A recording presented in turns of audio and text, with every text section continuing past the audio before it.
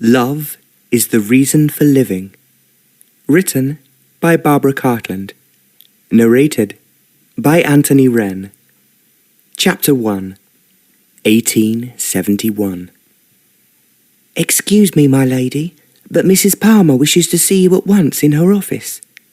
The maid bobbed a curtsy, and Lady Novella Crownley put down her book with a sigh. "I wonder what she can want," she thought to herself, as she walked down the numerous corridors to the headmistress's office. The past few years had been difficult for Lady Novella.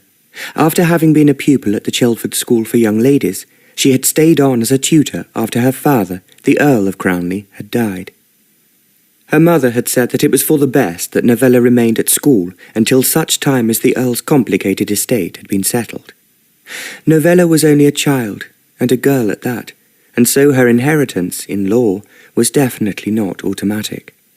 It was with utter relief that she had received the news that her father had left a watertight will naming her and the Countess as joint beneficiaries. But that was 18 months ago, so why, wondered Novella, was Mrs. Palmer summoning her to her office? The occasion reminded her so much of the day when she had imparted the dreadful news of her father's sudden death, and Novella hoped fervently that she was not about to tell her that her mother had passed away too. So it was with a shaking hand that she knocked on the oak door of Mrs. Palmer's office. After a long moment, she bade her enter. "Oh, Novella, thank you for coming so promptly." She paused and took out a pair of eyeglasses that she immediately placed on her nose. "I have received a letter from your mother." "Not bad news, I trust?" asked Novella, her heart in her mouth. "For you, perhaps not, but for Chelford School, it is not the best of news." "I'm afraid I do not understand." "Your mother asks that you be relieved of your duties at Chelford School in order to return to Crownley Hall." "Does she say why in the letter that it is now the right time for me to return home?" asked Novella. "I'm afraid there is no further information in her letter," replied Mrs. Palmer, taking off her glasses. "But I am certain that you will be happy to be home once more. Novella, it has been a pleasure to have you at Chelford School, but I always knew that your employment here was not going to be forever.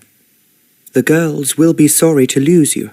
You are popular as well as attractive, and I would like to thank you for your singular dedication to their education. I have made up your salary to the end of the month, but you are free to leave right away should you so choose." But the girls," stammered Novella, completely overwhelmed by this latest turn of events. "I should like to say my goodbyes to them." "In that case," announced Mrs. Palmer, standing up, "I would suggest that we make arrangements for you to leave tomorrow after assembly. That will give ample opportunity for you to take your last class this afternoon and to pack up your belongings." The tall woman moved towards Novella, and in an uncharacteristic gesture, threw her arms around the young girl and embraced her. "You have had a difficult start to your adult life, Novella," she said, releasing her. "But you have shown an admirable strength of character that I am certain will aid you in the outside world. Make no mistake, my dear, living in a sophisticated world shields one from some of life's more unpleasant elements.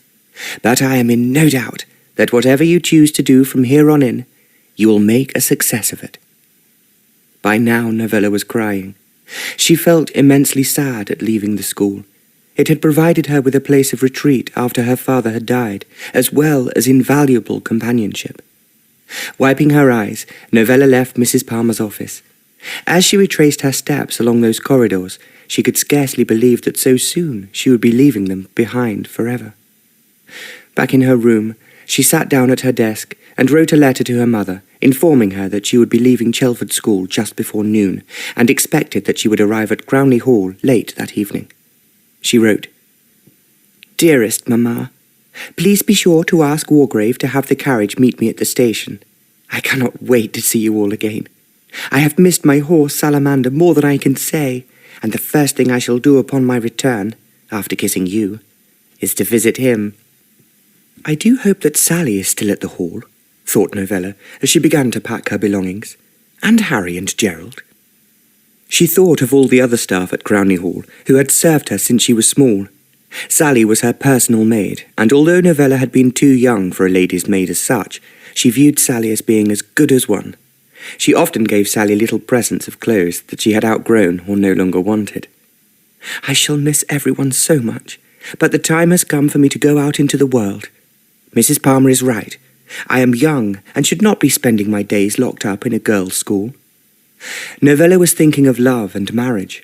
Although she had not been in the least bit interested in either since her father had died, she was aware that time was marching on, and it would be to her that the family would look to when it came to supplying an heir. At 20, Novella did not realize just how beautiful she had grown. Nor did she see the admiring look she garnered from young men when she walked with her pupils through the town. "I do hope that Mamma is well," sighed Novella, taking the photograph of her down from her chest of drawers. "She did not write to me about her health or her well-being, which is most strange, seeing as Mamma is obsessed with both." She smiled to herself at the recollection of her mother, calling for the smelling salts at the slightest excuse. She was what her father had described as being delicate, so Novella was pleased that she had inherited his constitution rather than hers. The Earl had been a strong and handsome man, who even in his last years appeared much younger than he actually was, which is why it had been such a shock when he had fallen down dead after a day's hunting. He was never off a horse, and he had brought Novella up in much the same fashion. "I cannot wait to see Salamander," said Novella to herself once more. "It has been so long since I last rode him. I do hope that those stable boys have been taking him out for regular gallops. He gets so cross when he's just left in the fields or the stables. Yes, as much as I long to see Mamma, I equally long to see my beloved Salamander." All too soon the next morning dawned. There had been many tears when she had announced in art class that she would be leaving the day after, and she had been deeply touched by her pupils' reaction. The last assembly was an emotional affair, and many of the girls were openly weeping. They presented Novella with a bunch of flowers and an amber pendant. A small group of girls was given permission to skip lessons and accompany Novella to the station. She could not have wished for a better send-off. As the train pulled out of Chelford Station, she waved her handkerchief, blinded with tears and smoke from the train's engine, until the platform was out of sight. Settling down in her first-class carriage, Novella soon drifted into a reverie, recalling everything that had occurred over the past few years. She had been a very good student, with the possibility of art school ahead of her, when that awful day came when Mrs. Palmer had called her into her study to inform her that her beloved papa had died. Even though Novella was just months away from completing her education, she threw aside all notions of going to art school in Paris and was about to pack up and return to Crownley Hall in Surrey when her mother had written to her, saying that it was best if she stayed put. "To think I believed that the world had come to an end," Novella told herself as she looked out of the window at the passing fields. "How young and silly I was." When Mrs. Palmer had suggested that Novella might like to stay on as a tutor at Chelford School, teaching the girls art and needlework, she had jumped at the chance. Dedicating herself to the girls made her forget her heartache. "And now I am on my way back home," she thought, more than a little excited. "But I wonder what I will do with myself now that I'm no longer teaching." Until the day that her father's will had been settled, Novella's salary was the only income that had kept her afloat. As a result of having to be frugal, even when she came into her money, she still continued her parsimonious habits. It did not occur to her that she could spend her days shopping for pretty gowns or fine hats, or that she was now rich enough to buy a whole stable of horses. It was nearly dark when the train eventually pulled into Crownley Station.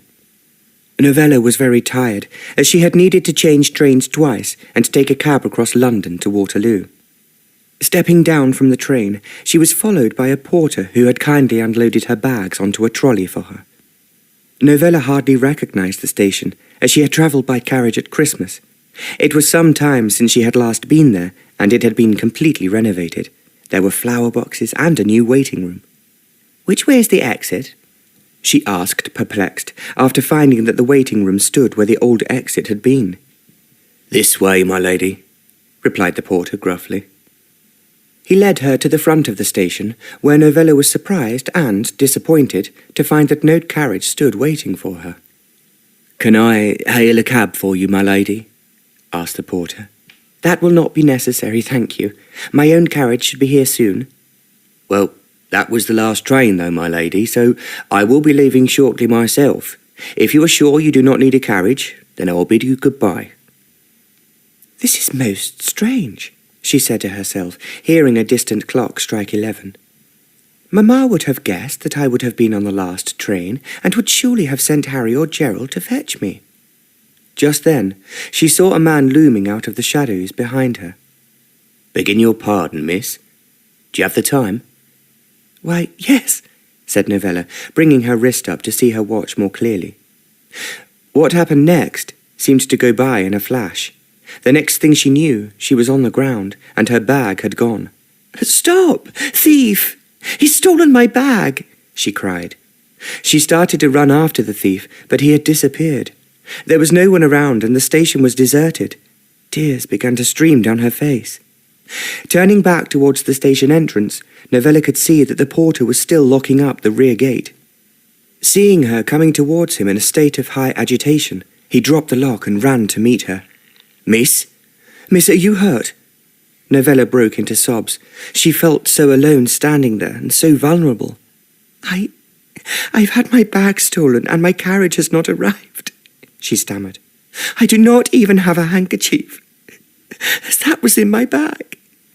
"Here, miss," offered the kindly porter, handing over his large one. "Don't you go worrying yourself. I have my horse and trap around the corner as I live outside the town. Let me take you to the police station, where you can report the devil who stole your bag." Novella wiped her eyes and blew her nose. "This is not an auspicious start to my homecoming," she exclaimed. "I live at Crownley Hall, and have not been home since Christmas." "Begging your pardon, my lady, I did not know that her ladyship had a daughter. I have not been here long." "That is quite all right." She looked at him questioningly, not knowing his name. "Jenkins, my lady." Thank you very much, Jenkins. We should proceed to the police station at once, and then I must make haste home. I cannot think what has detained my carriage. Perhaps there's been an accident on the way." And so Novella found herself spending her first hours back in Surrey, ensconced in the local police station. The officer was most sympathetic, and offered to take her home in the station carriage after they had completed the formalities. "I would be glad to accompany you back to the hall," he said, "for it is late and the road is dark."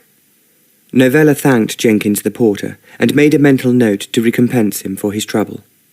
It was nearly midnight by the time that the rickety black carriage pulled up outside Crownley Hall.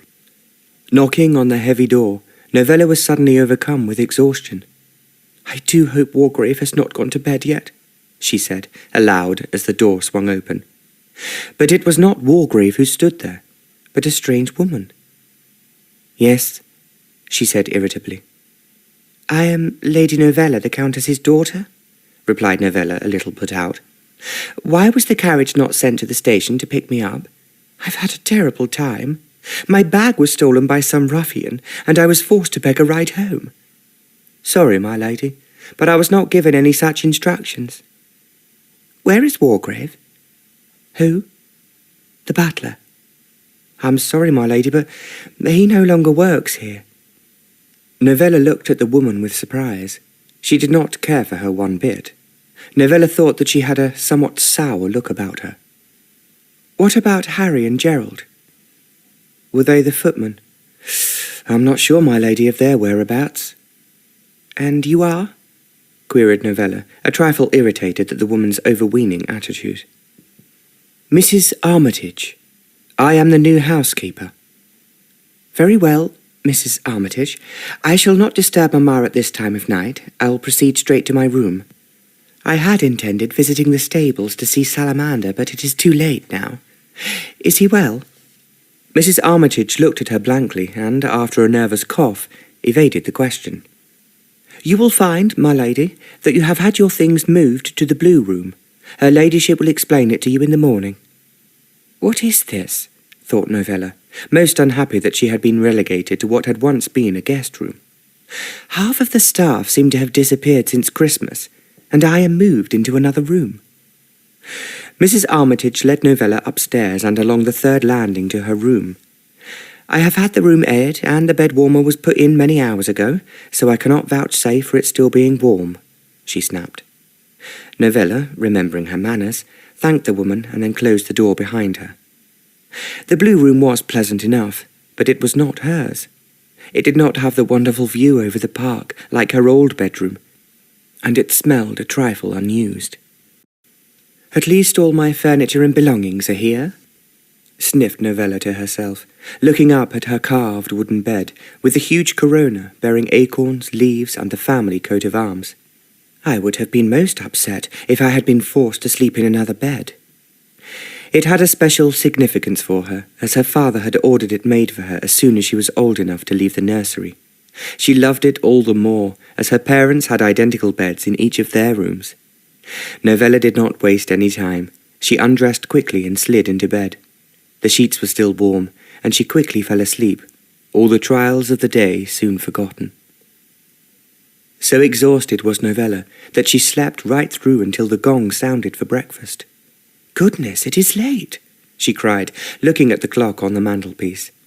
"Where is Sally? Why has she not come to help me dress? No matter. I will have to do the best I can on my own." Running downstairs, Novella's first thought was the joy she would derive from seeing her dear mamma again. "I'll run straight up to her and embrace her," she told herself as she raced downstairs. She was quite out of breath by the time that she entered the dining room. Her mother was already seated, spooning fruit into her mouth. Her eyes lit up when she saw Novella, and swallowing her grapefruit, she cried aloud, "Darling, you're home. We were so worried when you did not arrive before bedtime." "Mamma, dearest," replied Novella, fervently kissing her mother on the cheek. "I am so sorry, but there was no carriage to meet me, and then I was robbed at the station." "Are you hurt, my dearest?" "No, Mamma, I'm fine." It was then that she noticed that they were not alone in the room. Novella's first thought was that it was a new butler, but when she looked again, she saw that he was far from a servant. Although elderly, his clothes were expensive and tasteful, and he wore a large diamond ring on his little finger. Seeing Novella staring at him, he bowed, and then continued to help himself from the buffet. "Mamma," she asked questioningly, "you did not say that we had a weekend guest?" The Countess coloured deeply and bade Novella to sit down. "Darling, I have some news for you." Novella could not take her eyes off the man. Taking in every last detail, she could feel her blood rising. She did not like the look of him one bit. "Darling, I did not wish to tell you in a letter, as I wanted to tell you face to face. The fact is that I have remarried, and this is Lord Buckton, your new stepfather." Novella fell back into her chair and gasped. "Mamma, why did you not tell me sooner?" "Darling, I was so lonely after your dear papa died that I thought that I too would follow him into his grave. Anthony was here for me, right from the day of the funeral, and stayed on to keep me company. I have never been alone in my life, darling. I could not bear it. So, when Anthony proposed, I accepted." Novella's eyes were fast filling up. She wanted to shout and rage at her mother. How dare she fill her father's shoes so quickly? But, being a good daughter, she held her tongue. "Darling, please do not look at me with those reproachful eyes. I cannot bear it," said the Countess, knowing only too well what her daughter was thinking. Then she started to cry, and Novella thought it only a matter of time before the bottle of smelling salts was called for. "I want you to be happy, and now with two parents once more you can be," spluttered the Countess. "Anthony has been indispensable in helping me sort out your father's estate, and I could not have done it without him. Mamma, why have I been moved into the blue room, and what has happened to Wargrave, and Harry and Gerald? Why did Sally not attend me this morning? I was forced to dress myself."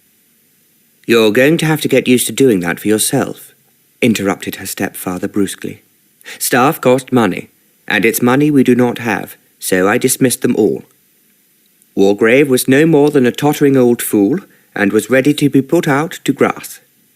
With just your mother and myself here, there was no need of such luxuries as footmen and ladies' maids. As for the room, well, I fancied yours for myself. You were not around, and I saw no point in letting such a marvellous view go to waste." "But Wargrave has been here since before mother and father married," protested Novella, rising to her feet.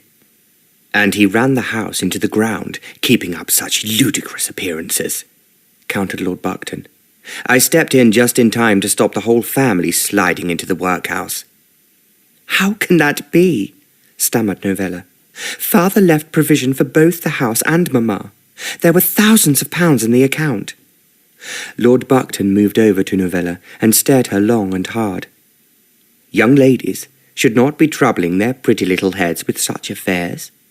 Money is for men to rule over, not women. Your mother lets me have free rein here, and I trust I will not encounter any opposition from you on this matter." Novella glared back at Lord Buckton, despising the rich, well-fed face lined with dissolution and recklessness. It was not, she thought, the face of a man of noble character. She bit her lip and sat back down.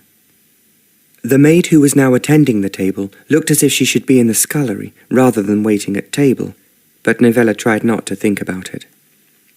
"You will have to meet Mrs. Armitage," asked Lord Buckton, as he sat down at the table with a plate overflowing with fish and meats. "Yes, I have." "Fine woman. She served in my father's house for many years. Of course, when I came here, she had nowhere to go." "Have you sold your own house and estate, then?" asked Novella, straining to be as polite as possible. The Countess coughed loudly, and Novella sensed that she had posed an awkward question. Lord Buckton, however, seemed unperturbed. "It was a costly pile, sitting there doing nothing," he began, carving up the bacon on his plate. "I do not believe in keeping on things for sentimentality's sake. And I needed to realize my assets in order to pay some outstanding debts. So yes, I sold the house." "Was that before or after you married Mamma?" asked Novella, as coolly as she could. Deep inside, however, her heart was thumping wildly. Cold indignation was growing by the second within her bosom. "Oh, I do not recall exactly," demurred her stepfather. "Sadly, Crownley Hall is even more of a drain on the coffers than my own home." "I trust, my lord, that you are not thinking of taking Crownley Hall down the same path as your own estates," replied Novella daringly. "Darling," interrupted the Countess, sensing that the subject was far too touchy to be discussed, "you know that your father left ample provision for the house and for you. It was made quite clear in his will." "Ha!" cried Lord Buckton, to the astonishment of Novella.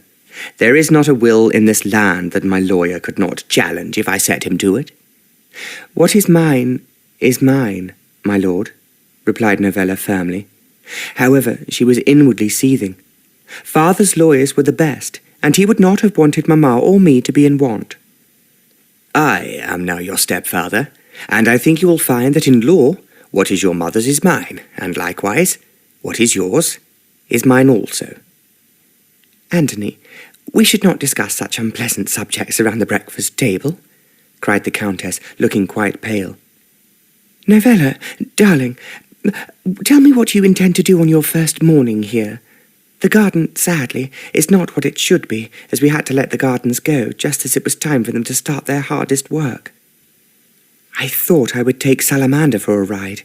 Oh, Mamma, I have longed to ride him again, and the day looks set to be fine. So I can think of nothing better than to take him out across the fields and down to the river." Novella glanced over at her mother, and noticed that she was looking distinctly uncomfortable. "Darling, there is something else I need to tell you." "No. Salamander, he's not dead, is he? Please tell me that he's not dead. Oh, I could not bear it." The Countess looked at Novella, and then her husband. Without warning, she suddenly began to cry. "Novella! Oh, Anthony! I cannot tell her." Novella's heart was beating so hard in her chest that she felt it might jump up into her throat and choke her. Mamma, what is it that you cannot tell me?" There was a long silence, broken only by the Countess weeping softly. Lord Buckton did not even look up from his egg, and slicing the top of it, he announced, "What your mother is trying to tell you, quite unsuccessfully due to her delicate constitution, is that Salamander is no longer here at Crownley Hall. He is quite well, however." Novella stood up, her eyes blazing. "I demand to know where he is." "A good daughter does not demand anything of her parents," replied Lord Buckton, his gaze like ice. "For your information, I have sold Salamander and every last decent beast in the stable to a friend of mine. He will not want, I can promise you, and I am sure that Sir Edward will allow you the privilege of visiting him occasionally, should you throw a pretty smile his way." Novella was incensed. She rose from the table, shaking like a leaf. Waving away the maid who was just about to place an egg in front of her, she burst out. "How could you allow him to sell Salamander? Mamma, how could you?" Then she ran out of the dining room and back upstairs. Tears fell down her cheeks, hot and wet. "How could he?" she cried, as she threw herself onto her bed. "Who does he think he is? He is not fit to warm my father's slippers by the fire, let alone usurp him when he has not been in his grave for more than 2 years." Feeling utterly wretched, Novella wept for hours. "This is not the kind of homecoming I had expected," she sobbed. "I fear that my very well-being is in danger, for I do not think that Lord Buckton would hesitate in taking what money I have. I have to protect myself. I have to. Mamma seems under his spell and has never been the strongest of characters. Oh, Papa, I wish you were here. You would be horrified if you could see what has become of your beloved Crownley Hall. And your daughter."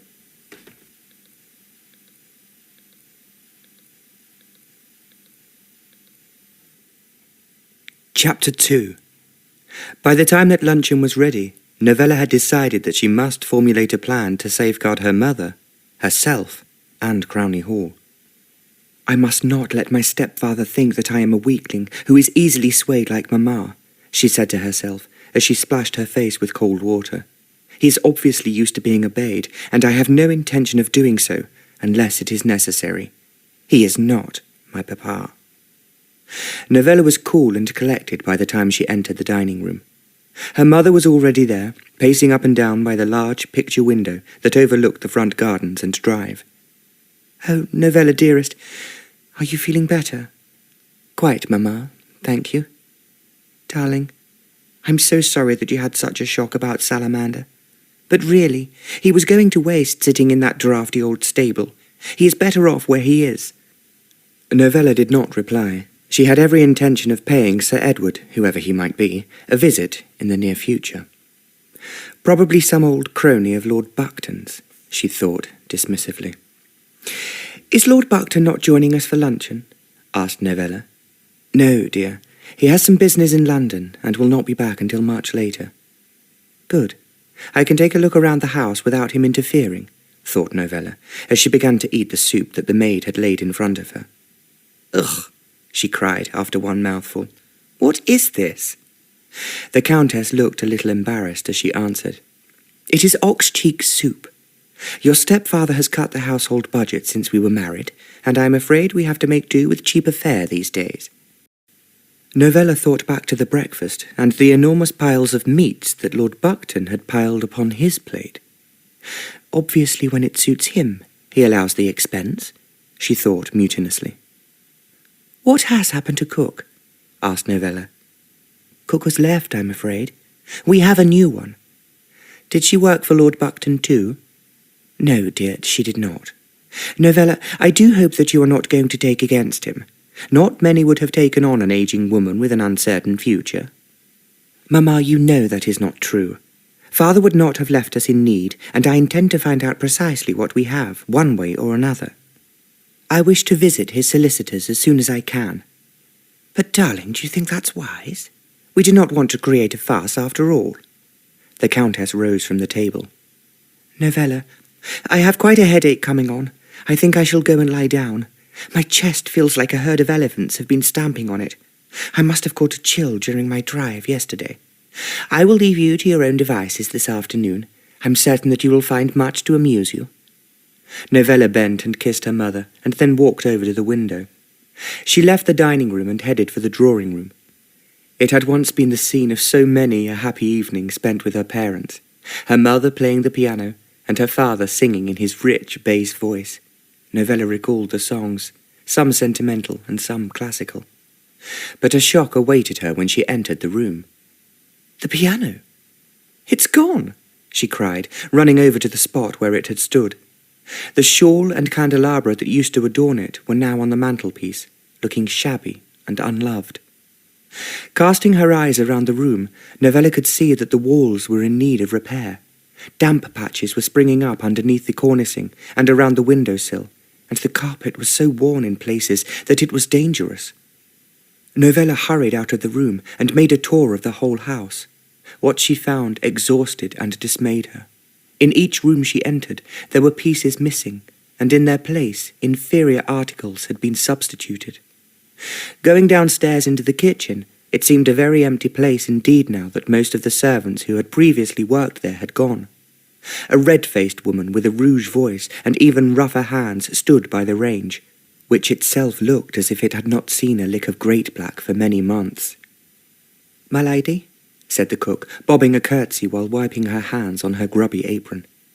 "I'm sorry I do not know your name," began Novella. "Higgins, my lady." "How many staff do you have?" "His lordship is most particular, my lady. There's just me and the girl. Mrs. Armitage helps out if it gets busy, or he gets myself behind." "What can we expect for dinner?" "Lamb chops, potatoes, and a selection of vegetables, my lady, with a choice of puddings. His lordship has the sweetest tooth I swear I've ever come across." "Thank you, Higgins." Novella was fuming as she walked back upstairs towards the west wing. Although she guessed it was now little used, it was where the family would entertain for large dinner parties and also housed several guest suites. Her father had filled it with friends during the hunting season. What awaited her there made her cry. "Goodness! There has been a fire, and nothing has been done to restore it," she said aloud as the acrid smell of old, burnt wood hit her nostrils. Tears filled her eyes as she fingered the charred remains of silk curtains and fine hangings. Everywhere there was dirt and debris. At the far end of the wing, the roof was open to the sky, and everywhere was wet and mouldy. "Why did Mamma not say that there had been a fire in one of her letters?" she thought, as she hastily retreated from the awful scene. "I shall go and see Charles in the stables. Even though Salamander is no longer there, it will give me comfort to be amongst old friends and animals." She turned to the corridor which ended at one of the many exit doors that led out onto the rear gardens. In a few moments, she was heading towards the stable block. "I fear the worst," she whispered, for the stables seemed strangely quiet. Peeping into the stalls, she found that there were still a few steeds left behind. Her mother's nag, Bluebell, although now an old lady herself, was chewing contentedly on some hay. "Hello, old girl," exclaimed Novella in delight. It pleased her to see at least one familiar animal. "Miss Novella?" She turned round to see the gnarled figure of Charles, the old groom, standing there holding a sack of hay. "It does these old eyes good to see you again." Novella ran up to him and took his weather-beaten hand, squeezing it hard. "And I you. But Charles, I'm devastated that my stepfather has seen fit to sell all the best horses. Papa would have been seething."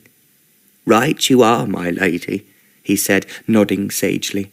"Ain't been the same since old Salamander left. My only comfort is that he went to a good home, he did. Sir Edward is a fine horseman and loves his beasts almost as much as your father did."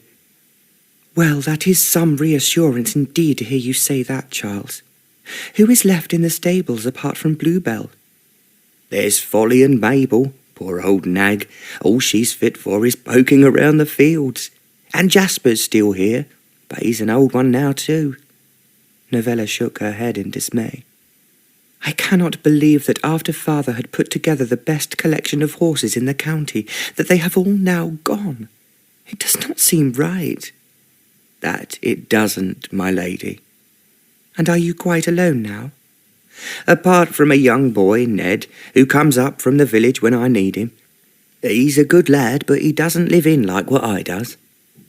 Novella took a handful of hay out of the sack that Charles held and walked over to Folly's stall. "At least we still have one half-decent horse. Why did they not take her?" "Summat about keeping her for his lordship's sister to ride when she came, but I've not seen hide nor hair of her yet." "Then in future I shall ride Folly," decided Novella. "Now, Charles, can you tell me what has happened to the West Wing?" "Don't know if I should say, my lady. It is only hearsay after all." Novella looked at the old groom with her huge brown eyes in the way that she had so often used when she was a little girl. "You can tell me, Charles. I will not think ill of you, whatever it is you have to say." "Well, I heard that it was a party of his lordship's that got out of hand. Grown men playing silly fire games, but that ain't the worst of it." Novella raised a delicate eyebrow. "There is more." "I assume my lady has not seen the tower, then?" Charles put down his sack of hay and crossed his arms. His whole demeanour was that of outrage. "No, I have not." "Struck by lightning the week after her ladyship got wed. All the fancy carvings tumbled down into the garden, and there they lay still. Crying shame, I call it, crying shame. Will you be able to do something about it, my lady? I'm so glad you're home at last." Novella listened to the old man's outpourings, and her heart sank into her boots. "Thank you, Charles. Your candour has been much appreciated. I intend to go and visit this Sir Edward, and tell him just what I think of a man who would snatch a dead man's horses from under the family's nose." "He'd be a good man, my lady, not like most of his lordship's friends." "Then I trust he will be a reasonable man too, when I ask him to return my papa's horses." "He bought them fair and square, my lady. He did not know that he was going to be treading on toes."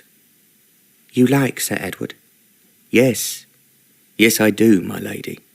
He spent many hours with the horses and me before he took them away, finding out their little ways and what they liked to eat and when." "Nevertheless, he is still a friend of my stepfather's, so I shall reserve judgment until I have met him myself. Rest assured, Charles, I will have Salamander back at Crownley Hall. I will, even if I have to pay double what Sir Edward paid for him." With that, Novella bid Charles one last farewell and returned to the house. At 8 o'clock on the dot, the dinner gong sounded. "At least I shall have a decent meal, as my stepfather is at home," Novella said to herself, as she smoothed back her heavy dark hair and fastened her diamond necklace that her uncle had given her for her last birthday around her neck. She was not looking forward to another interview with her stepfather. She felt that, inevitably, it would turn into an unpleasant discourse about the state of their finances. "I do hope that Mamma is feeling better," she mused, as she opened the door of the dining room. "I shall ask her about her health, and will not allow her to distract me with idle chatter." Taking a deep breath, Novella entered the dining room. Sure enough, her stepfather was already seated, while her mother flitted nervously around the room. "Novella, darling." "How is your headache, Mamma?" "Quite gone now, thank you." "I saw Charles this afternoon, and he had mentioned that he thought you had not been too well of late." The Countess looked a trifle flustered and coughed. "It is nothing, dearest. A sore throat that is proving most persistent." "Charles is a silly old fusspot who behaves like we're still children." Novella laughed. "That is true enough, and most refreshing it is too. I would not change him for anything." "Such impertinence should not be tolerated in servants," barked her stepfather, looking up from his glass of claret. Novella noticed that it was already half empty. "Charles has been with the Crownley family since the old Earl was alive," replied the Countess meekly. "He came to the hall as a boy, and has always spoken his mind." "Then perhaps it is time we found another groom," snapped Lord Buckton. "Anthony, darling, I beg of you, he is the only one left. He is without equal when it comes to handling horses." Lord Buckton grunted and took another slurp from his glass. "You're probably right, my dear. All my friends are highly jealous of the way he handles even the most fiery beast. He's worth his keep. Otherwise, I would have dismissed him along with the rest of that other hapless crew. He's cheap, too. I would struggle to replace him, offering such low wages." There was a tense silence as the maid brought in the soup. "Excellent. Hare soup," exclaimed Lord Buckton, picking up his spoon, a look of obvious relish on his face. "Now, tell me, Henrietta, have you managed to transfer some more money from your account into mine?" I'm afraid I was unwell this afternoon and could not travel to the bank," stammered the Countess. "Henrietta, you know that I need that money quickly. I have to go to London again tomorrow, and I need to have the cash. Can I not trust you to do anything right?" "Mamma is unwell," intervened Novella firmly. "You have a lot to say for yourself, young lady. As I am paying your bed and board, I would advise you to keep silent, unless I speak to you. I have my own money, sir, and, if you wish, I will give cook some funds to cover what I am consuming. Furthermore, I had a good look around the house today, and I should likewise be funding some urgent repairs. It must have escaped your notice, with your busy calendar, that the west wing is decaying under our noses, while the tower is set to fall down before long." Lord Buckton's eyes bulged, and his face turned red. "Impertinence!" he shouted, "telling a gentleman what to do in his own house." "I think you will find that the house is mine and Mamma's," replied Novella, quietly, not shrinking from his gaze. Lord Buckton looked as if he were about to explode. "We shall soon see about that. And if you insist on filtering money away, then you can give me some. You will kindly hand over whatever cash you have on you." "I am afraid I have none, sir. My bag was stolen at the station upon my arrival, and it contained all I had. I have need myself to visit the bank." "You will, naturally, sign over right of access to your account to me." "I will do no such thing," retorted Novella, her eyes blazing. "We shall see about that. We will hear no more of this folly at the table. Henrietta, be good enough to shut off the west wing, so that people cannot wander in there as they please," he demanded, his mouth set in a grim, hard line. "Will you be repairing the tower?" asked Novella stubbornly. "And where will I find the money for that, whilst I have so many mouths greedily gobbling up my assets?" "Novella, dear, do not upset your stepfather. He is a busy man, and is trying to do his best," put in the Countess quietly. Just then Mrs. Armitage knocked and entered the dining room. "Yes?" "My lord, Sir Edward Moreton has arrived to see you. I have shown him to the library." "Ask cook to keep my chops warm, will you?" he replied, wiping his fat red mouth and throwing down his napkin. He rose from the table, leaving Novella and her mother alone. "Darling, you really should not vex your stepfather so," admonished the Countess as soon as the door was closed. "He has such a temper on him. Mamma, I am so worried about you. It is nothing, as I have already told you, just a silly little cough. Even so, I wish you would see Dr. Jones. We cannot afford him at the moment, Novella. Money, money, money. That is all that is talked about in this house. Mamma, Papa left us more than enough for ourselves and the upkeep of the house. I do not understand where it has all gone. Does he often ask for money from you?" To her surprise, her mother began to cry. "Darling, you do not understand," she snuffled. "He has rather high outgoings. I confess I did not realize the extent of his profligacy with money until after we had married. You must remember, he presented himself to me as a man of independent means.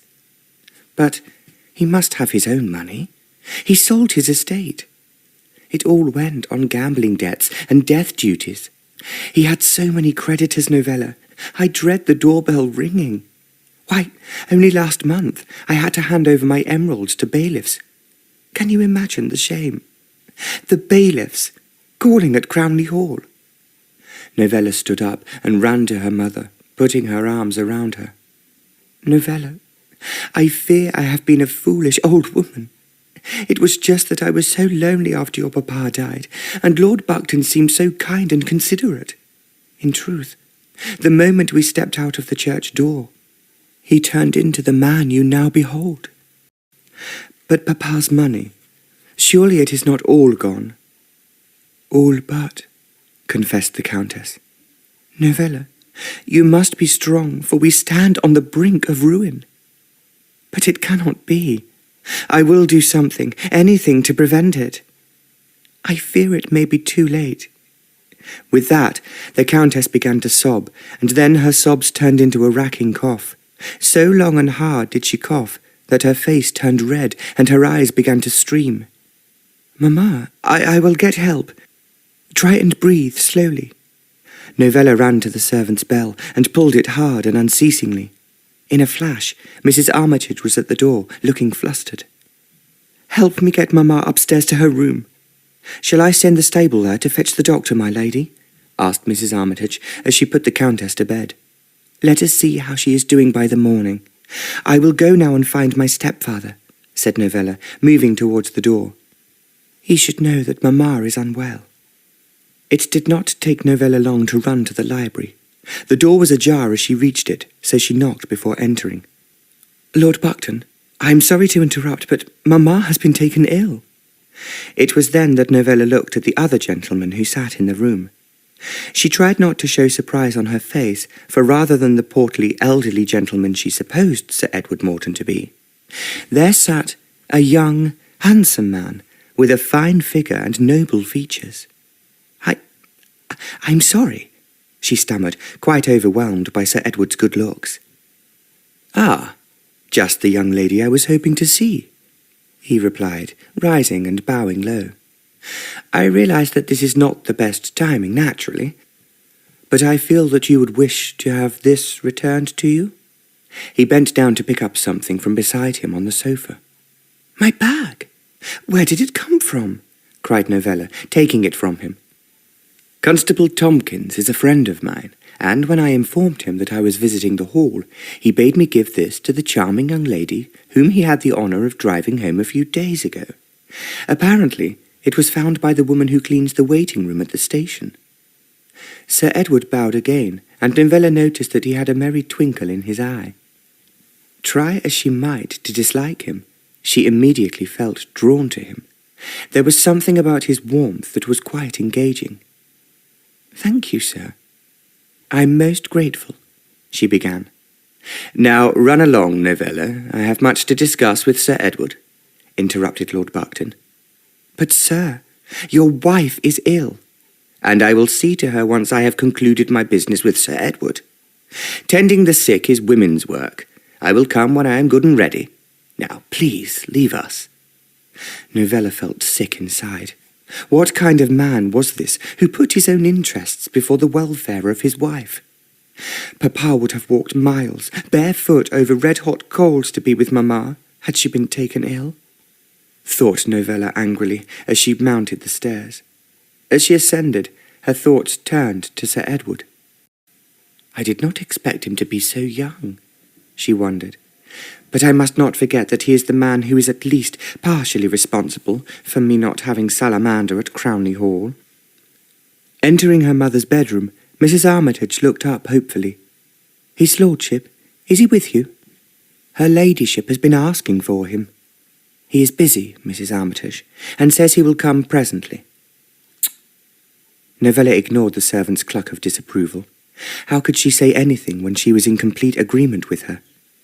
It was indeed a sorry state of affairs. "Have you sent for the maid?" "Yes, my lady. She's gone downstairs to mix up an embrocation. My own dear mother gave me a recipe for one that I swear by." "Thank you, Mrs. Armitage. I appreciate that." Novella sank down on the Countess's bed and took her hand. Her face was pale, and her lips had a slight bluish tinge that Novella knew did not bode well.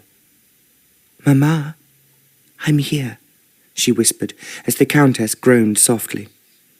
"George, where is George?" she moaned. "My lady," said Mrs. Armitage, quite puzzled. "She's asking for Papa." "Mamma, Papa is dead." "Oh, oh no," cried the Countess. "Shall I fetch his lordship?" asked Mrs. Armitage, quite clearly unsure of what to do next. "No, he's busy and will not come. Stay with Mamma, and I shall go and hurry up that maid." Novella kissed her mother on the cheek and then left. As she descended the stairs, she cast a murderous look in the direction of the library. Reaching the hall, she saw that the maid was scurrying towards her with a jar covered with a cloth. "Tell Mrs. Armitage that I am in the drawing-room if she needs me when she has finished applying the embrocation." "Very good, my lady." The maid bobbed a quick curtsy and then ran up the stairs as fast as she could manage. Inside the drawing-room, it was so cold that Novella shivered. The moon hung high and bright in the big picture window and illuminated the drive. Novella sat down on a chair in the window, her thoughts whirling. What kind of a man is this Lord Buckton? She reflected, becoming angrier by the second. He shows no interest in Mamma's health and talks endlessly about money. I do not like the fact that he has already frittered away all of his own money, and it would seem he has also managed to plough through most of Mamma's. What would Papa say? This is not what he would have wanted for her, no matter how lonely she was. Oh, Papa, help us if you can. I fear for the very future of us all, and that of Crownley Hall. She began to cry softly. It was not long before the moon became a blur, and, in spite of herself, her eyes began to close, utterly exhausted by the evening's events. Chapter 3. The next day dawned, and still Novella was most concerned about her mother's condition. Creeping into her bedroom as soon as she awoke, Novella found her coughing a great deal. Mrs. Armitage was already by the Countess's side with a cup of tea for her. "She's no better, my lady," she whispered, as Novella's mother struggled to sit up and take a sip of her tea. "We should send for the doctor at once," replied Novella, wringing her hands. "But his lordship, he said not to unless—" "I do not care what his lordship says. Send the stable dad to fetch the doctor at once. He can take Folly. She is the swiftest horse we have." "Very good, my lady." "And Mrs. Armitage, if his lordship queries it, tell him that I will settle Dr. Jones's account myself." "Yes, my lady." Novella picked up the cup and held it to her mother's lips. "Come, Mamma, try and drink this. It will soothe your chest." "Thank you, darling. I confess I feel somewhat weak this morning." "Do not fret, Mamma. Mrs. Armitage is sending for Dr. Jones." "Oh, I do not wish to bother him." "I insist, Mamma. We must find out what is causing this cough." Just then, Mrs. Armitage returned to the bedroom. "Has the boy been sent?" "Yes, my lady. Shall I take over?" "Thank you, Mrs. Armitage. Mamma, I will return when the doctor has arrived. Please try and rest until then." But the Countess was already asleep on the pillow, her mouth open, straining for breath. "This is not right," thought Novella as she descended the stairs. She briefly visited the dining room to take some cold toast and then decided to proceed to her father's old study. It was with bated breath that she opened the door, but sure enough, it was still as it had been on the day he died, with one exception. "Where is the painting of the hunt at Thaxby?" questioned Novella for a second, before coming to the conclusion that it too had been a casualty of her stepfather's greed. He had, however, shown a rare sensitivity in choosing not to occupy the study for his own. It was one of the smallest rooms in the house, and did not afford a pleasant view out of the only window. Novella supposed that would have something to do with it. "Oh," she cried, tears springing unbidden into her eyes. "Apart from the absence of the painting, it is as if he had just stepped away from his chair." Novella stroked the polished wood of his Moroccan leather-topped desk. The maid still came in here to clean, so there was barely a speck of dust to be found. "I remember Papa sitting at this desk, working away until Mamma begged him to put down his pen." Her father had been a keen writer, as well as managing the estates. A slim volume of his poetry had been published, and he had written a few songs. "I shall never meet a more talented man," thought Novella, She also privately felt she would never love another as much as she had her father. "I wonder what else my stepfather has seen fit to sell," thought Novella as she looked around the room. Then it occurred to her that she should look in the drawers of the desk. "I seem to recall that Papa kept some of his valuables here." She felt quite uncomfortable searching the drawers. It still felt like an intrusion of privacy. Novella found a gold pocket watch stuffed right at the back of the first drawer she opened, so she tucked it into the waistband of her skirt. "I will keep this safe for Mamma when she is well again," she mused. The next drawer was full of papers and little more of interest, but when she pulled open the bottom drawer, she was stunned to find, right at the very top of yet more papers, an envelope addressed to her. "It's in Papa's hand," she cried, her hands shaking. For long moments she simply sat and stared at it. With a beating heart, she picked up her father's brass letter opener, the one with the owl on top of it, and slid the blade underneath the seal. Spreading out the sheet of paper flat so that she could read it, she found herself overcome with emotion at seeing the familiar hand once more. The letter read, "My dearest daughter, I am no longer a young man, and even though I have not reached my 80 years and 10 by a good mark, it is right that I make some provision for you should I die suddenly. My thoughts have been turning to my demise more frequently as I approach the age that my own dear father was taken from us." "Goodness," gasped Novella. "I had quite forgotten that both Papa and Grandpapa died at the same age." She continued to read, "As I love you and your Mamma more than you can ever know, and I love Crownley Hall almost as much, I have made sure that your futures will be secure. As you will both be ladies of considerable financial means upon my death, you will naturally become attractive to certain unsavoury elements, men who would court you only for your wealth. Much as I would hope that neither of you would fall prey to those with unscrupulous intent, I have decided to put aside a large portion of money that is held in a trust by my dear friend and banker of many years, Mr. Hubert Longridge of the National Bank in Stockington. If you are reading this, then I am gone, and you must, in all haste, go to see him to stake your claim. Only you or your mother can access these funds, and Mr. Longridge has in his possession a legal document that states quite clearly that his account is free of the usual marital claim by a husband when a woman weds. My darling, if you have now spent all the money that was left to you in my original will, there is more where that came from. The money will be made available to you on 2 conditions: that you will continue the upkeep of Crownley Hall, and that you will never sell it. It is for your children, and in turn theirs. Darling, I kiss you fervently from beyond the grave. I always will watch over you, no matter what. Your affectionate father, George Crownley, 5th Earl." "Oh, Papa," cried Novella, wiping away the tears and kissing the signature repeatedly.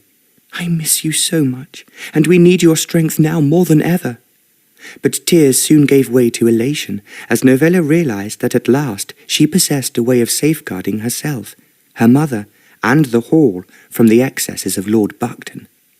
"I shall return the Hall to its former glory," she said to herself, "no matter what the expense. And now I shall write to Mr. Longridge and request an appointment with him at his earliest convenience." Novella was just about to pull out a clean sheet of paper and begin to write when there came a soft knock at the door. Hastily, she hid her father's letter up her sleeve and bid whomever stood there to enter. It was Mrs. Armitage. Even so, she did not trust her not to go telling tales to Lord Buckton. Novella felt sure that the fact that she found her in her father's old study would go flying back to him. "My lady, Dr. Jones has just arrived." "Thank you, Mrs. Armitage. I will come at once." Novella shut the drawers of the desk and rose as calmly as she could. "Ah, Lady Novella," said Dr. Jones as she entered her mother's room. "How lovely to see you again. It is a shame it is not in happier circumstances." "How is Mamma?" "I feel we should go outside for a discussion," replied the doctor in an undertone. He took Novella by the arm and led her outside. "It is not good news." I shall not lie to you, Lady Novella, for your mother is a very sick woman. I am afraid I cannot tell you what ails her exactly, for it is beyond my scope, but I would urge you to engage a specialist in these matters." "But surely you must have some notion of what her sickness can be?" "I cannot be certain. It appears to be some kind of weakness in the chest. But Dr. von Hayden will be able to diagnose it more accurately. Here is his address. I fear he is not cheap, however, but I am sure that Lord Buckton will not shrink from the cost." Novella paused for a second. She did not feel it was right to air her true feelings about her new stepfather with the doctor, even though he was an old family friend. It would not do for gossip about the state of their finances to reach the village. "The cost will not be an issue, I assure you," she replied. "Now, will you take refreshment before you leave?" The doctor put his hat on with a flourish and picked up his bag. "I am afraid I do not have time. I have to visit Farmer Compton now, as his wife is also sick." "Perhaps Mamma has caught some kind of fever?" asked Novella, probing for a reason for her mother's sudden decline. "I could not say, Lady Novella. Now, if you will excuse me, I must be on my way. Is my carriage ready?" "It is, Doctor," replied Mrs. Armitage. "Ned is standing with your horse as you left him." Novella and the doctor walked downstairs in silence. She could tell that he was highly concerned about her mother, but she did not want to press him further. She felt an awful presentiment of doom that she was trying hard to ignore.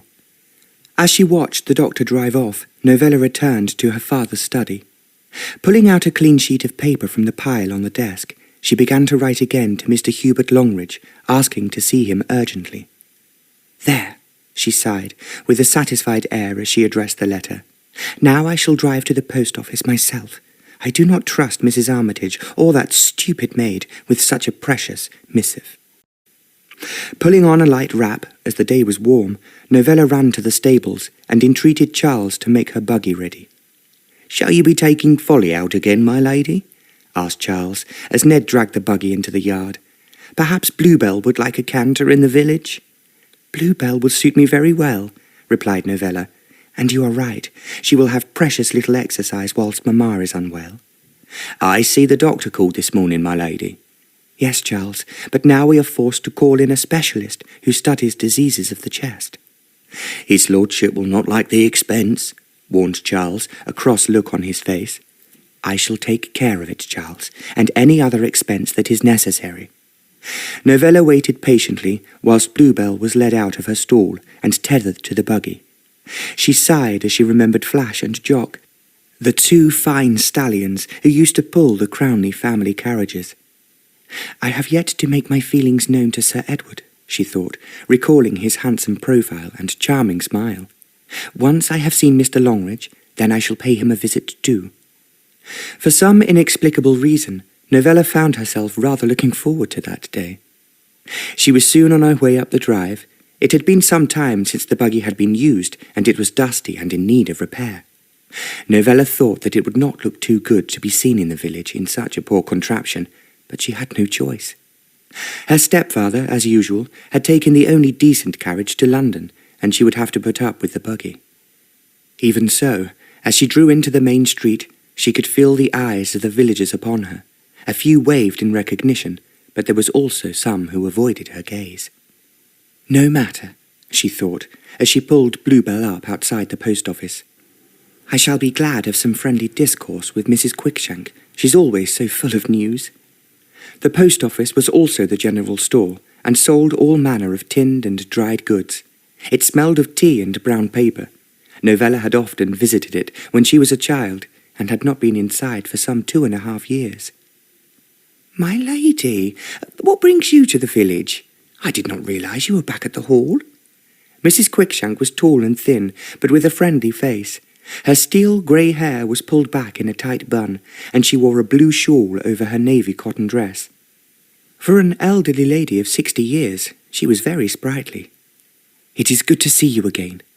"And how is your dear mamma? We do not hear much of the Countess since she married, him." Novella ignored the barely concealed distaste that the old postmistress displayed, but it gave her some satisfaction even so, knowing that she was not alone in her dislike of Lord Buckton. She is a little unwell, I'm sorry to say. We were forced to send for Dr. Jones only this morning. It will be the damp. Your mamma is too much of a lady to withstand this wet weather we've been having lately. But today is lovely, I'm glad to say. Now, what can I do for you? I wish this letter to be sent to Stockington immediately. Novella handed her the letter destined for Mr. Longridge. Ah, I have a parcel to be delivered to that very same gentleman, and that too is urgent. It will leave here almost before you have climbed back into your buggy. Mrs. Quickshank, tell me some news. I have been starved of it whilst I was cloistered away at the girls' school. Mrs. Quickshank positively beamed. If there was one thing she loved, it was a long chat on who was doing what in the village. Will you take some tea? I can close up for just half an hour. Novella nodded, smiling to herself all the while. I do believe I have made Mrs. Quickshank's day, she thought, as the old lady ushered her to her chair by the counter. It was not long before she heard the kettle whistling in the back room. It made Novella feel really comfortable. She missed the fact that she could no longer run down into the kitchen and gossip with cook. She did not in the least like the look of Higgins, the new cook. She felt certain that she would be in league with Mrs. Armitage, and she did not trust her not to report back her every action and utterance to her, and then to Lord Buckton. With her mother so ill, it made Novella feel so alone and in need of company. Here you are, my lady. Mrs. Quickshank bustled through from the back room, carrying a tray laden with tea and biscuits. Let me help you, offered Novella, rising to her feet. No, no, my lady. There, it is all done. She began to pour the tea and then proffered the cup.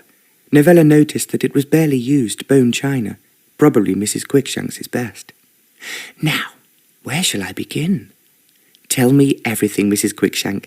I want to hear every last piece of news. Well, Mrs. Cumberton has had twins, a boy and a girl, and old Farmer Pete has packed up and left to live by the sea. Can you imagine such a thing? You won't find many pigs in Brighton, I told him. And what of the servants who used to work at Crownley Hall? Mrs. Quickshank looked down at her boots and coughed. I'm not sure I should say, my lady. It was a terrible business what happened when Lord Buckton came to Crownley Hall. The old lady hesitated and cast a worried glance at Novella. Do go on, Mrs. Quickshank. I shall not be offended. Please, say what is on your mind. Well, my lady, we were all so shocked. Some of the servants had been under his lordship, the Earl, since they were young-uns. And, as for Wargrave, he started out as a footman to your father when he was just a boy. Tell me what happened, Mrs. Quickshank. Novella reached forward and squeezed the old lady's hand. I want to know everything. Mrs. Quickshank looked over her shoulder and then leaned forward so that she was nearer to Novella. It all happened one morning, my lady. Lord Buckton had not been in the house 5 minutes before he was throwing his weight around, ordering things to be taken down and sold off. And then there was that dreadful business with the tower. Lord, what an omen for a marriage. Mrs. Quickshank crossed herself as if to protect herself from further harm. I hear tell that her ladyship, the Countess, was distraught, wanted to go away for a long holiday, but Lord Buckton would not. And then he goes and decides that they don't need so many servants. Too costly, he said. In the space of 2 hours, my lady, Wargrave, Sally, Gerald and Harry were all sent packing without any notice. When Wargrave tried to protest, he had his reference ripped up right in front of his eyes by Lord Buckton. But he would not be able to find another position without a reference. That is shocking, cried Novella, almost dropping her teacup. What has happened to him? Last I heard, he had gone to live with his sister in Chichester, but he's a broken man, my lady, you mark my words. There was a long silence as the two women finished their tea. Novella felt an incredible sadness upon hearing about the way their faithful servants had been treated. Her father would have been outraged. And what of her stepfather? Novella knew that newcomers were always viewed with suspicion until they proved themselves worthy.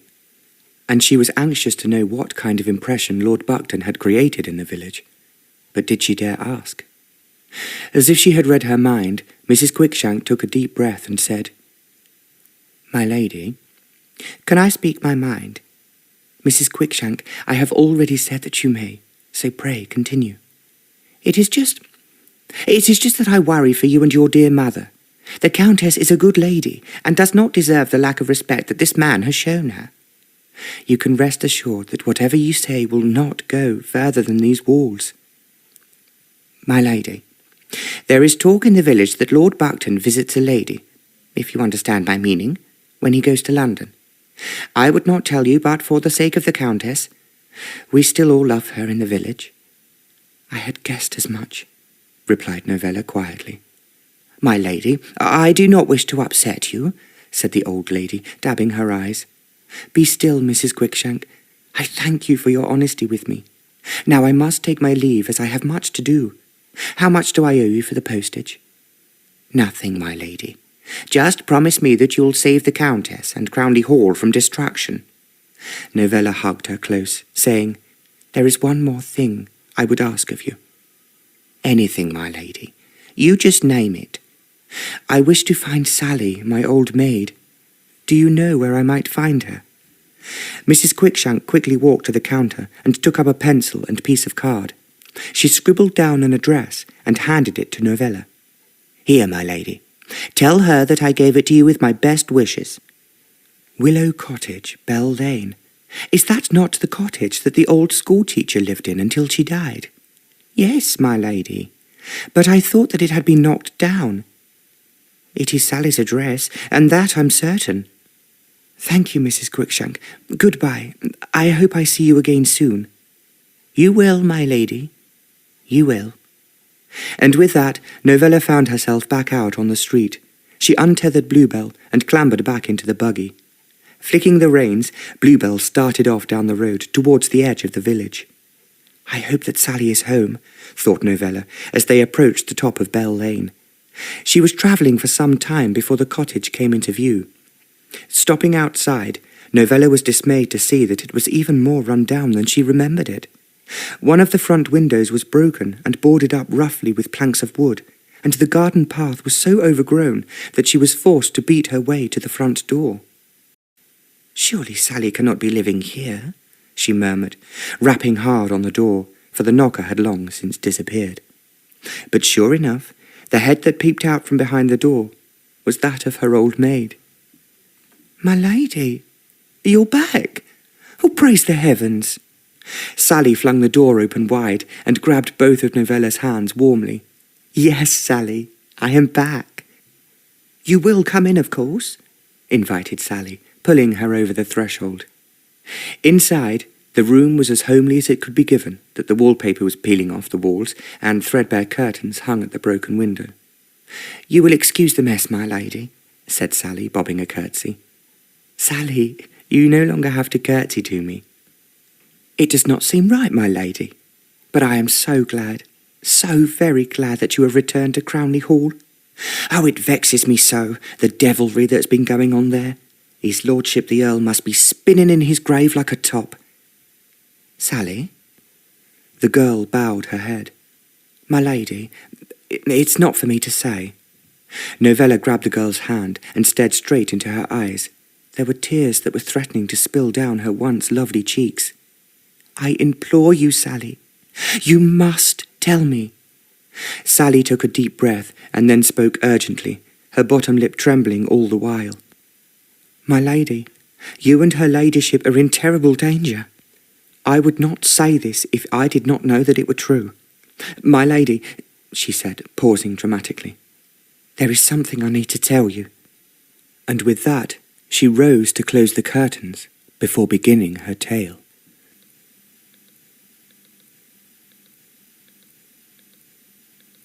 Chapter 4. An hour later, Novella left Sally's cottage, her mind reeling. What Sally had told her had both shocked and appalled her.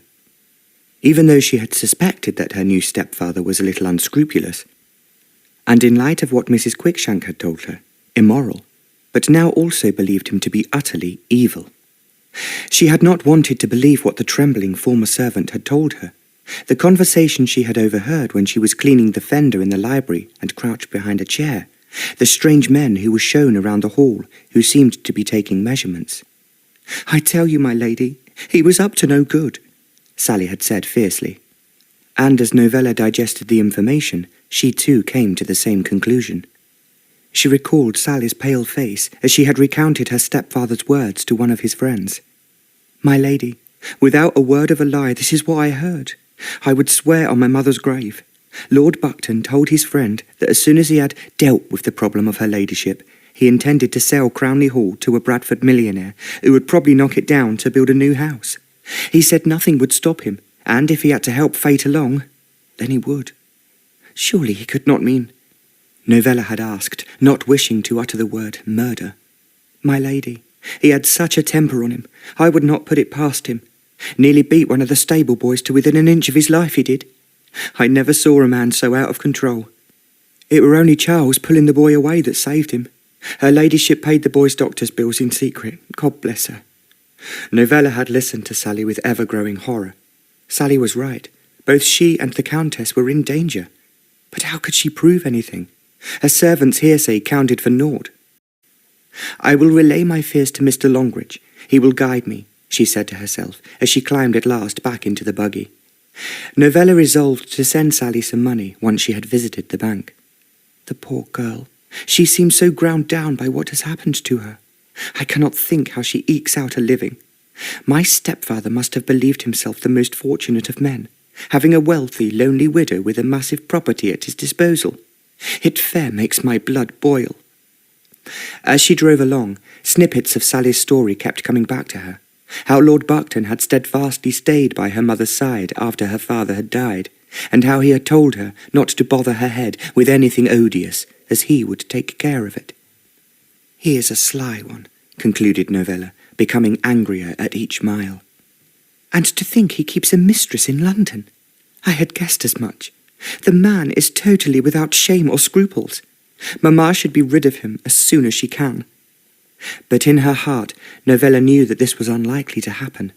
Her mother was not strong, and she had always relied upon men to tell her what to do and when. Novella was so unlike her, and it was all thanks to her father, who had brought her up to be strong and independent. Papa was a rare man, mused Novella, as she pulled into the drive of the Hall.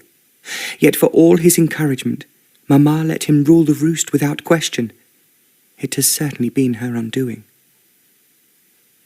Novella could only count the hours until she received a reply to her letter from Mr. Longridge. She guessed that she should not expect an immediate response, as he would inevitably be a very busy man. "I must be patient," she reminded herself as she paced up and down her father's study. She brooded upon all she had seen and heard that day for quite some time. She hid in her father's study, preferring solitude. Every hour or so, she would go up to her mother's bedroom and check on her. There had been a slight change. Her breathing was not so laboured, and she was sitting up in bed, saying that she might get up for dinner. However, she was still experiencing the most intense chest pains. Mamma needs constant nursing, and it is unfair to expect Mrs. Armitage to undertake those duties, thought Novella, returning to the study once more. I will look into engaging a nurse. I am certain that Mamma will improve with continual care. She stayed in the study until quite late. She was just about to leave the room when she heard noises in the hallway. It was her stepfather returning from London. No doubt refreshed from visiting his lady friend, whilst his poor wife lies ill upstairs, thought Novella murderously. She waited until she heard the footsteps dying away up the stairs, before she emerged, and then she quickly made her way to her own room. With a resigned sigh, Novella began to dress for dinner. She wondered if her mother would appear at the table, and secretly hoped she would. She hated the idea of having to dine alone with her stepfather. Eventually, the huge gong in the downstairs hallway sounded, so Novella braced herself and quietly left her room. I must not try to argue with stepfather, she repeated to herself as she entered the dining room. However, she was the first down, for the room was empty. Mrs. Armitage was nowhere to be seen, but Lily, the maid, was standing there ready to serve the meal. "Good evening," came a booming voice behind her. Novella turned around to see Lord Buckton standing there, a supercilious smile playing around his lips. He fingered the end of his moustache and gave Novella a withering look. "Good evening," murmured Novella, sitting down with her back to him. "How did you find London?" Hectic as always, dirty and noisy. I swear I could not live there in its foul air for any amount of money." "Quite," repeated Novella, with just the merest hint of sarcasm in her voice. "But London has its advantages, and many distractions," he continued, gesturing to the maid to fill his glass. "I would expect it does," she countered, feigning interest in the napkin in front of her.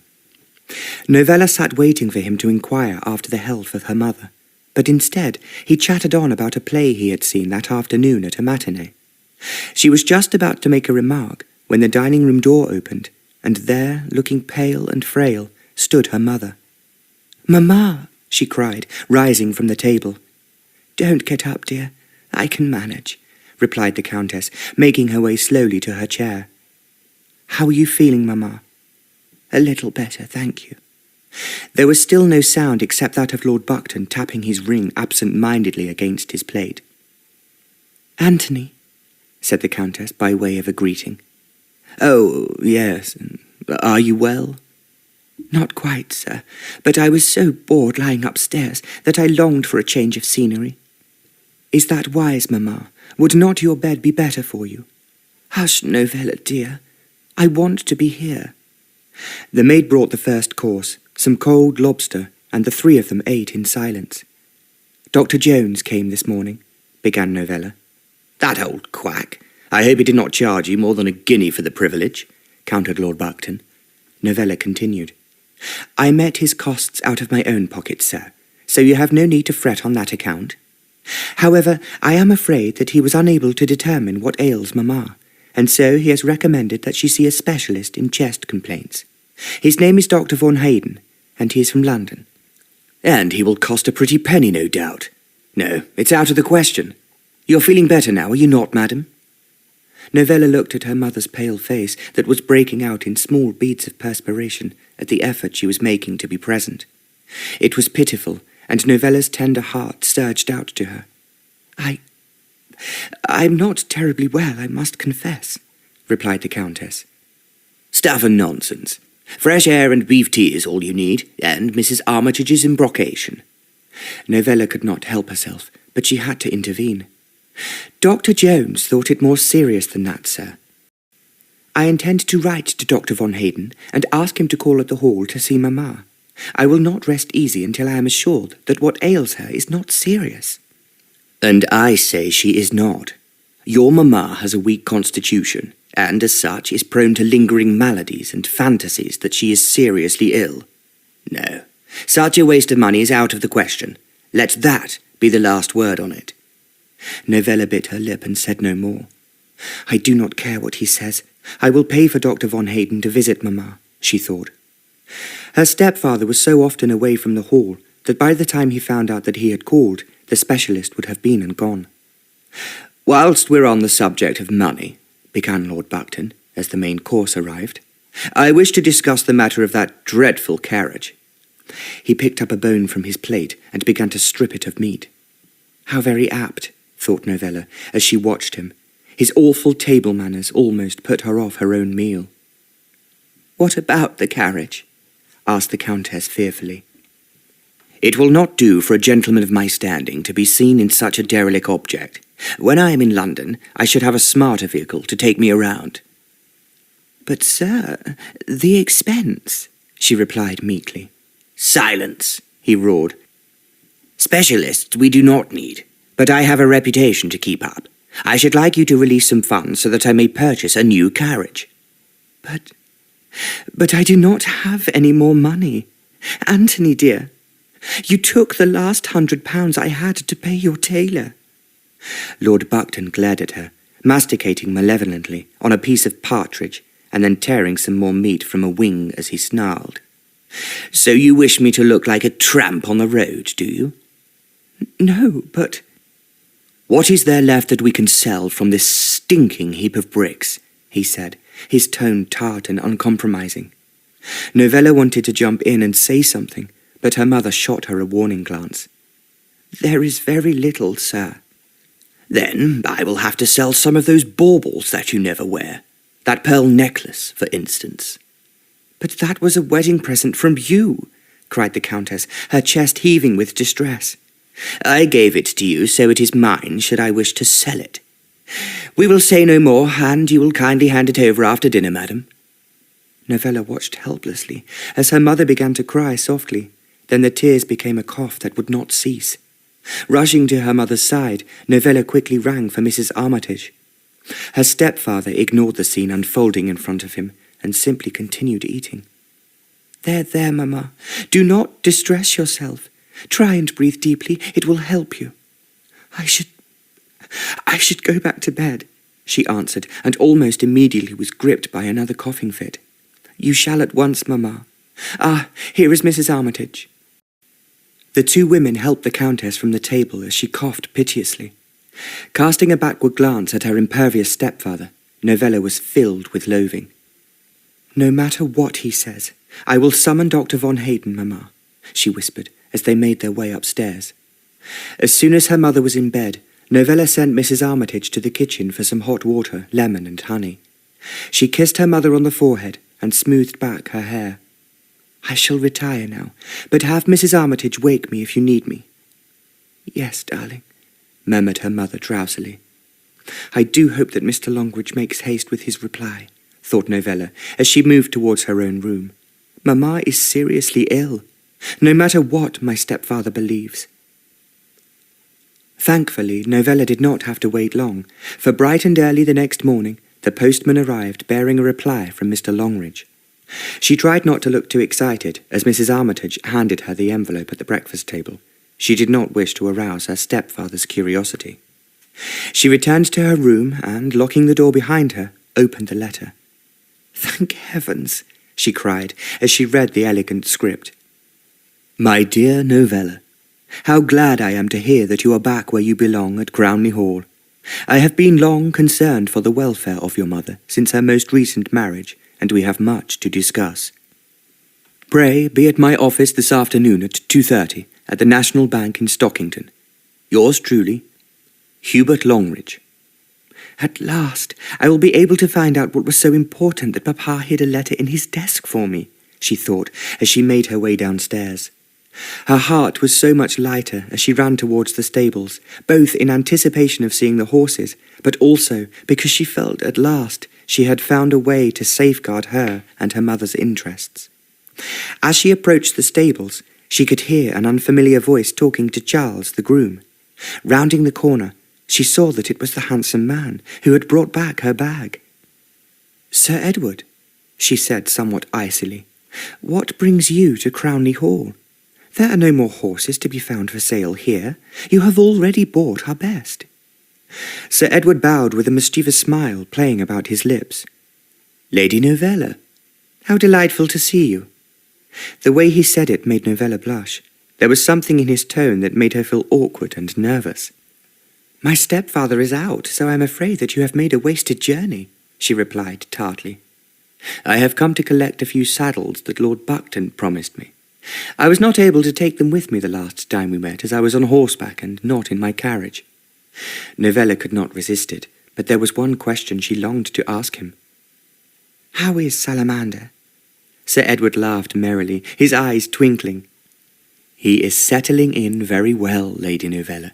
You must come very soon and see for yourself. I am sure that he misses you as much as you do him.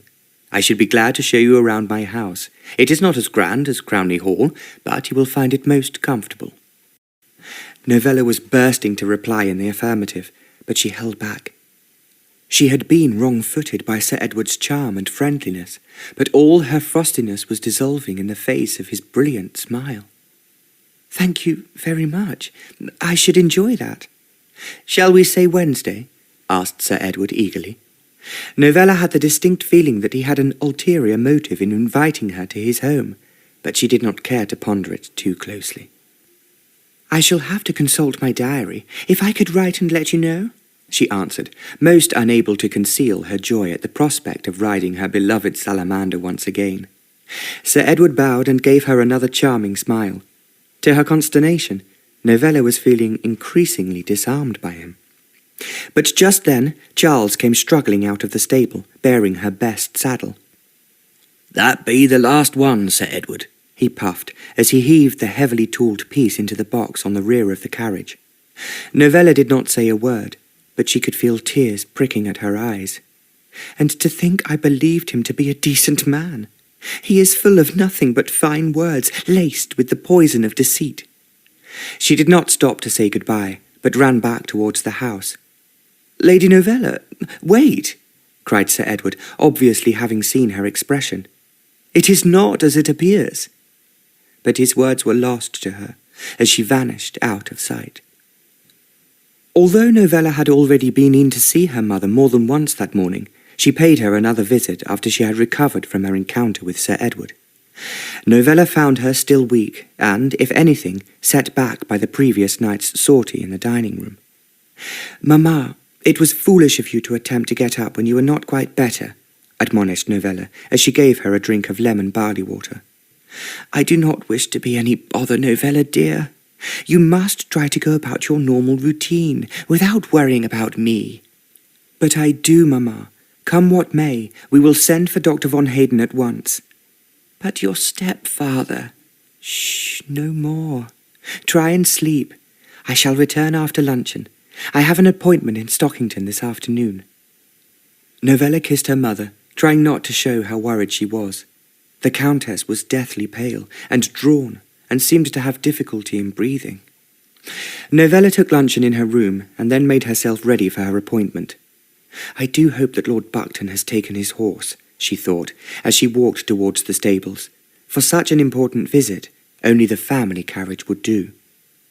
"Sorry, my lady, Lord Buckton took the carriage this morning," explained Charles, as Novella sighed in exasperation. "You will have to take the buggy."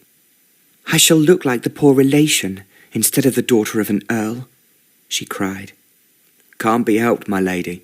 But look, I gave Folly a right good going over. She looks a treat." Ned brought Folly out, snorting and whinnying excitedly. "See, my lady, she's excited at seeing you." "And I long to see Salamander," thought Novella, casting her mind back to their visitor that morning.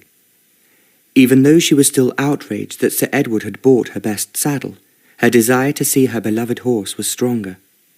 "I will write to him and accept his kind invitation," determined Novella, as she climbed up onto the buggy.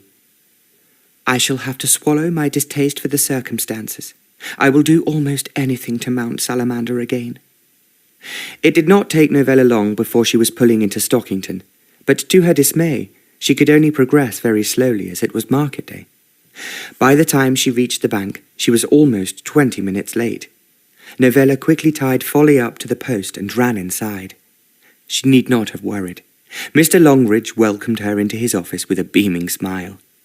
He was a small, round man with a friendly face, and was in the habit of wearing brightly coloured waistcoats. "I am so sorry that I am late," apologised Novella, quite red in the face. She hated not being punctual, as she felt that lateness was the height of bad manners. "Come, come, my dear, you're here and that is all that matters. Would you care for some tea? I can ask Thomas to bring some in." "Thank you," replied Novella, sinking down in the chair that Mr. Longridge had offered her. "My dear, I cannot tell you how glad I am that you have come at last. I have waited too long for this day to dawn. Too long." At that moment there was a knock on the door, and Thomas came in with 2 cups of tea. "Leave us now, and do not disturb us, please." Mr. Longridge shut the door behind his assistant, and then squeezed behind his desk. Taking down a fat file from the shelf, he brushed it off before opening it. "Now, my dear, to business," he started. "We have much to discuss, Lady Novella. Much. Your dear father was quite specific. My lady, you are about to become very rich indeed, but there are certain conditions." Chapter 5. Mr. Hubert Longridge listened to Novella as she told him all that had occurred at Crownley Hall since her return. He nodded and made sympathetic noises, occasionally shaking his head in disbelief at what she was recounting. "I must confess," he said, smoothing out a document that he had taken from the file in front of him. "I had no clue where your father had hidden his letter to you. I was forced to simply wait until such time as you contacted me. Had you not been in touch then, my dear, I do not know what I should have done." Until I found the letter, I had no idea that Papa had made extra provision for us. Sadly, my stepfather seems intent on draining Mamma's coffers dry. To tell the truth, I live in fear of what might happen to us and Crownley Hall, should he have his way." Mr. Longridge rustled his papers again and coughed. "Which is precisely why your father put in place these unusual arrangements. We often used to sit and discuss what might happen after his death, and his worst fear was that the hall would fall into another's hands and be sold off. From what you have told me, I have every reason to suspect that your stepfather does not have the best interests of the estate at heart." "The place is in a terrible state of repair," explained Novella. "Did you know that there had been a fire in the west wing, and that the tower had been struck by lightning? So, while the house falls down around our ears, Lord Buckton's only concern appears to be that the family carriage is not smart enough for his jaunts to London. Crownley Hall is not a priority for him in the least." "Such an attitude was just what your father was afraid of. He was realistic about your mamma. He knew that she would be lost without a male presence in her life, and that he guessed she might remarry should she outlive him. The Earl trusted you very much, Novella. He knew that you loved the house and the horses as much as he did." "Sadly, it is too late for the horses. All, except the old ones, have been sold," sighed Novella with a heavy heart. "Lord Buckton was good enough not to sell Mamma's mount, Bluebell, and another crossbred mare called Folly, but the rest, including my Salamander, have gone to Sir Edward Moreton." "Yes, I am acquainted with that gentleman. A very fine, upstanding young man he is too. You should have no worries about their welfare. They will be treated better than some humans." Mr. Longridge attempted a smile, but on seeing Novella's wan face full of misery, he swiftly moved on to the business in hand. "Now," he continued, "the Earl was very specific in this codicil to his main will. It says that in the event of your mother remarrying, or you marrying for the first time, then under no circumstances will either spouse or subsequent spouses be able to claim any rights to their wives' estates or the separate fund." "So, am I to understand that there is yet more money for us?" "That is correct. A substantial amount it is too. It should be more than enough to take care of the repairs to Crownley Hall that you mentioned, and to keep you both very comfortable for a number of years. Your father knew that upon his death such would be the wealth that you and your mother would inherit, that it would make you both very attractive to certain unsavoury elements. He wished to protect you both and the hall. Listen to this paragraph." And with that, he began to read the long letter that accompanied the will. As he read, Novella's eyes filled with tears, and she could not prevent herself from weeping. "It is like having Papa in the room," she said to herself, dabbing her eyes. As Mr. Longridge finished reading, Novella composed herself. There were so many questions she longed to ask. "You said that there was one important condition upon which this will rests, Mr. Longridge. Pray, what might that be?" "It is simple," replied Mr. Longridge, sitting back in his chair. "The only stipulation is that the hall should never be sold during your lifetime, as if you did so, it would immediately nullify the will and your funds would become inaccessible." "So, am I able to spend the money on a specialist for Mamma?" "Is she unwell?" inquired Mr. Longridge, a look of concern on his rounded features. "I'm afraid so. Dr. Jones could not say what ailed her, but advised that we should engage the services of a specialist from London. Needless to say, my stepfather forbade the expense." "Outrageous!" exclaimed Mr. Longridge. "What kind of man refuses his wife the very best when she is ill?" Novella tactfully did not comment. However, there was one more question she desperately needed to ask. "And would the will allow me to buy back our horses, should Sir Edward be persuaded to part with them?" "Naturally. Your father was not so draconian that he laid down strict rules about what you could and could not spend the money on. His only wish was that the hall did not suffer. You must proceed with whatever plans you have for the hall and for yourself. A nice long holiday for you and the Countess, once she has recovered, perhaps." Novella shook her head. "I am not confident of a full recovery, Mr. Longridge. Mamma has never been strong, and I fear the worst. But it is good news that I will have the money to repair the hall. I shall engage some workmen immediately, as we need to have the works finished before the winter sets in." "That is wise indeed.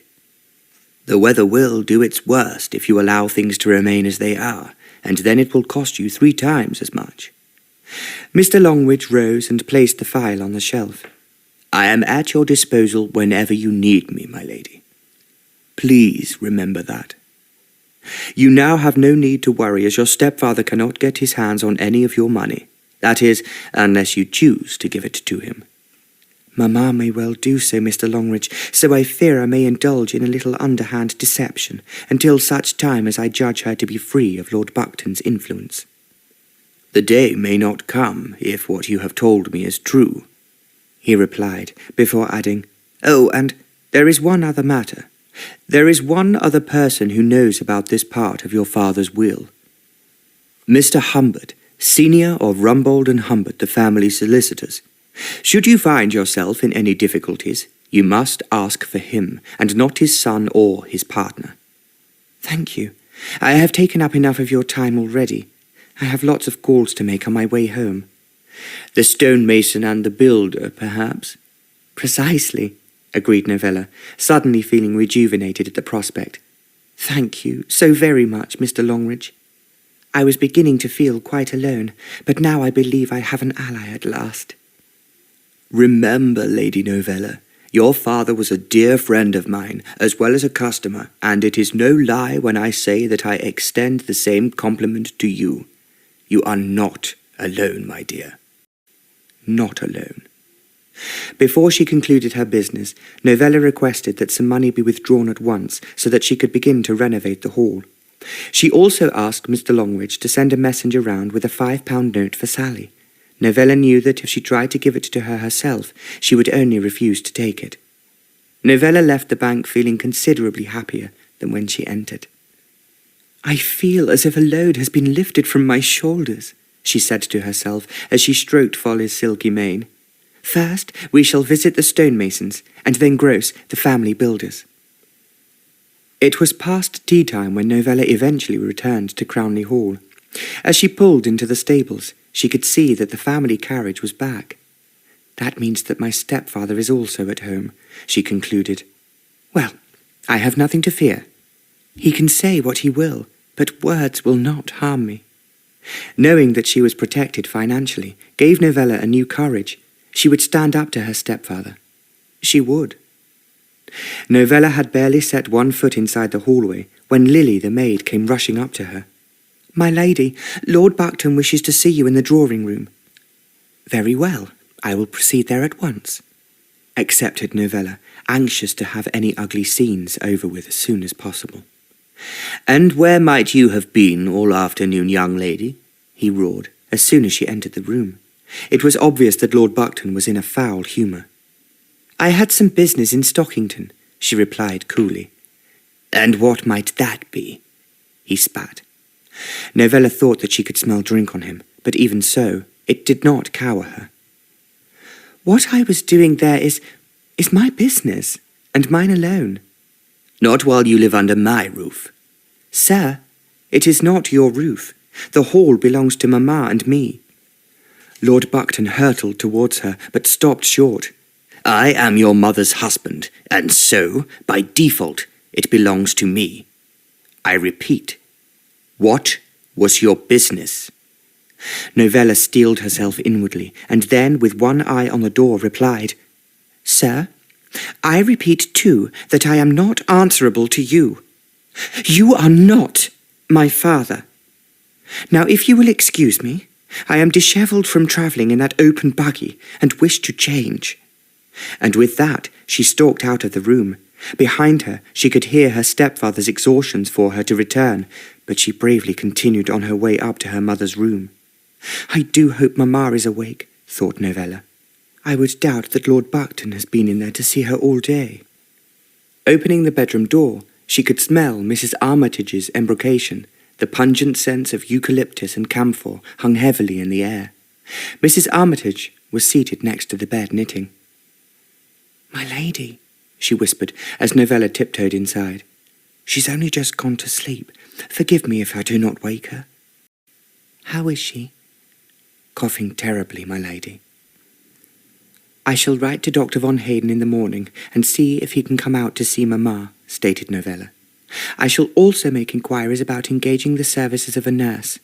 You have done very well, but I am certain that you have other duties that you need to catch up with.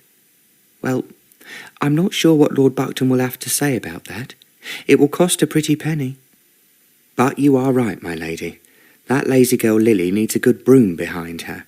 And I cannot do it being up here half the day. I do not bargain for nursing when I come to work at Crownley Hall. I am a housekeeper, not a nursemaid. Rising from her chair, Mrs. Armitage left the room.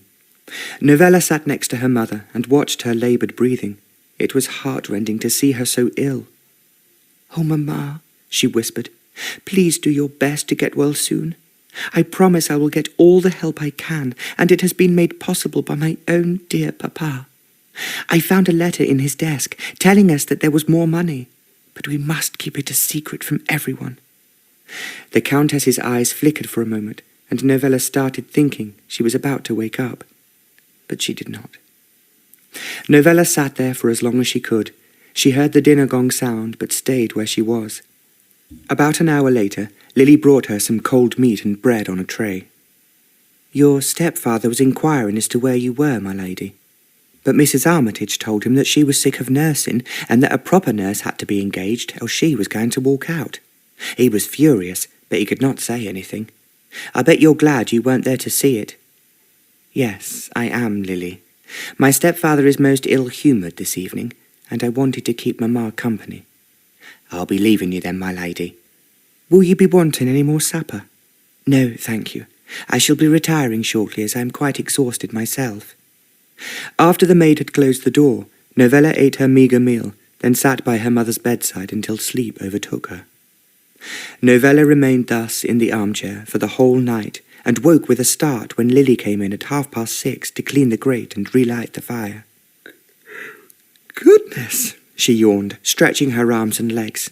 "I'm so stiff." Rising from the armchair, Novella wandered downstairs. She did not wish to encounter her stepfather, so she slipped down the back stairs to the kitchen. Mrs. Armitage was nowhere to be seen, so Novella helped herself to a large slice of bread and butter.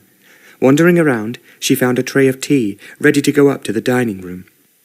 "It will not matter if I take my tea here," she thought, pouring out a cup.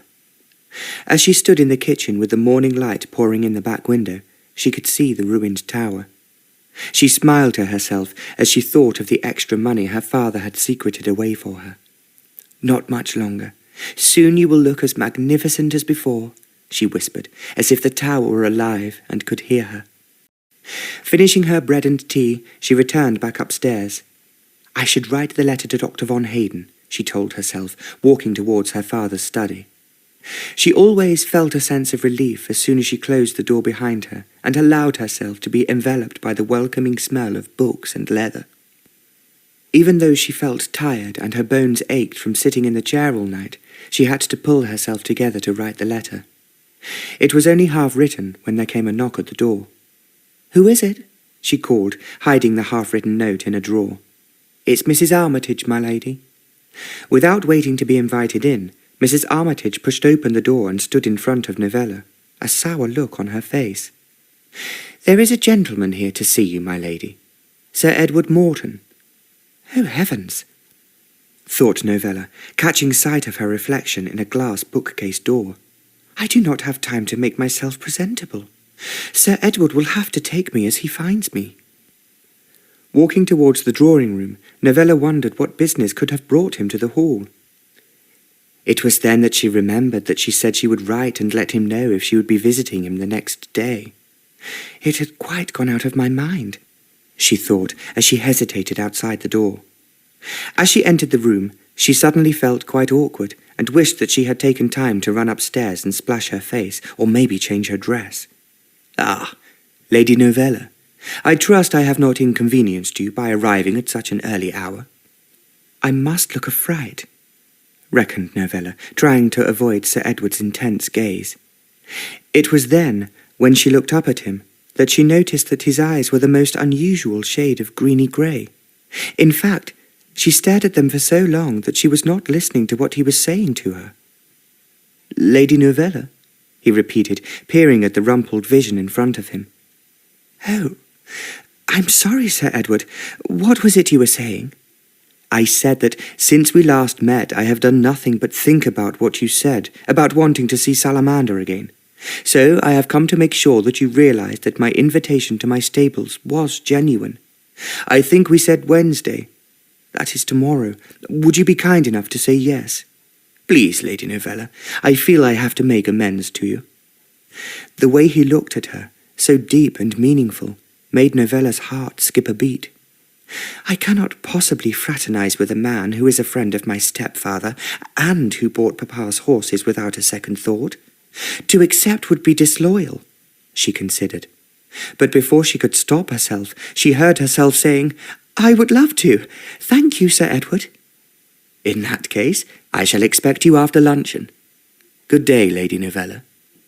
He put on his hat, took Novella's hand and kissed it, all the while looking deep into her eyes.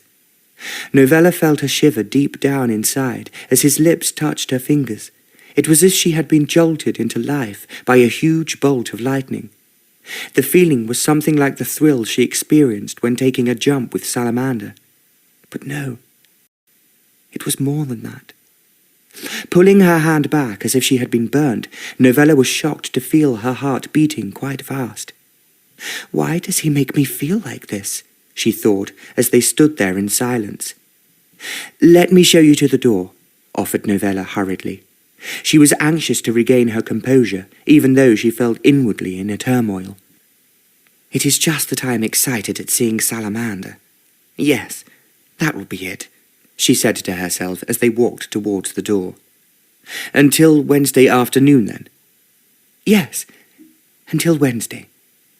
Turning sharply, she hurried back down the hallway. Her first thought was to go upstairs to wash and change. "I need to lie down for a while. That will make me feel better," she told herself. But had she stopped on the doorstep and turned around, she would have seen Sir Edward craning his neck all the way down the drive in an attempt to catch one last glimpse of her. Chapter 6. The rest of the day passed in a somewhat of a haze for Novella. Almost as soon as Sir Edward had left, she walked upstairs to wash and change, and instead found herself falling asleep, completely clothed, on her bed. "The letter to Dr. von Hayden," she cried upon waking, suddenly remembering that she still had to finish and send it. Running back to her father's study, she withdrew the letter from the desk drawer and completed it as soon as she could. Although she did not have time to go to the post office herself, she wandered out into the stables to see if Ned would take it for her. "My lady, how is her ladyship?" asked Charles, as soon as he saw her approaching. "Still very much the same. Actually, I have an errand for Ned. Would you be able to spare him a while?" "Of course, my lady. What would you have him to do for you?" Novella handed Charles the letter. "It is very important. It is for the specialist from London who knows much about chest complaints. I'm hoping that he will be able to find out what ails Mamma." "Then Ned shall go at once, my lady. Here you are, boy. Bluebell can go back into the field. Take Folly. She's been chomping at the bit all afternoon to get out for a gallop." "Still as lively as ever, is she?" "To be sure, my lady. Sir Edward missed a trick when he passed over her. Still, she's got plenty of life in her for an old one." Novella smiled to herself. "Very good, Charles. Please ask Ned to make all haste to the village. The letter is urgent. The sooner Dr. von Hayden gets here, the better." Novella knew that she could not avoid having dinner with her stepfather alone for a second evening, so she steeled herself for another unpleasant experience. Such had her dislike of him grown that it pained her to be in the same room as him for any length of time. She entered the dining room with her heart banging against her ribs, so she was relieved to see that Lord Buckton had yet to appear. "I hope he is with Mamma," she thought as she sat down. Lily immediately brought her an empty plate. "Lord Buckton has asked for you to wait for him before starting," she said as she moved away from the table. So Novella sat with folded hands in her lap for some 20 minutes. Her stomach was just beginning to let out low grumbles of hunger when the door of the dining room swung open and in walked Lord Buckton. He did not impart a single word of greeting, Milly inclined his head slightly before sitting down with a grunt at the table. "Shall I serve now, my lord?" asked Lily nervously. It was plain to see that the servants were all terrified of the man, for Lily's hand shook as she placed a helping of caviar on toast in front of him. "Give me another portion, you stupid girl," he snapped, looking with disdain at the modest amount that had been set before him. "Lord Buckton may have mine," said Novella. "I have no taste for caviar." "Too good for you, is it?" he answered, as he pushed one half of the toast into his mouth. "Not at all. It is just not to my liking." "I wonder, Lady Novella, what is to your liking, apart from horses? And horses, fine as they may be, will not bring offers of marriage flocking in." "I have no wish to marry yet awhile. I have only just returned to Crownley Hall," retorted Novella, as calmly as she could. "And the longer you hang around your mother's skirts, the more unlikely it is that you will find a suitor. I shall make some inquiries as to suitable young gentlemen the next time I visit London." Novella was quite aware of where this conversation was leading. "And I suppose you have some relative somewhere who would be right for me?" she suggested sarcastically. "Does the prospect of being part of my family displease you, madam?" he replied, glaring at her. Novella decided that it was best if she tried to change the topic of conversation. "How was Mamma when you called in on her?" "Much the same," came the indifferent answer. "I do so hope that the specialist will be able to help." "I beg your pardon. I had thought I had forbidden you to send for him." "Mamma needs to see someone."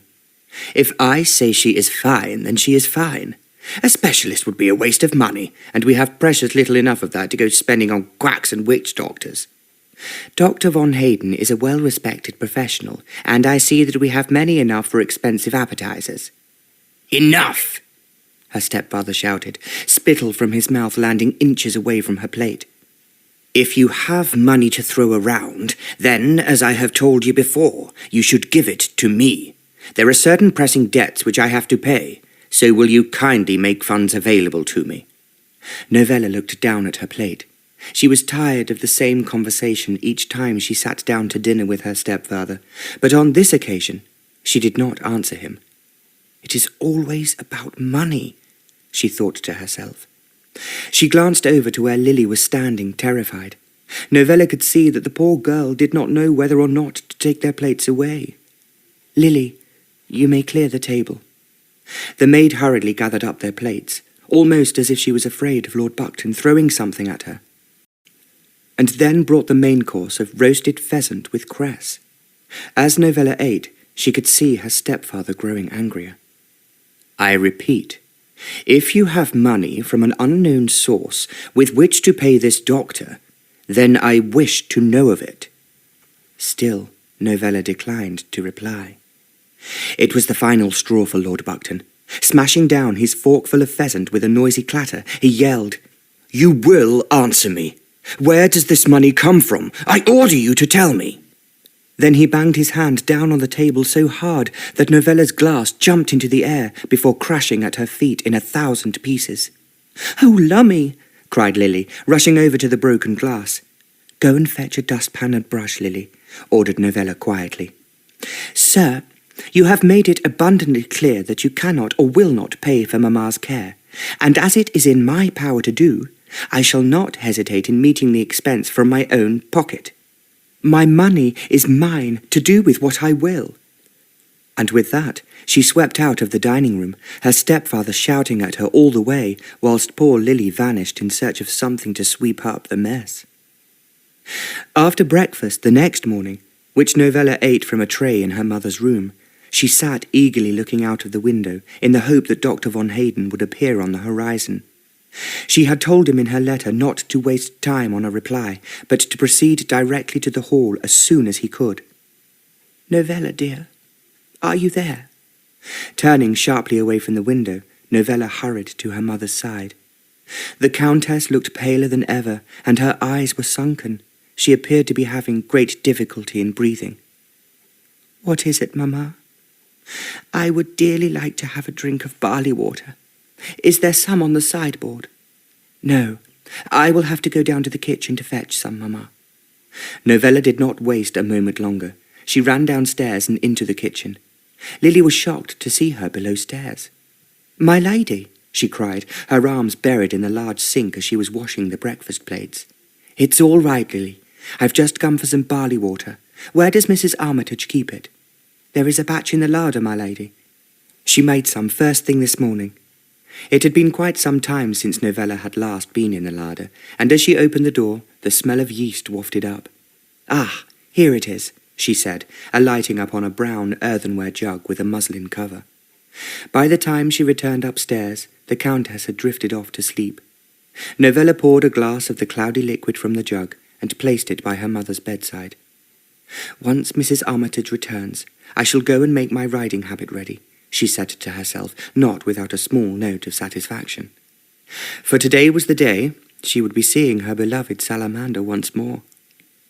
While she waited for Mrs. Armitage to relieve her, she returned once more to the window. It was a beautiful day, and the sun was shining. The blossom was just about to begin to burst upon the cherry trees at the end of the garden. The pretty blossom filled Novella's heart with hope for the future.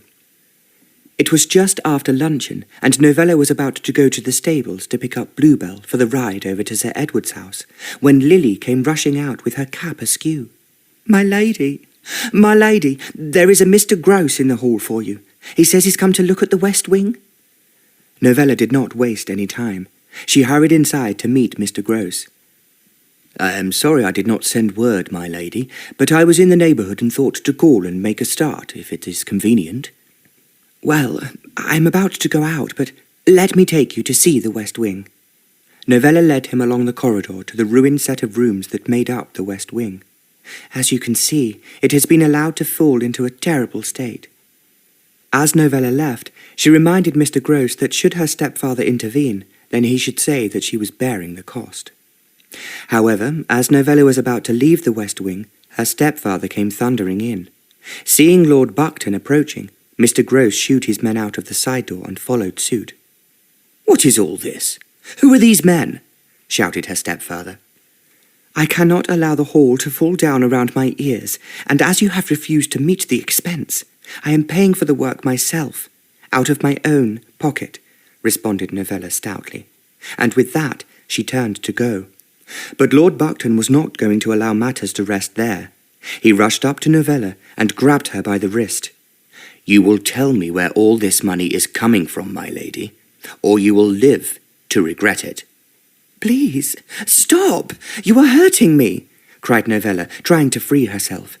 But Lord Buckton, although elderly, was still a strong man. He clung on to her wrist, twisting the delicate flesh until it turned white. "You will tell me who is going to give you this money, for I cannot believe that you have some vast fund of your own." By now, tears were springing up in Novella's eyes. Try as she might, she could not free herself from his vice-like grip. "Let me go, I beg of you," she pleaded. "Then tell me." Thankfully, just at that moment, Mrs. Armitage appeared. She took one look at Novella, attempting to twist herself free from Lord Buckton, and a look of horror crossed her face. "My lord, your carriage is waiting for you. You will miss your appointment." Lord Buckton paused for a moment, and then freed his grip on Novella's wrist. "We will speak again later," he snarled, spittle issuing forth from his lips. Almost in a swoon, Novella staggered towards the hallway.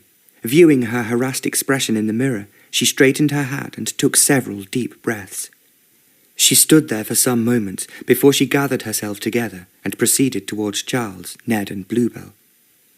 "She's a bit skitty, my lady," Ned said, holding Bluebell steady as Charles helped her up into the saddle.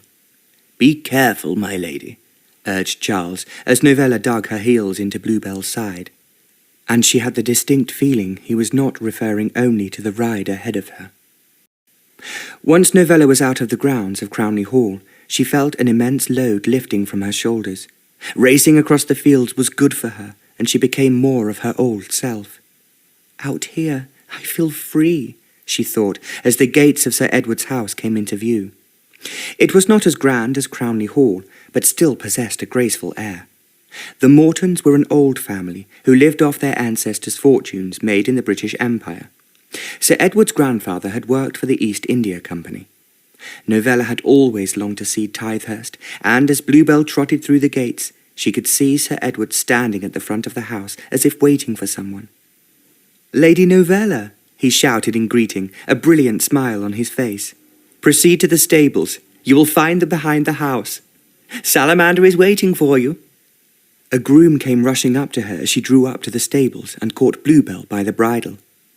"Where is Salamander?" she asked breathlessly as she climbed down.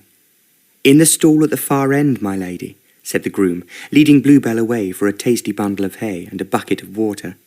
"Salamander! Salamander!" cried Novella, anxiously scanning the stables for her horse. A loud whinny alerted her to the presence of her favourite steed. He poked his head out of the stable door and whinnied once more. "Salamander!" Novella did not wait. She ran up to the horse and threw her arms around his strong neck. He was clearly as delighted to see her as she was him. "You beautiful, wonderful darling," she called, crying with joy. "I have missed you so much." "In that case, you must come and see him as often as you can. As you can see, he is a very healthy chap," came a voice from behind her.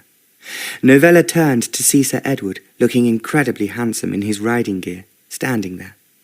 "Why, thank you very much," replied Novella, quite taken aback. "He's not at all like my stepfather," she thought, as Sir Edward produced a carrot from his pocket and fed it to Salamander. "He's so kind and thoughtful." As if he read her mind, Sir Edward chuckled before saying, "You might wonder how I know Lord Buckton, when there are so many years between us. I was at school with his nephew, John. We used to spend the summers at Buckton's old estate." "The estate which he sold when he married Mamma," added Novella, "although there is precious little evidence of the money he must have gained from that deal." Sir Edward gave a wry smile. "I expect you are eager to take Salamander out. Come, my horse is ready, and it will not take long for him to be saddled up." Novella did not need any further encouragement. She followed Sir Edward to the front of the stables where she would mount her horse. "My saddle!" she cried, upon seeing Salamander sporting the very same one that Sir Edward had taken away only a few days previously. "I did try to explain, Lady Novella, that I was only taking it so that you might ride him, but I think you feared the worst, and so I didn't get a chance to tell you." "I'm a silly fool," she thought, as she climbed up onto the box that had been brought out to help her mount. Presently, the groom brought round a fine, coal-black stallion for Sir Edward. "Shall we head for the river?" he asked, settling down in the saddle. One touch of Novella's whip, and Salamander was off. As they galloped across the fields, Salamander was yards ahead of Sir Edward's mount. "Come on, boy," urged Novella, as she saw the silvery line of the river in the distance. Half an hour later, she arrived at the river with Sir Edward still trailing behind her. Salamander was dripping with sweat as Novella jumped down and then led him towards the cool water. "There you are, my boy. Drink all you can." "I am afraid I cannot keep up with you," puffed Sir Edward, dismounting. "You are a very fine horsewoman, Lady Novella."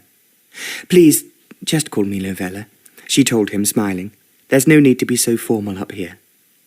Leaving Salamander drinking in the river, Novella walked along the grassy banks. "I have so many happy memories of this place." "I also," admitted Sir Edward, coming alongside her. "Papa used to bring me here every summer whenever he had the time. We would swim and have a picnic. Up here, he was not the Earl, but a father enjoying time with his daughter." "You must miss him very much," ventured Sir Edward. "Yes, I do. And now I fear for Mamma. She is not well at all." "You have called the doctor, of course?" "He came to the hall, but could not help Mamma. So I have sent for a specialist from London, a Dr. von Hayden. I am waiting for him to attend Mamma." "Do you think it is serious?" "I know it is. Otherwise, Dr. Jones would have been able to treat her. I confess, I fear the worst." Sir Edward gazed at her intently, his greeny grey eyes full of concern. "How are you managing?" "You mean now that my stepfather has dismissed most of the servants?" There's no need to apologise. Sir Edward, I realise that the situation at the hall is common knowledge around the village and beyond. I discovered that upon visiting some of the local tradesmen. Lord Buckton is a man who is fond of the material things in life. He cares nothing for Mamma, that much I do know. By now Novella was close to tears. Sir Edward advanced slowly towards her, almost as if he was about to take her hand, and then he stopped short. Novella continued to walk, grateful at having a sympathetic ear. It is obvious that my stepfather dislikes me intensely, but that does not prevent him from attempting to obtain my money. Papa left enough for Mamma and me to live in comfort, but we find ourselves far from that blissful state. Sir Edward paused, and then spoke. It is always difficult when a parent remarries. I have friends who have found themselves in most awkward situations after such an event. Fortunately, after my mother died, my father had no wish to spend his life with any other, and he remained a grieving widower until he died. It was a huge shock when he passed away, and I was not ready for the responsibility of running a house and these modest grounds. I cannot imagine how you must feel with the burden of Crownley Hall upon your shoulders. Novella looked at Sir Edward, and a sudden tenderness sprang into her heart. You seem to understand how I feel about Crownley Hall, she murmured. It is obvious to anyone who meets you that you love the Hall as much as you do love your Mamma and Salamander. Sir Edward laughed, and he patted Salamander on the flank as he was grazing contentedly on the riverbank. It had been a long time since Novella had felt so happy, and she found herself completely at ease in Sir Edward's company. Novella was well aware that she had little experience of dealing socially with the opposite sex outside of friendship. There had been a few would-be suitors who called at her lodgings at school, but her maid had always sent them away, saying she was not at home. Novella had never been in love, and she could not imagine what it might feel like. But standing on the riverbank, watching Sir Edward playing with Salamander, she felt a mysterious yearning in her heart that she could not explain. I must not indulge myself in silly notions, she thought, shaking herself. I must not allow myself to be distracted from Mamma and Crownley Hall. Nevertheless, she could not deny that she felt a strange, haunting longing and a secret thrill at being in Sir Edward's company. We should be moving on, she suggested, drawing Salamander close to her. Will you please help me up? After a long and exhausting ride, the sun began to sink in the sky, and Sir Edward suggested that they should return to Tithehurst. It's growing late, he told her, and you have to ride home afterwards. They rode back in silence, with Novella in turmoil. She could not understand why she felt so. Was it just because she had not ridden Salamander for so long, or was it something to do with Sir Edward? Would you care to stay for tea? Asked Sir Edward, as they rode through the gates of Tithehurst. I should return to the hall, replied Novella, in case Dr. von Hayden has arrived. In that case, you must promise me that you will come again. You are free to ride Salamander whenever you please. It was with a heavy heart and a few tears that Novella said goodbye to Salamander. I will come again soon, I promise you. She breathed, stroking his silky mane. She said a hasty farewell to Sir Edward, and then climbed back onto Bluebell. Come on, girl, she entreated, as the mare trotted towards Crownley Hall. After Salamander, I feel as if I am mounted on a garden slug, sighed Novella, trying her best to coax Bluebell to go faster. Arriving back at Crownley Hall, Novella felt herself to be utterly spent. Until she climbed down from Bluebell, she had not realized how unfit she had become. I will return to Salamander, she resolved. I cannot leave it so long again. Walking back towards the house, Novella noticed that Mr. Groce's cart was no longer standing outside. How strange, she thought. Surely he was not put off by my stepfather.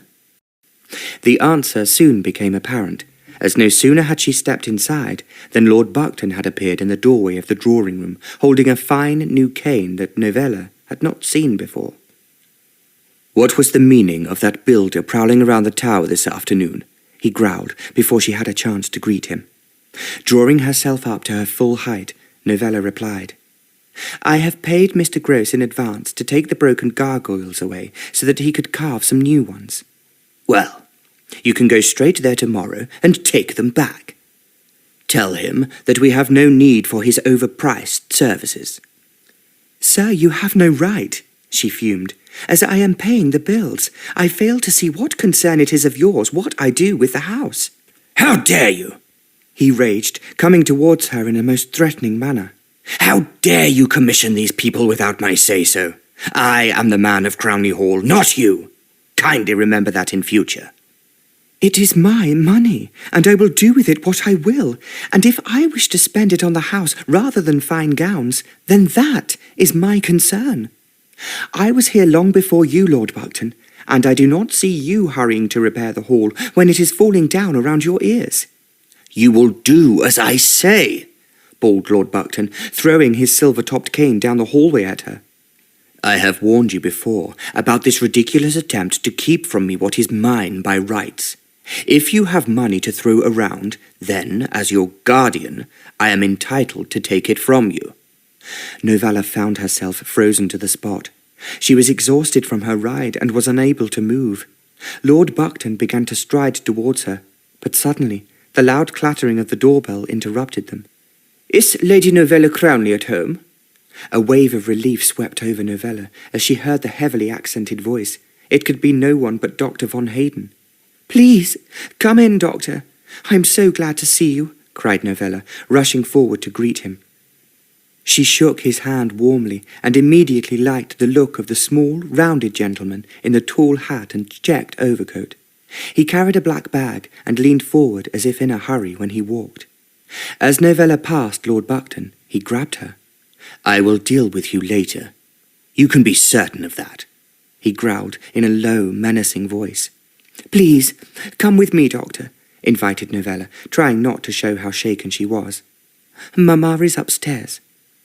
She could feel Lord Buckton's eyes boring into her back as she accompanied the doctor to her mother's room. "I am in serious trouble," she thought as she closed the door behind her. "Very serious trouble indeed."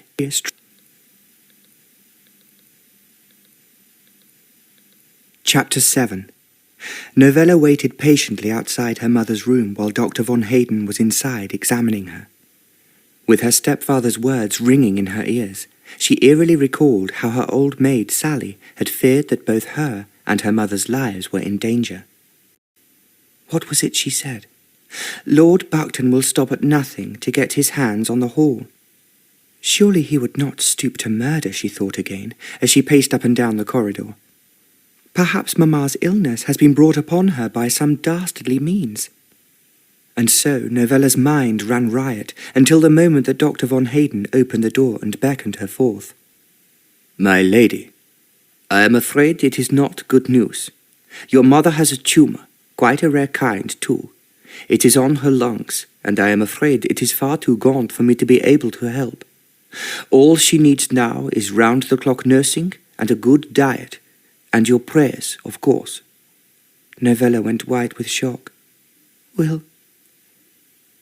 Will Mamma die? The prognosis is not good. We can always hope for a miracle. Whatever she asks for, however strange, do not hesitate to let her have it.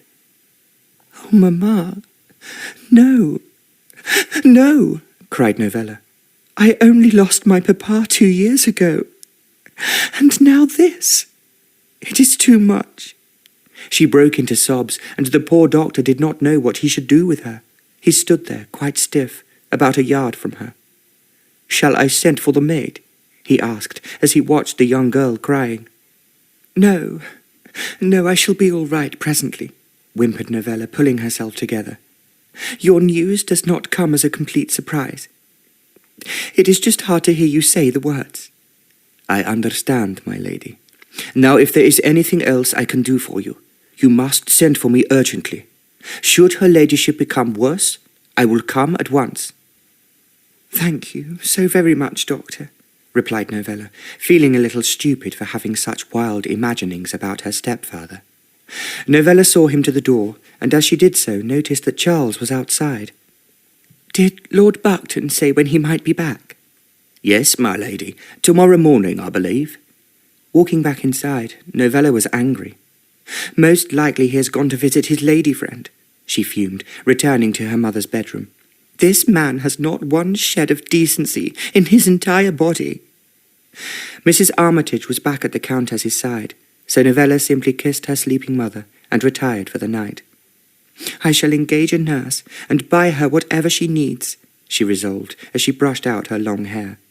"Mamma shall not want for anything while I have it in my power to grant it." The next day passed slowly. Novella found herself unable to concentrate on anything for very long, and it was not just because her mother was becoming progressively worse. As the long afternoon wore on, she found herself thinking more and more about Sir Edward Moreton. "He certainly cut a fine figure on a horse," she mused, as she remembered him astride his handsome black stallion. Novella admired good horsemen. Her father had been almost without equal in the county, and she had been put upon a horse before she could barely walk. "I almost do not mind a man such as Sir Edward buying our horses, now that I've seen how much he cares for them," she thought, as she sat idly in the drawing-room. "My stepfather may have ill-treated them, and I could not have borne that." She allowed the book she was attempting to read fall into her lap and began to daydream. She relived each second she had spent on Salamander, and the conversation she had so enjoyed with Sir Edward. "He seemed to really understand my predicament," she said to herself. "I have never felt so comfortable with anyone outside of my own family."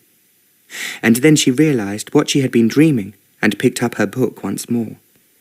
It was a torrid tale by Mrs. Henry Wood, about a village not unlike Crownley, and an estate not unlike that of the Hall. As she read the story of how one Lady Isabel only discovered how much she loved her husband once terrible calamity had befallen her, Novella put it back down again, puzzlingly furious to herself. Is that how love can be? That one can be unaware of how much a person means to you until they are out of one's reach? Oh, how I wish Mamma was well, and she could explain why I feel so upset today. It did indeed occur to her that perhaps she might be entertaining a secret desire for Sir Edward. How would I feel if he suddenly announced that he was to be married? Would I too, as Lady Isabel does in the story, only realize when it was too late that I cared for him? She sighed heavily, and then became quite cross with herself. But this is only a stupid story, and I cannot imagine that love is like that. How silly! I am sure I should know when I was in love with someone and when I was not. She was grateful that her stepfather had yet to return. It had made luncheon, although frugal, much more pleasant. Novella hoped fervently that he would still be out for dinner, although it made her blood boil that he was so faithless to her mother at a time when she most needed him. In fact, she had avoided going into her mother's room that day unless she knew she was asleep. For each time the Countess asked for her husband, and Novella was forced to lie and say he was in Stockington. There had been a marked decline in the Countess's health since the doctor's visit, and more than once that day Novella wondered if she should call Dr. von Hayden back or send for Dr. Jones. She had written to an agency in London for a nurse to look after her mother, and she hoped that she would have not to wait long. The day slid by until just after 7, and Novella was about to go and change for dinner when a hand-delivered message arrived at the hall for her. Lily brought it to her in the drawing-room. "What is this?" she asked, as the young girl handed her the creamy paper. "A messenger from Tivehurst brought it, my lady. He's not waited for a reply, but has left." "How strange," murmured Novella, pulling the seal off the paper and reading it. "My dear Lady Novella, I shall not forget our wonderful ride across the country together for a long time. I enjoyed your company immensely, and hope to do so again in the near future. In the meantime, as soon as you have read this note, I would entreat you to visit the stables, for there you will find a small token of my esteem. The invitation to visit Tivehurst whenever you wish remains there for you. I fervently hope that I shall be honoured with your company in the near future. Yours sincerely, Edward Moreton." Novella pondered the contents of the letter for a few moments until her curiosity got the better of her. Even though it was getting dark outside, she took a lantern, lit it, and then proceeded to the stables. "Perhaps he has sent back my saddle," she speculated, "or even brought me a new one." As soon as she rounded the corner, she could see Charles standing there, a huge grin spread across his face, like someone had just given him a sack of gold. "My lady, come with me." "What is it, Charles?" "You wait and see, my lady." They went inside the stables, and then, moving ahead of her, he beckoned her to follow him into the end stall. How very curious, thought Novella. But as she inched nearer, she heard a very familiar snort. Scarcely able to believe her own ears, she rushed the last few yards, and there, in his old stall, was Salamander. "Oh, I cannot believe it," she cried, throwing her arms around the horse's neck. "Look there, my lady. There is a note on his bridle. I cannot read it, so I don't know what it says. Perhaps it will tell us why dear old Salamander has come home." Novella tore the label off Salamander's bridle. It said, "My lady, after seeing how magnificently you rode Salamander the other afternoon, I have come to the conclusion that he would be ruined if anyone else mounted him. So I have decided to send him back home to his rightful owner. Consider it a gift to a very talented, very beautiful horsewoman, who has no equal in this or any other county." "How very generous!" exclaimed Novella, taking off Salamander's bridle so that he could feel free. "And Sir Edward thinks I'm beautiful." She was aware that those words had caused a strange feeling to well up inside her. It was not at all unpleasant. But her reverie was broken by the sound of clattering hooves and the grinding of wheels. It was Lord Buckton, with a face like thunder. "Why is that brute stabled here?" he shouted. "I thought I had sold him, so kindly explain why he is eating my hay and taking advantage of my shelter." Her stepfather jumped down from the carriage, and as he did so, Novella swore she could smell the scent of Parma violets upon him. "Sir Edward has kindly sent him over as an extended loan, so that I might once again enjoy riding him," she retorted, feeling that if she had a shovel nearby, she would hit him with it, should he try to send Salamander back. "What stuff and nonsense is this? What ails the man?" "If you are worrying about Salamander's upkeep, I will make sure that nothing he touches is paid for by you, so you should not concern yourself unduly." Lord Buckton smiled, a terrible smile of triumph. "We shall see about what you do or don't have, my lady. For this very day I have been to see my own solicitor, not that pair of dolts your family employs, and it appears that I have a very good claim on whatever money is in your bank account. What is yours is mine, and I am your mother's husband, and once she goes, then it will all belong to me." You heartless beast!" shouted Novella, fury in her eyes. "Do you care nothing about Mamma's health? We're going to lose her, and all you are concerned with is money." With that, she stormed off back towards the house, leaving her stepfather to laugh loudly at her retreat. "Who does he think he is?" she raged as she slammed shut her bedroom door.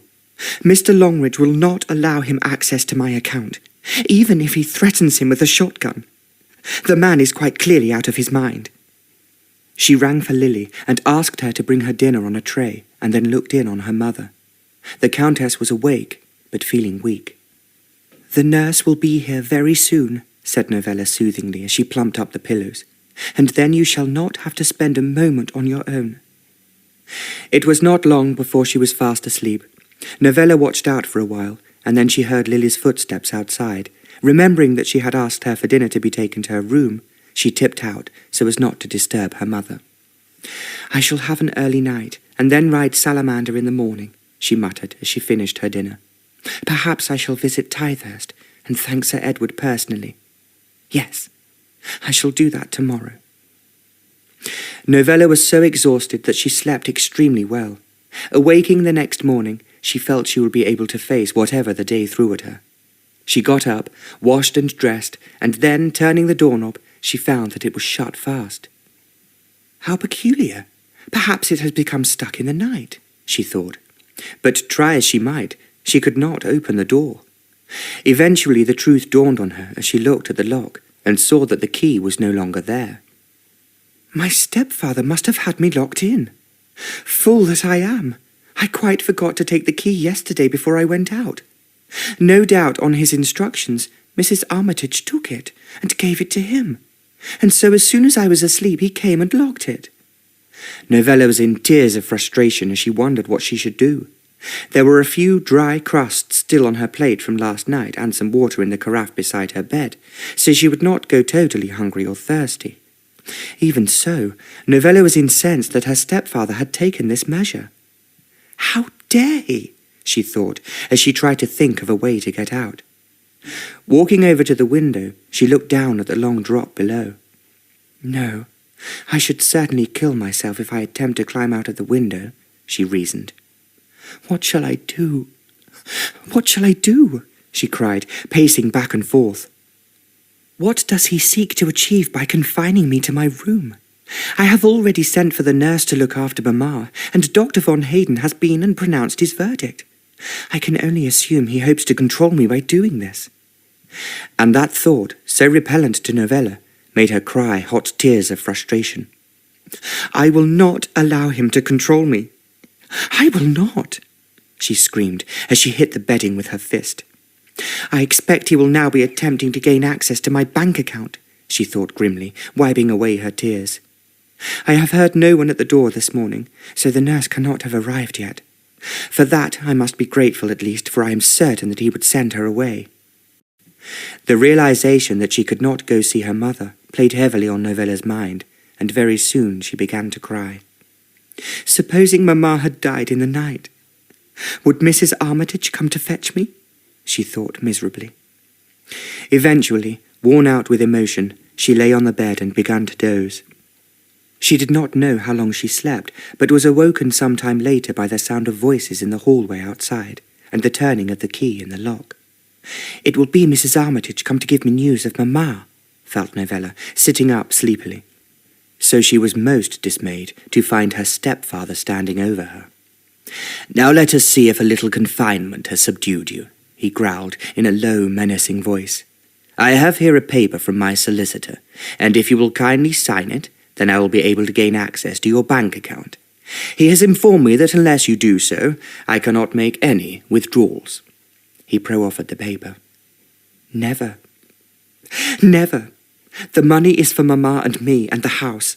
It is not for you to fritter away on new carriages and fancy women. Lord Buckton stared at her long and hard. Then I see that you shall have to stay put for a while longer. I will leave the paper here for you, and by the time I return, I expect you to have signed it. Mrs. Armitage will bring you a luncheon tray. Now, I shall need a little down payment for something I intend to purchase. Novella sat helpless, while her stepfather walked purposefully over to her dressing table and began to rifle in her jewellery box. Ah, this will do, he declared, picking up a diamond pendant. But that is the necklace Uncle Richard bought me for my 16th birthday. And it is far too fine for a girl like you to wear. Yes, I will take it and let that be a lesson to you. The sooner you realise that everything in Crownley Hall is mine for the taking, the better. With that, he strode off and let himself out, locking the door firmly behind him. The brute! Cried Novella. It is the only present I have from Mamma's brother, who is now dead. But she realised that she was powerless to stop him. Until she found a way out of her room, she could not go for help. It did cross her mind to go to Tithehurst, but she dismissed it instantly. I still do not know if I can trust Sir Edward, she murmured. No, Mr. Longridge is my only hope. The only problem is how to get out of my room. Feeling defeated, she sank back down on the bed and waited. But just then, shouts outside made her run back to the window. There, walking along the rear garden path, were Charles and Folly. Folly was in one of her skirtish moods and kept rearing up, much to Charles's annoyance. Novella thought quickly, and then, without hesitating, threw open the window. Although she knew it was unladylike to shout, she yelled as loud as her lungs would permit. Charles! Charles! She could see the groom's head turning, trying to locate where the sound was coming from. He looked puzzled. Oh, goodness, said Novella to herself. He probably does not know that I'm up here. He would not expect me to behave in such an uncouth way. So she shouted again. Charles! Charles, look up! I am on the 3rd floor. My lady, he cried. What on earth are you doing? I'm locked in, Charles. I cannot get out of my room. Is this his doing? He asked with a frown. I fear so. What can I do to get you out? I can't get up a ladder, my lady. My legs are too bad for that, and young Ned is out with Bluebell. Novella thought for a second. Mr. Longridge could help. Charles, could you ride immediately to Stockingham and go and see Mr. Hubert Longridge at the bank? Tell him what has happened and ask him to come here with all haste. Charles did not hesitate. He grabbed Folly by the bridle and began to drag her towards the stables. Don't worry, my lady. I'll saddle up this little madam and go straight away. Come on, Folly. We've got important business. Novella sank back down on the bed and prepared herself for a long wait. Even if Charles left at once, it would still be some hours before he returned. I do hope that Mr. Longridge will arrive before my stepfather returns home, she said to herself. Without his intervention, I fear that Lord Buckton will somehow find a way to gain access to the money that Papa left. Oh, dear God, hear me. If ever anyone needed your help right now, here I am. How I pray that you are listening. And with that prayer, she reconciled herself to a long wait. Chapter 8. As promised, Mrs. Armitage brought Novella her luncheon on a tray, but did not even put her head in the door. She simply unlocked it and quickly pushed the tray through the crack. Novella had considered attempting to force the door back, but she felt too tired and weak. "How is Mamma?" she shouted as she heard the lock snapping fast once more. But no reply came from Mrs. Armitage. The sun had begun its long descent in the sky by the time that Novella once again heard the sound of horses' hooves outside. Then came the voice that immediately made her feel better. My lady, we're back, and I've brought Mr. Longridge with me." Standing down in the garden, looking pleased with himself, was Charles. "Where is he?" Novella cried, unable to see neither hide nor hair of Mr. Longridge. "He be in the carriage at the front." "Charles, will you ask him to go at once to Mrs. Armitage and demand that she lets me out of my room?" "Right away, my lady." It seemed to take forever before she heard the sound of her bedroom door being unlocked. The door flew open, and in walked Mr. Longridge, wearing an anxious look on his face. "Lady Novella, are you harmed?" Novella ran up to him and took his hand, squeezing it warmly. "I'm quite well, thank you. A little upset, but apart from that, I'm fine." "What was that devil thinking of? Locking you in your own room?" "He is attempting to gain access to my bank account and thinks that if he confines me, I will sign this." Novella handed him the sheet of paper that her stepfather had left earlier. "Well," said Mr. Longridge after reading it, "I am no solicitor, but I cannot see that this will help him in his quest. I think you will find that your father's will is watertight, and no amount of so-called clever lawyers will be able to make it otherwise." "That is such a relief," murmured Novella. "Now come, please, to Papa's library. It is not safe to speak freely here." Novella noticed that Mrs. Armitage had pocketed the key to her room again, and it made her feel uneasy. Opening the door to her father's library, Novella ushered in Mr. Longridge. He looked round appreciatively. "Ah, yes, very much your father's taste. But where is the painting of the hunt at Thaxby?" "I fear it has been sold, like many other valuable commodities in this house." "The man is a scoundrel," exclaimed Mr. Longridge, sitting down in front of the comfortable leather chair that Novella offered him. "And I repeat, you really must have no fears that he will be able to lay hands on your father's secret fund. It is beyond his reach." "I'm very glad of that, but there is one thing that puzzles me." "Pray tell, what is that?" "I am mystified as to how you persuaded Mrs. Armitage to let me out of my room. She is so scared of my stepfather that she does whatever he commands. The only time she defies him, and it is not really true defiance, is when she sits with my mamma for hours at a time, nursing her. Otherwise, she's completely in Lord Buckton's thrall. It is as if he had some power over her." "The power to turn her over to an officer of the law, I'll be bound." Novella looked at him in astonishment. "What do you mean?" "I have been doing a little detective work since you came to my office, and I have discovered that our Mrs. Armitage has been in trouble with the law. Lord Buckton's father had her arrested over the matter of some disappearing silver. Of course, then the old lord died, and the case never went to court. So as you can see, all I had to do was threaten to call the police to the hall, and she capitulated. "How very clever of you," cried Novella, clapping her hands in delight. "I had wondered what bound her to Lord Buckton with such fierce loyalty." "But, my lady, it is not safe for you to stay here. I would suggest that you flee for the night, if that is possible. Do you have somewhere that you could go?" "But I cannot leave Mamma," she protested. "She lies seriously ill, perhaps dying." "Lady Novella, I cannot guarantee your safety if you stay here when Lord Buckton returns. A man who would lock you up like an animal would not hesitate to go further if he comes home and finds that not only you have been freed, but you have also refused to sign that document." Novella thought upon his words. He was right, of course, but where could she go? She did not have a single friend in the neighbourhood apart from Sir Edward. Could she possibly turn to him in her moment of need? "Well, Sir Edward Moreton had said that I could visit at any time to see Salamander," she said aloud.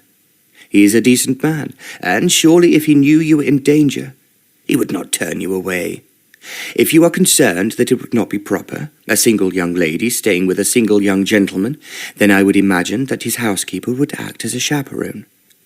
No, it's not that. I'm certain that Sir Edward would be the very model of gentlemanly conduct, and would do nothing to put my reputation in danger," sighed Novella. "It is the fact that he is an old friend of my stepfather's family. It would not bode well for him should he be seen involved with our family quarrels." "I would not give it a second thought. Sir Edward is as discreet as he is noble." "Allow me to see that Mamma is comfortable, and then I will pack a bag," she agreed at last. "Perhaps you would be good enough to drop me at Sir Edward's house after we have been to see Mr. Humbert." "Of course. I shall wait in the hallway for you." Novella returned upstairs, and straightway looked in on her mother. The Countess was asleep, and seemed to be very peaceful.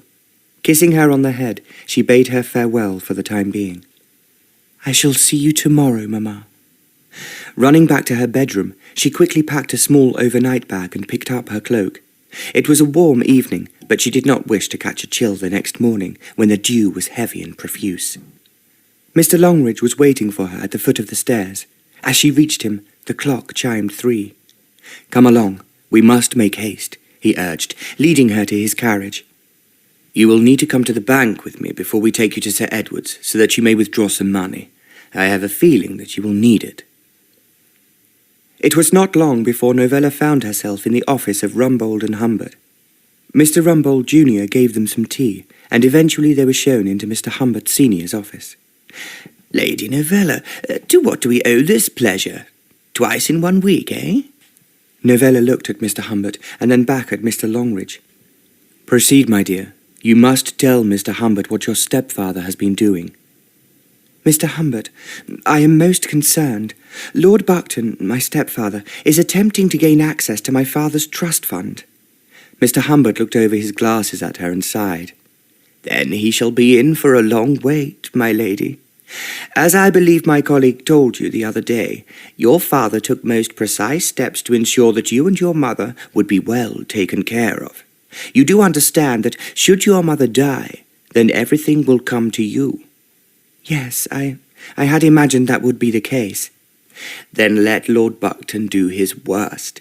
He will only find himself making one of my fellow solicitors a richer man."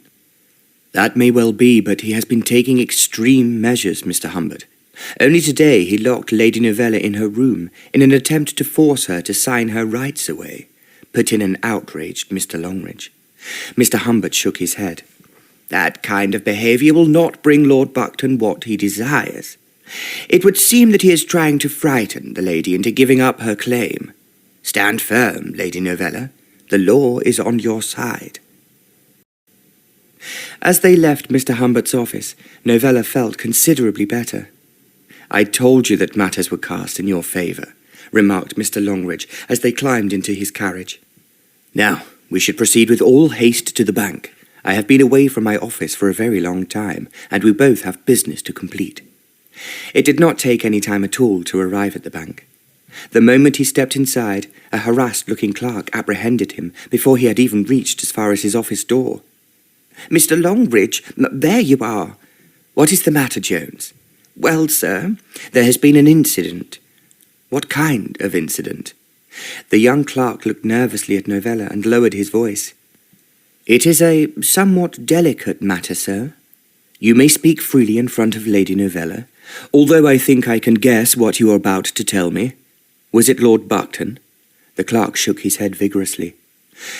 Begging your pardon, my lady, but he was extremely violent in his manner towards the cashier. Demanded to have access to your account by virtue of him being your stepfather. Of course, we told him that unless he had a signed deposition from yourself, it would not be possible. But he flew into such a rage, smashing his cane on the countertop, and clean broke it in half. Sent an inkwell flying too, he did. Mary Ann, the secretary, was in tears, so we had to send her home. Did you call the police? Asked Mr. Longridge. No, sir, but we did threaten to do so.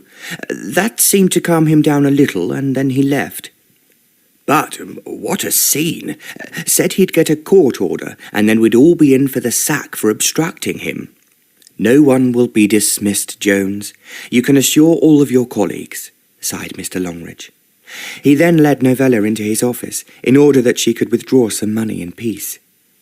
Can he really obtain a court order to gain access to my account? Asked Novella nervously, as he counted out £50 in £5 notes. No, of course he cannot. Not unless you are certified insane or dead. I do believe that he would not stop at either to get what he wants. And I would be here to witness that you are both alive and in sound mind, replied Mr. Longridge. Now come along. We should be making our way to Sir Edward's house. I do not fancy that it will be long before Lord Buckton discovers that you are not at home, and will be in hot pursuit. Novella tucked away the money into her purse. She intended it to be payment for the nurse as soon as she arrived. I do hope that will not be whilst I am away from home, she thought, as she followed Mr. Longridge back out into the street. It would be terrible if Lord Buckton intercepted her and turned her away. Mamma needs her now more than ever. Oh, I wish I did not have to leave her. But she knew that if she were to regain her emotional strength to fight Lord Buckton, then she would need this short time away from Crownley Hall. And so Novella and the ever-faithful Mr. Longridge journeyed over to Tithehurst. It was a warm evening, and Novella had no need of the cloak she had brought with her. The gates of the house rose up in front of them. Novella felt a curious thrill of excitement as the carriage pulled up the drive. I will enter the house first and ask Sir Edward if he would be good enough to extend his hospitality to you tonight, suggested Mr. Longridge, climbing down. That way, if it is inconvenient, he will not feel awkward. Novella sat and patiently waited. Long moments ticked by before anything happened, and then Novella caught sight of Sir Edward running towards the carriage. Novella, are you all right? He questioned, opening up the carriage door for her. I'm fine. I assume that Mr. Longridge has told you everything. Yes, he has. What are to do? You will, of course, be staying with me tonight. I would not have it any other way. Thank you so much. It is such a relief to hear you say that, she replied, leaning on his arm as she alighted from the carriage. My housekeeper is making the guest room ready for you. I'm so glad that you came to me. You could not have stayed in that house tonight of all nights. I confess that I have had enough of my stepfather's ire to last me a very long time, added Novella. My only concern is for Mamma. The nurse is due to arrive at any moment, and I fear that, should I not be there to receive her, she'll be sent away. From what Hubert told me about your housekeeper's grumblings, I would think it likely that Mrs. Armitage would drag her back by her hair before she'd see her leave. Novella laughed for the first time in a long while. You're right. Mrs. Armitage has been nagging me constantly to find a nurse. She says that she was not hired to tend the sick. I think we are all agreed that your mother needs the best possible care now, and I do not think even Mrs. Armitage would deny her that.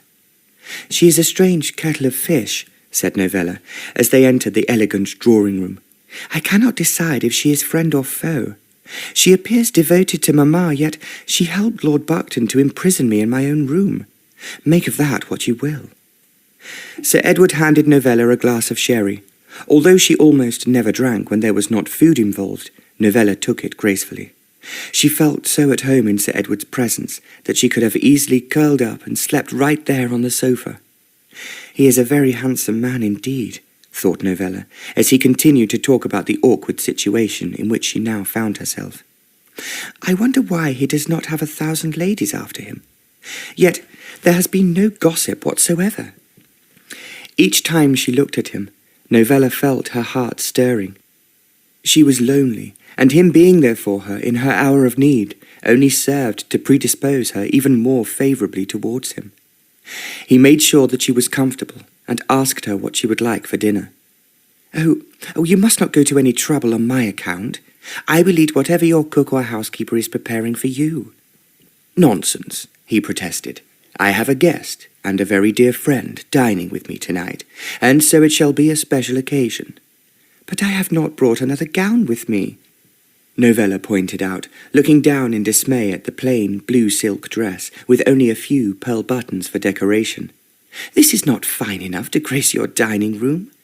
On the contrary, parried Sir Edward, smiling, you are perfectly, charmingly attired. You look beautiful as you are. Novella glanced down and blushed deeply. But secretly she was thrilled. Sir Edward did not take his eyes off her for a second, and each look between them became more and more lingering as the evening wore on. Novella was so aware of the time that she did not even feel hungry until the butler came in to announce that dinner was served. A little late, I am afraid, said Sir Edward, offering Novella his arm. Goodness, it is 9 o'clock already, remarked Novella, as the ornate golden clock on the mantelpiece began to chime. You must be famished. I do believe that I am, now that you mention it, she said, looking forward to spending more time alone with the dashing Sir Edward. After the variable bill of fare that Novella had encountered at Crownley Hall since her return, Sir Edward's table presented a marked difference. Each course seemed more delicious than the last, and she ate heartily. I see that food pleases you, commented Sir Edward, as she spooned the last morsel of a second helping of crème bavarois into her mouth. Quite delightful, she answered. I should like to thank your cook for providing such a wonderful meal at such short notice. He is a French chef, actually. His name is Jean-Charles, and I found him in France. He was working for a cousin of mine who was about to marry into a well-to-do French family, who already employed a large battery of chefs and sous-chefs. The French do take their food seriously. And quite right, too. But you are very lucky. There are not many households in the county who could boast a French chef. Ah, Lady Novella, I would not dream of boasting. It would mean that I would then be forced to entertain every family of any standing from now until Christmas. I swear that it would quite exhaust me. So, you do not care for the social whirl? Asked Novella, attempting to gain some knowledge of her host's romantic life. Not really. I prefer the quiet life. My horses, the country, and a little hunting are all I require for a happy existence. It sounds quite perfect, declared Novella, feeling more and more that he was the kind of person she would like to spend more time with. Then, becoming a little more daring, she broached the subject which she most wanted to discuss. And I expect that you are invited to a great many balls, being the only eligible bachelor for miles around. I should not wonder that your name is on every young lady's list hereabouts. Sir Edward laughed long and loud. You flatter me, Novella, but you are correct in your assumption that I receive many invitations. However, I am yet to meet a young lady at any of these functions who would pass muster as a future wife. No, she would need to be a rare woman indeed. So you have no thoughts of marriage? Novella could scarcely believe how forward she was. Papa always said that love is the reason for living. He and Mamma were so happy. Novella shocked herself with the way that she had laboured the point. Blushing to the roots of her hair, she looked away and pretended to be examining a painting on the wall. A man always has thoughts, said Sir Edward, gazing at Novella deeply, as she finally made eye contact once more. But, when the time is right, I shall make my choice, and you shall be the first to hear of it. There was an awkward silence as he stared intensely into her eyes. Novella was suddenly overcome with shyness, and did not know what had possessed her to ask such questions. "It is quite out of character for me," she said to herself as she folded and refolded her napkin. "After all, it is not as if I am really interested." But Novella knew that she was lying to herself. Her interest in Sir Edward was as keen as her appetite had been at dinner, but she was fighting her true feelings. "Novella? Oh, I'm sorry. I was lost in thought. But I am being selfish, keeping you up. You are no doubt exhausted from the day's trials and tribulations." "No, not at all," she admitted. "With Mamma being so ill, I rarely engage in stimulating conversation with anyone. As my other dealings have all been of a rather distressing nature, it is good for me to have an altogether different kind of discussion. Then, would you care to join me in the drawing-room for coffee?" "I would love to," replied Novella, clapping her hands together in delight. As Sir Edward offered her his own arm once more, she thrilled at the touch of his hand when it lightly brushed hers, as he put her arm under his. Walking to the drawing-room, Novella inhaled the scent of fresh soap and brilliantine. They were the same kind of manly smells that used to emanate from her beloved Papa. "There is so much about him that reminds me of Papa," she thought, sinking down into a large silk-covered sofa. "He talks to me if I was the most important person in the world at that moment." That thought was to keep Novella awake all through the long night that followed. She tossed and turned, even though the bed was extremely comfortable. So when the maid came in the next morning with a tray of tea, Novella felt no more refreshed than when she had first laid her head on the pillow. "Good morning, my lady. Sir Edward says that he will take breakfast with you at 9 o'clock. Would you like me to draw you a bath?" "Thank you. I would like that very much." Having bathed and put on her blue silk dress once more, Novella brushed her hair and swept it up on her head. She was getting used to dressing herself. In fact, she had become quite adept at inventing new ways to show off her luxuriant dark hair. "It is such a pity I did not think to put a change of clothing in my bag," she groaned, looking wistfully at her grubby dress. "Sir Edward would have tired of seeing me in this." But as she entered the dining room, Sir Edward's face lit up. "Novella, how ravishing you look this morning." "Thank you," stammered Novella, thinking that, in her opinion, she was far from attractive at that moment. Novella took the top off of her egg and proceeded to eat in silence. "Why am I being so awkward around Sir Edward this morning?" she puzzled, helping herself to a curl of rich, creamy butter. "Last night I felt completely at ease, and now I am like a mumbling schoolgirl." She was aware that Sir Edward was still staring at her.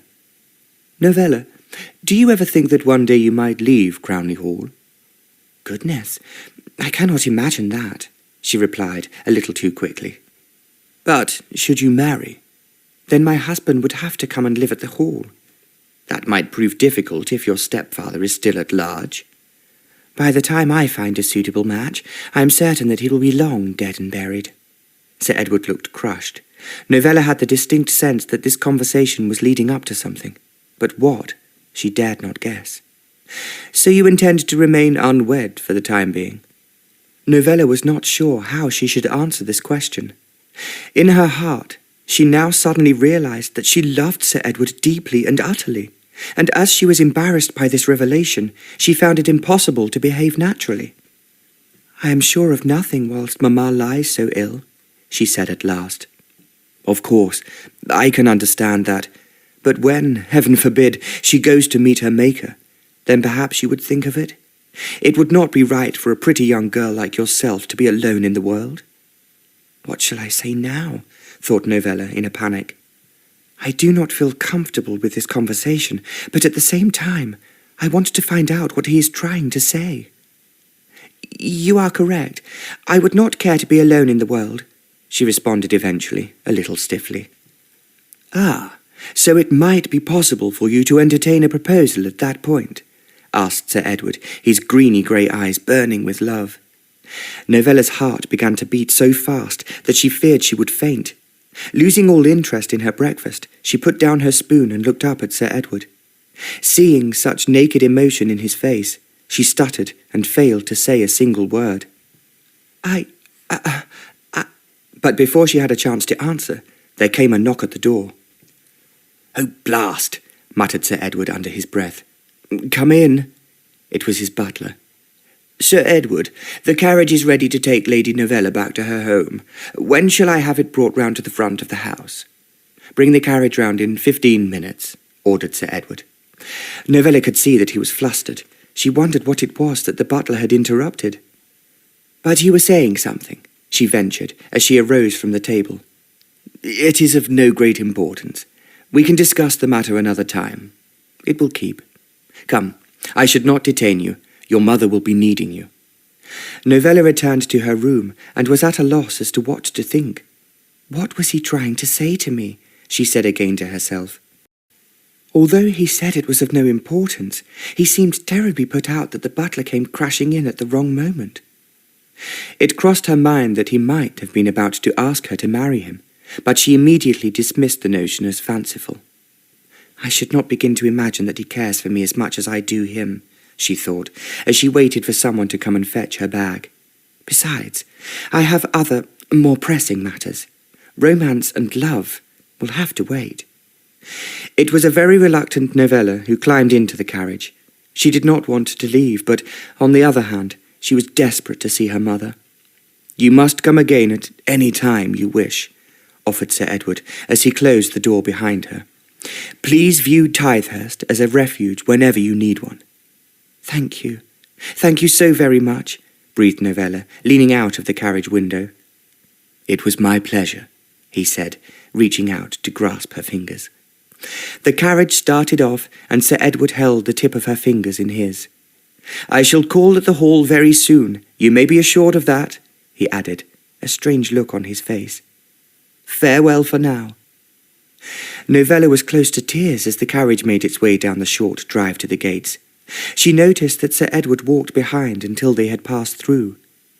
"I love him so much," she cried aloud, not caring if the driver heard her. "But it is simply the wrong time for me to become involved with anyone. I have no idea if he feels the same for me." In turmoil, she spent the rest of the journey back to Crownley Hall in a state of profound anxiety. Novella felt extremely nervous as the carriage pulled up to the front door of Crownley Hall. While the coach driver unloaded her one bag, the door flew open, and Mrs. Armitage came running out. "My lady, there you are." "Oh, heavens! Mamma, she's not—" No, my lady. The nurse has arrived about 15 minutes ago. She's with the Countess now." "What kind of woman is she?" "Quiet and gentle, my lady. I think you'll be happy with her." Novella did not hesitate, and ran straight upstairs to her mother's room. Inside, a tall, graceful woman with blonde hair and a pleasant expression was by her bedside. "You must be Lady Novella," she said, as she wiped the Countess's brow. "Yes, I am. And you are?" "Nurse Shanks. I was sent by the agency, my lady, and just in time. Your mother is gravely ill." "How ill?" "I think it will not be long," she whispered. "Perhaps a few days, or a week at most." Tears sprang into Novella's eyes. "Thank you, nurse," she replied, staggering away. "Mamma! Oh, Mamma!" she cried as she went back downstairs. "I cannot believe the time has come." As she stood in the hallway, pondering whether or not she wanted to send for Sir Edward, she suddenly heard voices coming from the library.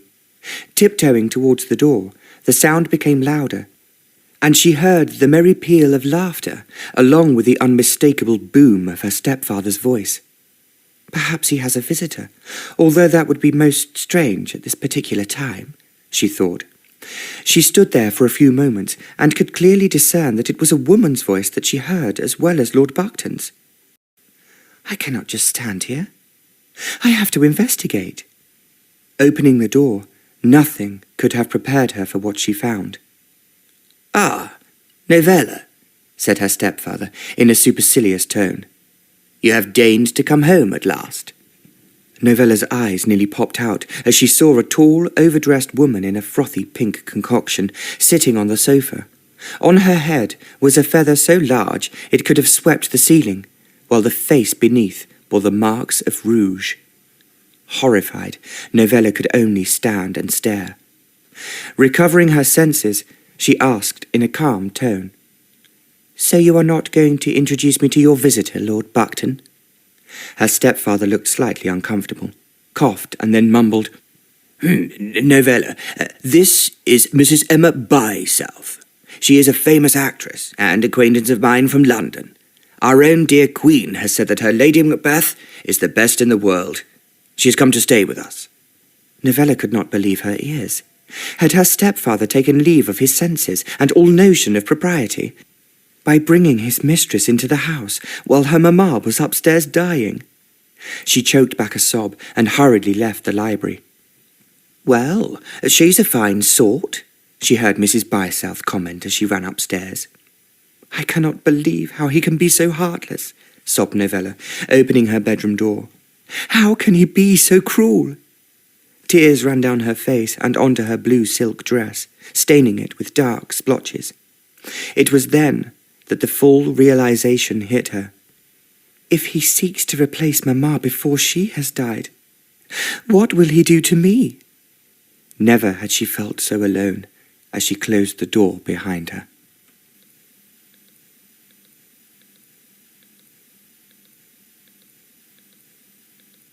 Chapter 9. After a while, Novella pulled herself together and dried her tears. She recognized that she would not be helping her mother by lying on her bed weeping. Splashing her face with cold water, she reflected upon her current situation. Now, instead of feeling hopeless, she felt angry again with her stepfather. I must carry on in spite of his dreadful behaviour, she resolved, walking towards her mother's room. The least I can do is ensure that Mamma has the best of everything, while she still draws breath. The oil lamp was burning bright as Novella opened the door. Nurse Shanks looked up from her book and moved to rise. How is Mamma? Very weak, Lady Novella. Do you think she will last the night? Nurse Shank looked at Novella with a pained expression. I am not at all sure, my lady. It might be best for you if you were to remain here all night. Then that is just what I shall do, agreed Novella firmly, as she sank down into a small bedroom chair. It was soon 11 o'clock, and Novella found it difficult to keep awake. So exhausted was she by the past few days that her eyes felt heavy as lead. In fact, since she had returned to Crownley Hall, life had been incredibly hard for her. Sometimes I miss the routine of school, she thought, as she watched her mother's laboured breathing.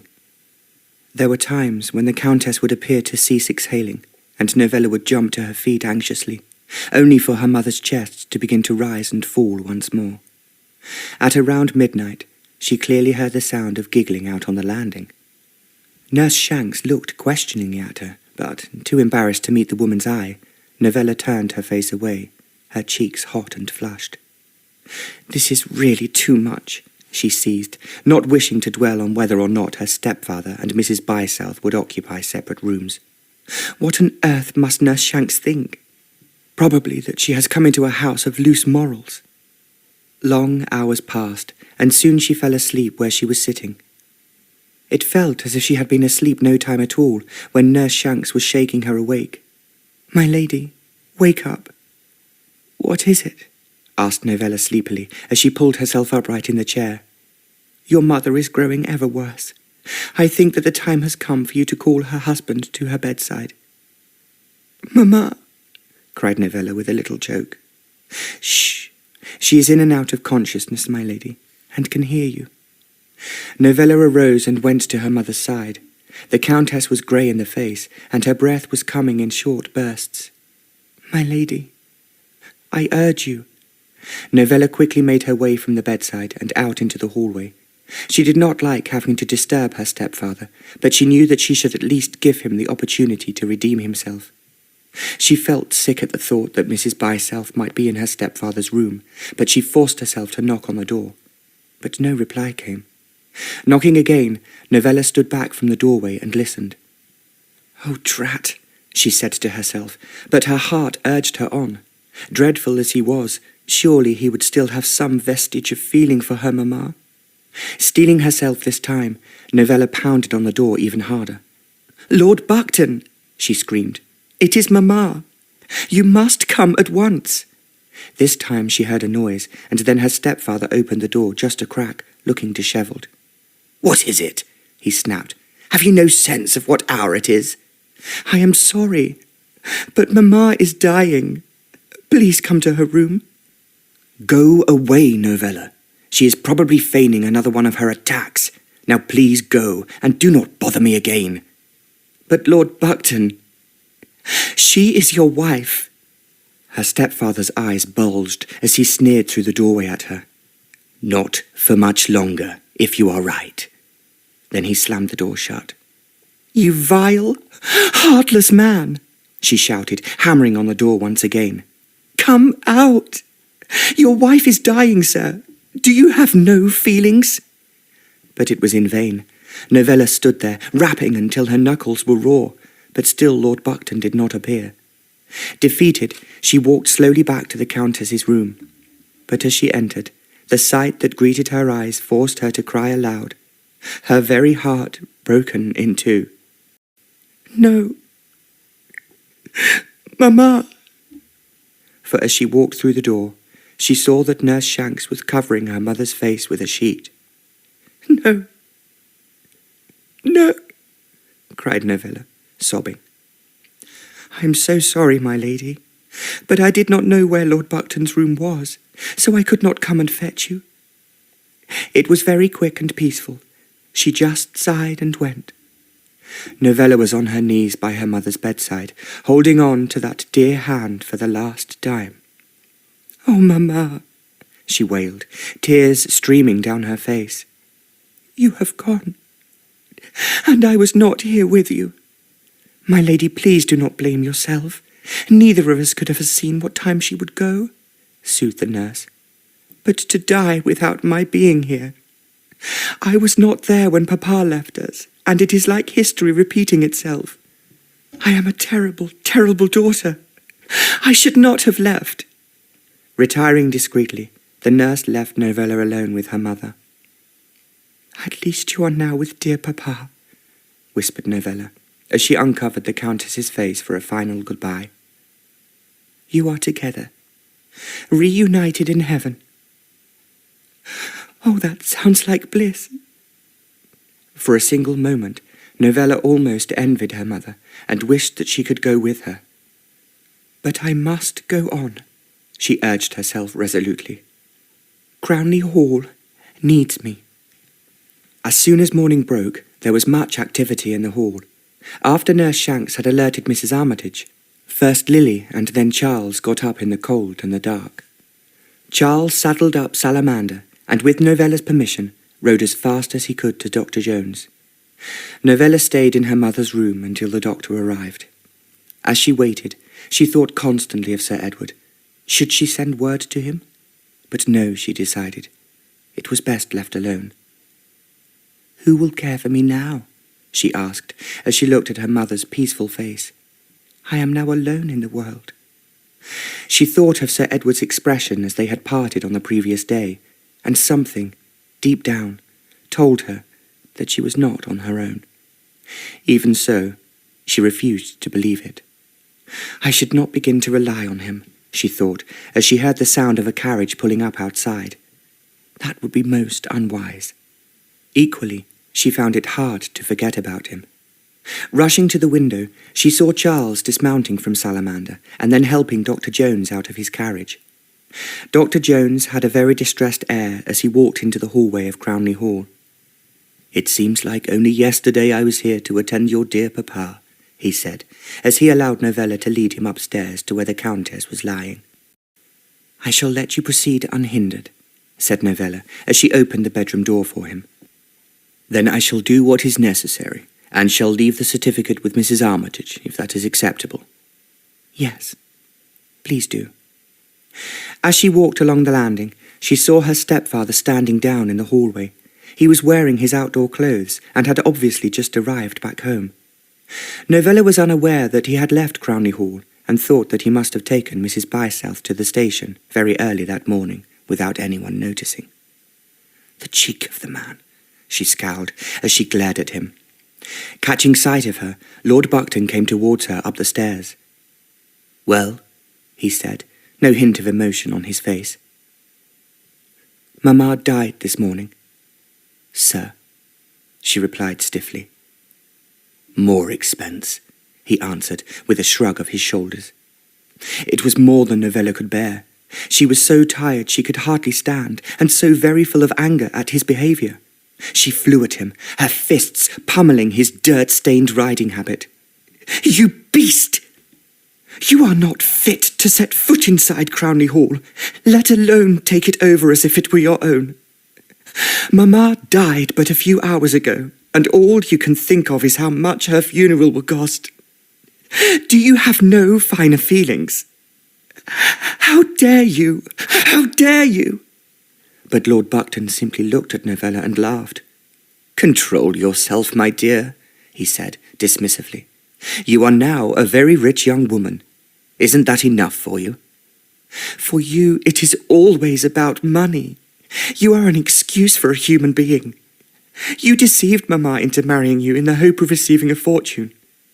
Well, I can tell you, Lord Buckton, that neither Crownley Hall nor Mamma's money will come to you. Papa left a will stating that everything comes to me. Do you hear?" Never before had Novella behaved in such a fashion. Her eyes were flashing and her voice was loud and firm. In the midst of all this, Mrs. Bysouth appeared at the top of the staircase. She had not left the house, and looked as if she had only just dressed herself. "And as for you bringing this immoral character into the house, words defy me. You have defiled Mamma's memory by behaving in an improper fashion with her. And you, Mrs. Bysouth, you have no shame if you are happy to jump into a dead woman's shoes, before she is even cold." Mrs. Bysouth reddened and looked as if she wished the ground would swallow her up. Trying to maintain a dignified stance as was possible given the circumstances, she pulled herself up to her full height and quietly said, "I think it would be best if I left," before turning round and going back upstairs. That was all Lord Buckton required to provoke one of his rages.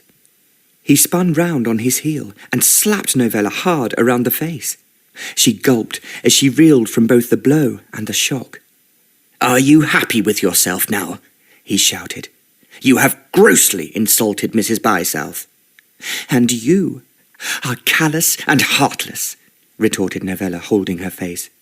She tried not to cry, even though the blow had brought tears to her eyes.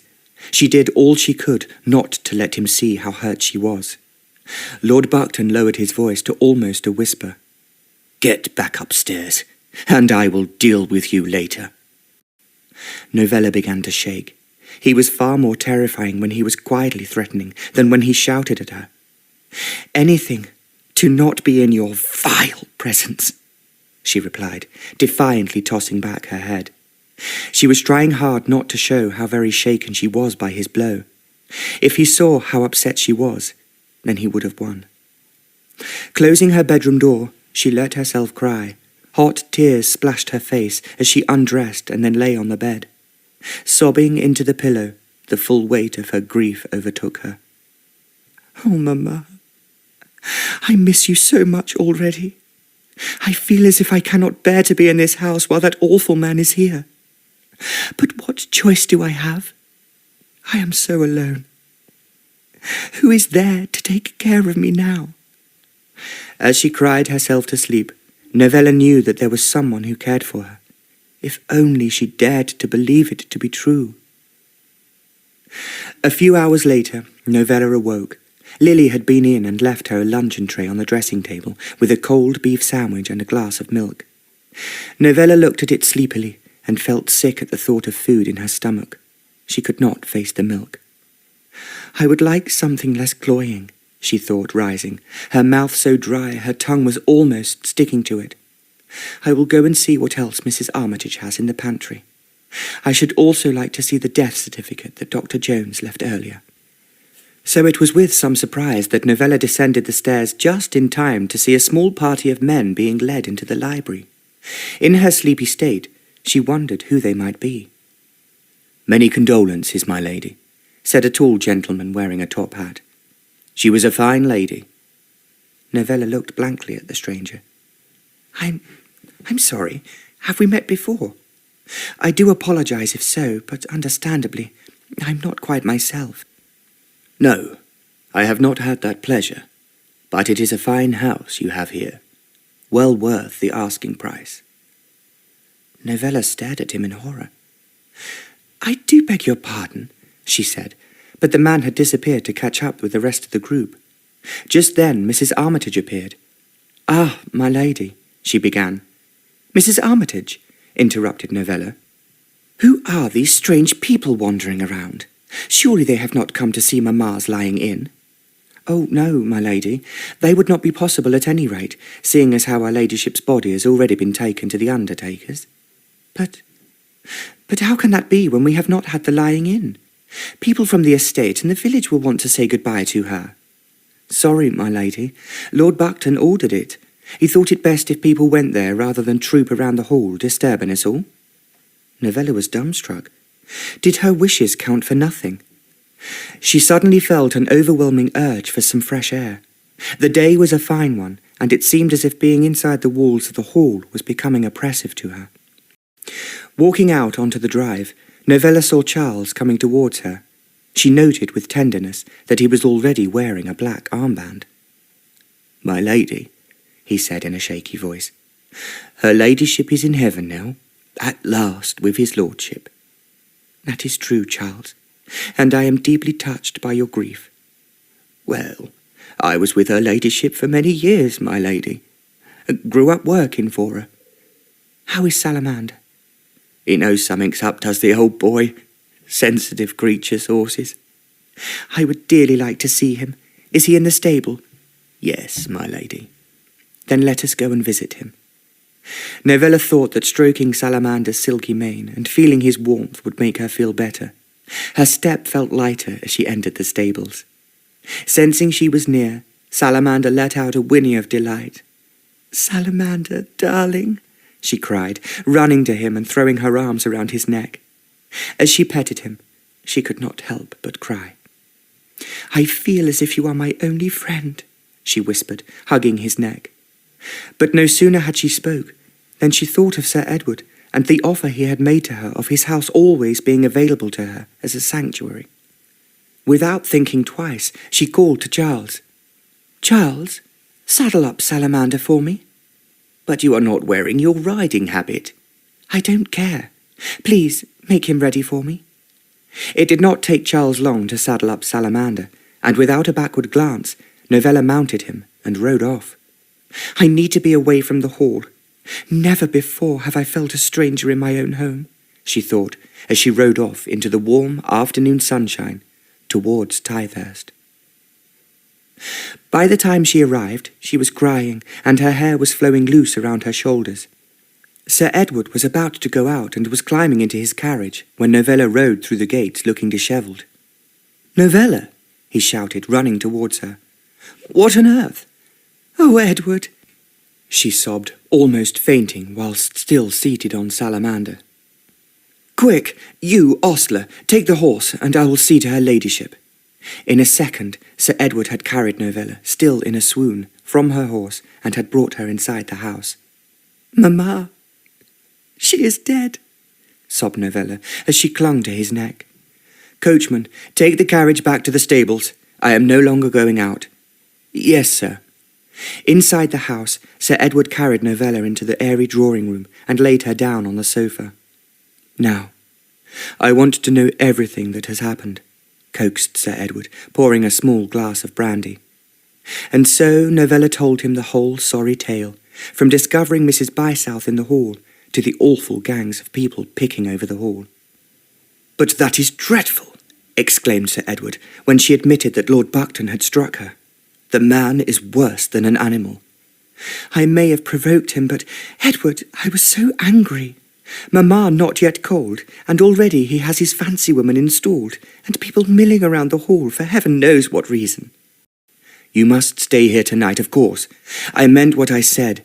You must treat this house as your place of retreat. Novella looked up at him gratefully. I cannot tell you how much that means to me. There was a long silence as their eyes met, and Novella was suddenly filled with a strange emotion. Looking away, she sipped at the brandy and wrapped herself in the blanket. Although it was warm outside, she was shivering from shock and exhaustion. "Who is arranging the funeral?" asked Sir Edward after a while. "I should suppose that would be my responsibility," sighed Novella. "I cannot see my stepfather would be bothered." "Then you must allow me to help, of course." "That would be wonderful," she replied, her heart swelling with emotion. "And you will need to visit your solicitors naturally." "Yes, you are right.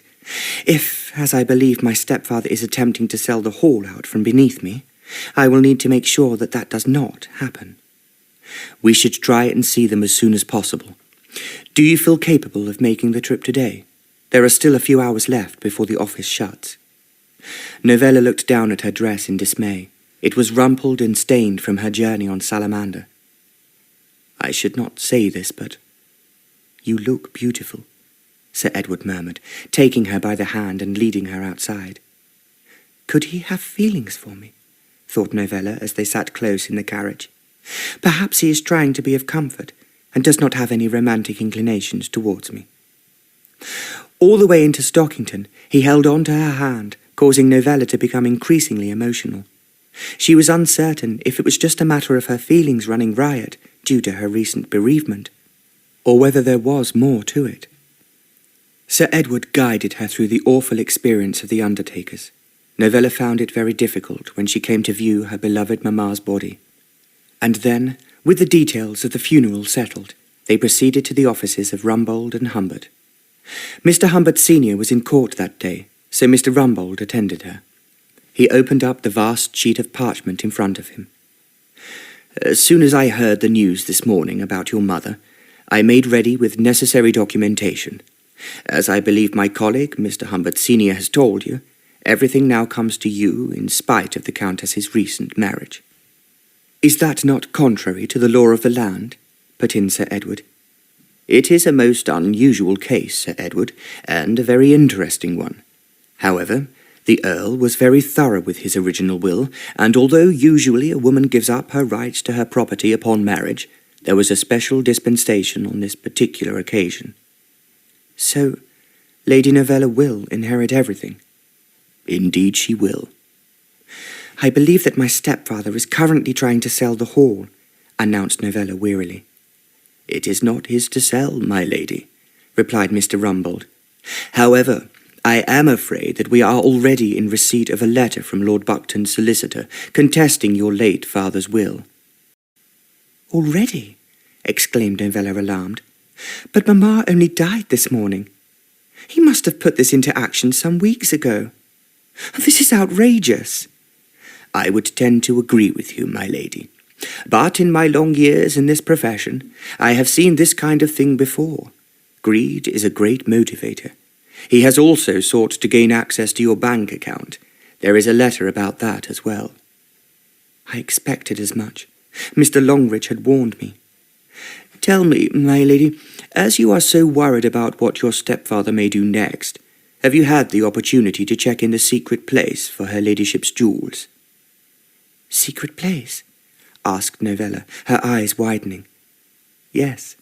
Your father was a wise man. He was also mindful of the fact that your mother would often be left alone in the house overnight. He was worried that thieves would take advantage of his frequent absences and would rob her. So he commissioned a craftsman to build a secret place in her bed for her valuables. I believe that both you and your father had identical beds?" "Yes, they are very ornate with lots of carvings," replied Novella, growing more excited by the second. "I loved the fact that I just had one like theirs, especially when I was small. I was so relieved when I returned to Crownley Hall to find that my bed had been moved to my new room." "Ah, yes. Your stepfather took over your old room, did he not?" "How did you know?" "Oh, village gossip, my lady." Novella was shocked. Once more she was mortified that her stepfather had made the family the subject of tittle-tattle, and it made her utterly embarrassed to be associated with him. "In any eventuality, my lady, you should search in the carvings above the bed. There you will find a catch, and inside a secret compartment holding your mother's valuables." "I had thought that my stepfather had sold them all off." "Some things may have indeed been sold, but I would wager that there will be a great deal left for you." As it was growing late, Novella thanked the gentleman and rose to leave. Sir Edward jumped up from his seat and took her arm in his. "Good luck, Lady Novella, and remember the law is on your side," said Mr. Rumbold as she left the office. "Oh, I am so relieved," she cried as they climbed back into Sir Edward's carriage. "And what exciting news about the hiding-place! But you are not planning on returning back to Crownley Hall tonight, surely?" asked Sir Edward, a worried look marrying his handsome features. "I had not thought to stay at Tithehurst," replied Novella, her eyes cast downwards modestly. "I insist. You cannot go home and face your stepfather. Novella, you have endured more than most, and you need a respite from your trauma. Going back tonight will only make you unhappy. Return tomorrow, after a refreshing night's sleep. I am sure that Jean-Charles will provide us with a delicious dinner. That is, if you are hungry."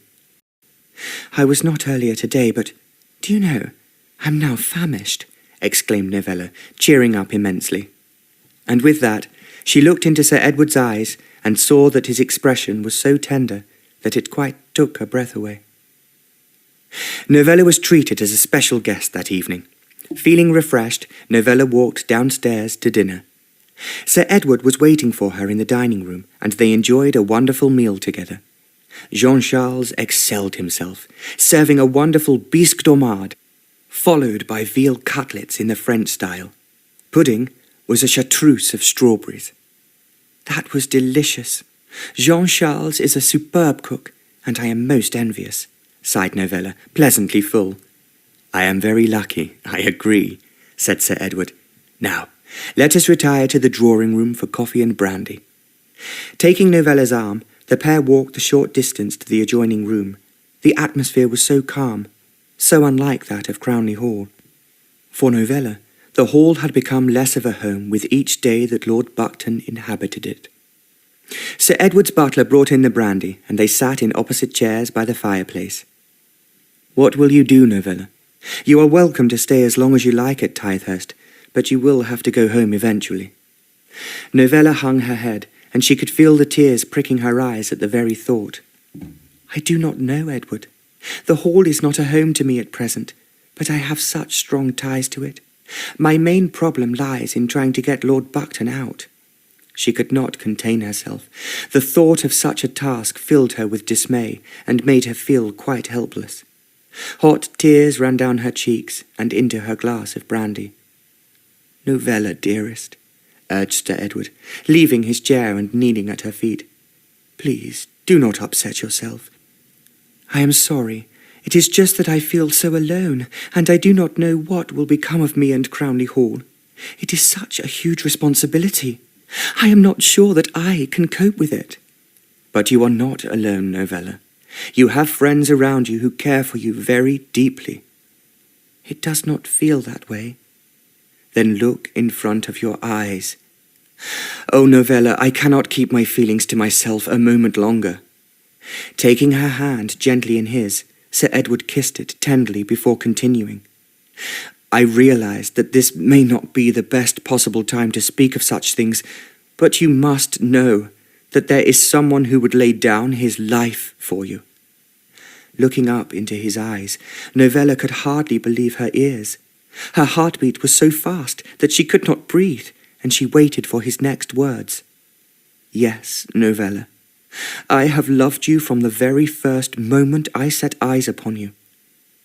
"Oh, Edward," breathed Novella, as he rose and took her into his arms. "It is true. I speak my heart to you now. God is my witness. I cannot bear to see you in such distress, so even though I know my timing is dreadful, I need you to know that you are not alone. I love you. I love you. And I want you to know it now." "Edward," she murmured, her eyes closing in ecstasy. Sir Edward leaned towards her, kissing first her hair and then her eyes, and lastly, her lips. "I am so happy, I swear I will burst," thought Novella, as she emerged from a long and tender kiss. "Darling, continued Sir Edward, holding her tight and showering her with tiny kisses. "You need never fear again, for I am here beside you to be your rock, your strength. Do not worry about Lord Buckton, for together we will outwit him and claim Crownley Hall as yours and yours alone. I love you and want to marry you." Novella gasped, her heart bursting with the love that comes only from above. The world seemed to stand still as she nestled into his arms, safe and free from harm. "Dearest Edward," she whispered, feeling the warmth of him against her cheek. "Novella, dearest love, would you, once the period of mourning is over, consider becoming my wife?" Sir Edward looked deep into her eyes and waited for her answer. Chapter 10. Novella looked at Sir Edward, her head reeling from what she had just heard him say. She desperately wanted to answer him, but no sound came out of her mouth. With so many mixed emotions taking hold of her, she did not know how to reply. Sir Edward, sensing her discomfiture, pulled back from her. His face fell, and his eyes looked wistful as he said, "I do not expect your answer now. I have been a trifle hasty. I can see that." Novella suddenly feared that she would lose him and everything that was good and hopeful in her life. Grasping his shoulders, she looked up at him, her eyes full of love and sincerity. "No, no," she cried, feeling that happiness was about to slip from her fingers. "I love you too. I will become your wife. No matter what happens, this, I promise you." Almost bursting with joy, she felt Sir Edward's arms enfold her as he drew her close once more and kissed her tenderly on the lips. Novella now knew what it was to love and be loved, and it filled her mind, her body, and her soul with such ecstasy that she felt as if she was touching heaven itself. "Darling, what will you do now?" asked Sir Edward as they stood in an embrace by the fire. "I should like to stay here tonight, but I am afraid I simply must return to the hall tomorrow morning. I do not trust my stepfather 1 inch. You must allow me to accompany you." "No, I have to do this on my own. I can send word for you if I need to, but there are family matters that need to be settled, and it would not be right for you to witness them." "Novella, my precious, I understand. But equally you must know that I am beside you, every step of the way. And I thank you for that, Edward, my dearest. But my stepfather's temper is short at the best of times, and I do not wish you to become involved. Novella, whatever problems you have are mine too," he pleaded. Novella looked up at him, his beautiful eyes so full of love for her. Could she have imagined a finer man as her fiancé?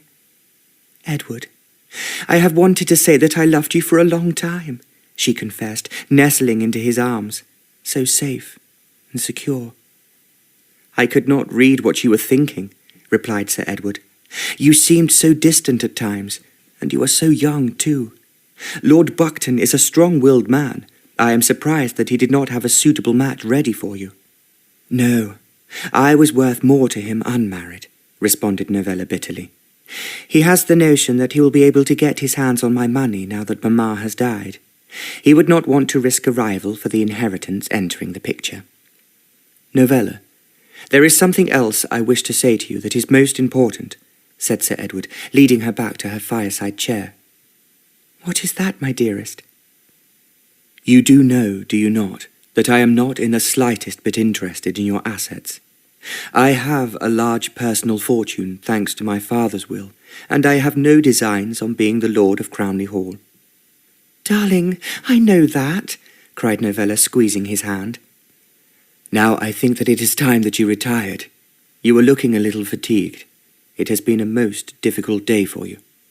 "Yes, you are right," sighed Novella, for in spite of all the excitement she felt at her new love, she was very, very tired. "Your room will be ready for you. Now go. I will see you in the morning." He kissed her eyes gently and rang for the maid so that she could show Novella upstairs. Sir Edward walked as far as the landing with Novella, and then kissed her once more. "Good night, my darling one," he whispered. "Until tomorrow. Sleep well." "And you too," murmured Novella, before moving towards her room. "And do not forget, you are no longer on your own. You have me by your side, and now your stepfather has me to contend with as well." Novella smiled to herself, still unable to believe how fortunate she was to have found love with a man like Edward. "Papa and Mamma would have adored him," she thought, as she watched the maid turning back the bed and making sure that there was enough water in the jug. "I do so hope that they are looking down on us and giving us their blessing." And that thought comforted her immensely. Although excited, Novella quickly fell asleep, and before she knew it, the maid was pulling back the curtains and letting in a stream of brilliant sunshine. Rubbing her eyes, Novella wondered if she had indeed dreamt everything that had happened the previous evening. After such a hideous run of luck, it all seemed too good to be true. But as soon as she entered the dining room for breakfast and saw Sir Edward so anxious and so nervous, she knew that she had not imagined it. Running towards her, he took her hand and kissed it many times over. "My darling, how did you sleep?" As he gazed at her, loving and attentive, Novella felt overwhelmed. "I was asleep as soon as my head touched the pillow," she said, not letting his hand go. "And now I'm quite hungry." "John Charles has made some kedgeree. Would you care for some?" "That sounds wonderful. Thank you." Novella seated herself at the table, as Sir Edward took it upon himself to pile up a plate from the buffet for her. His butler stood by, with an amused look on his face at having been temporarily relieved of his duties. "What will you do this morning?" asked Sir Edward, looking concerned. "I must return to the hall as soon as I have eaten," replied Novella, savouring the tasty dish. "I want to search for that secret hiding place that Mr. Rumbold told us about. I feel sure that Lord Buckton will have ransacked the place, already searching for what remains of Mamma's jewels." "And you are still certain that you wish to return alone?" Novella felt torn.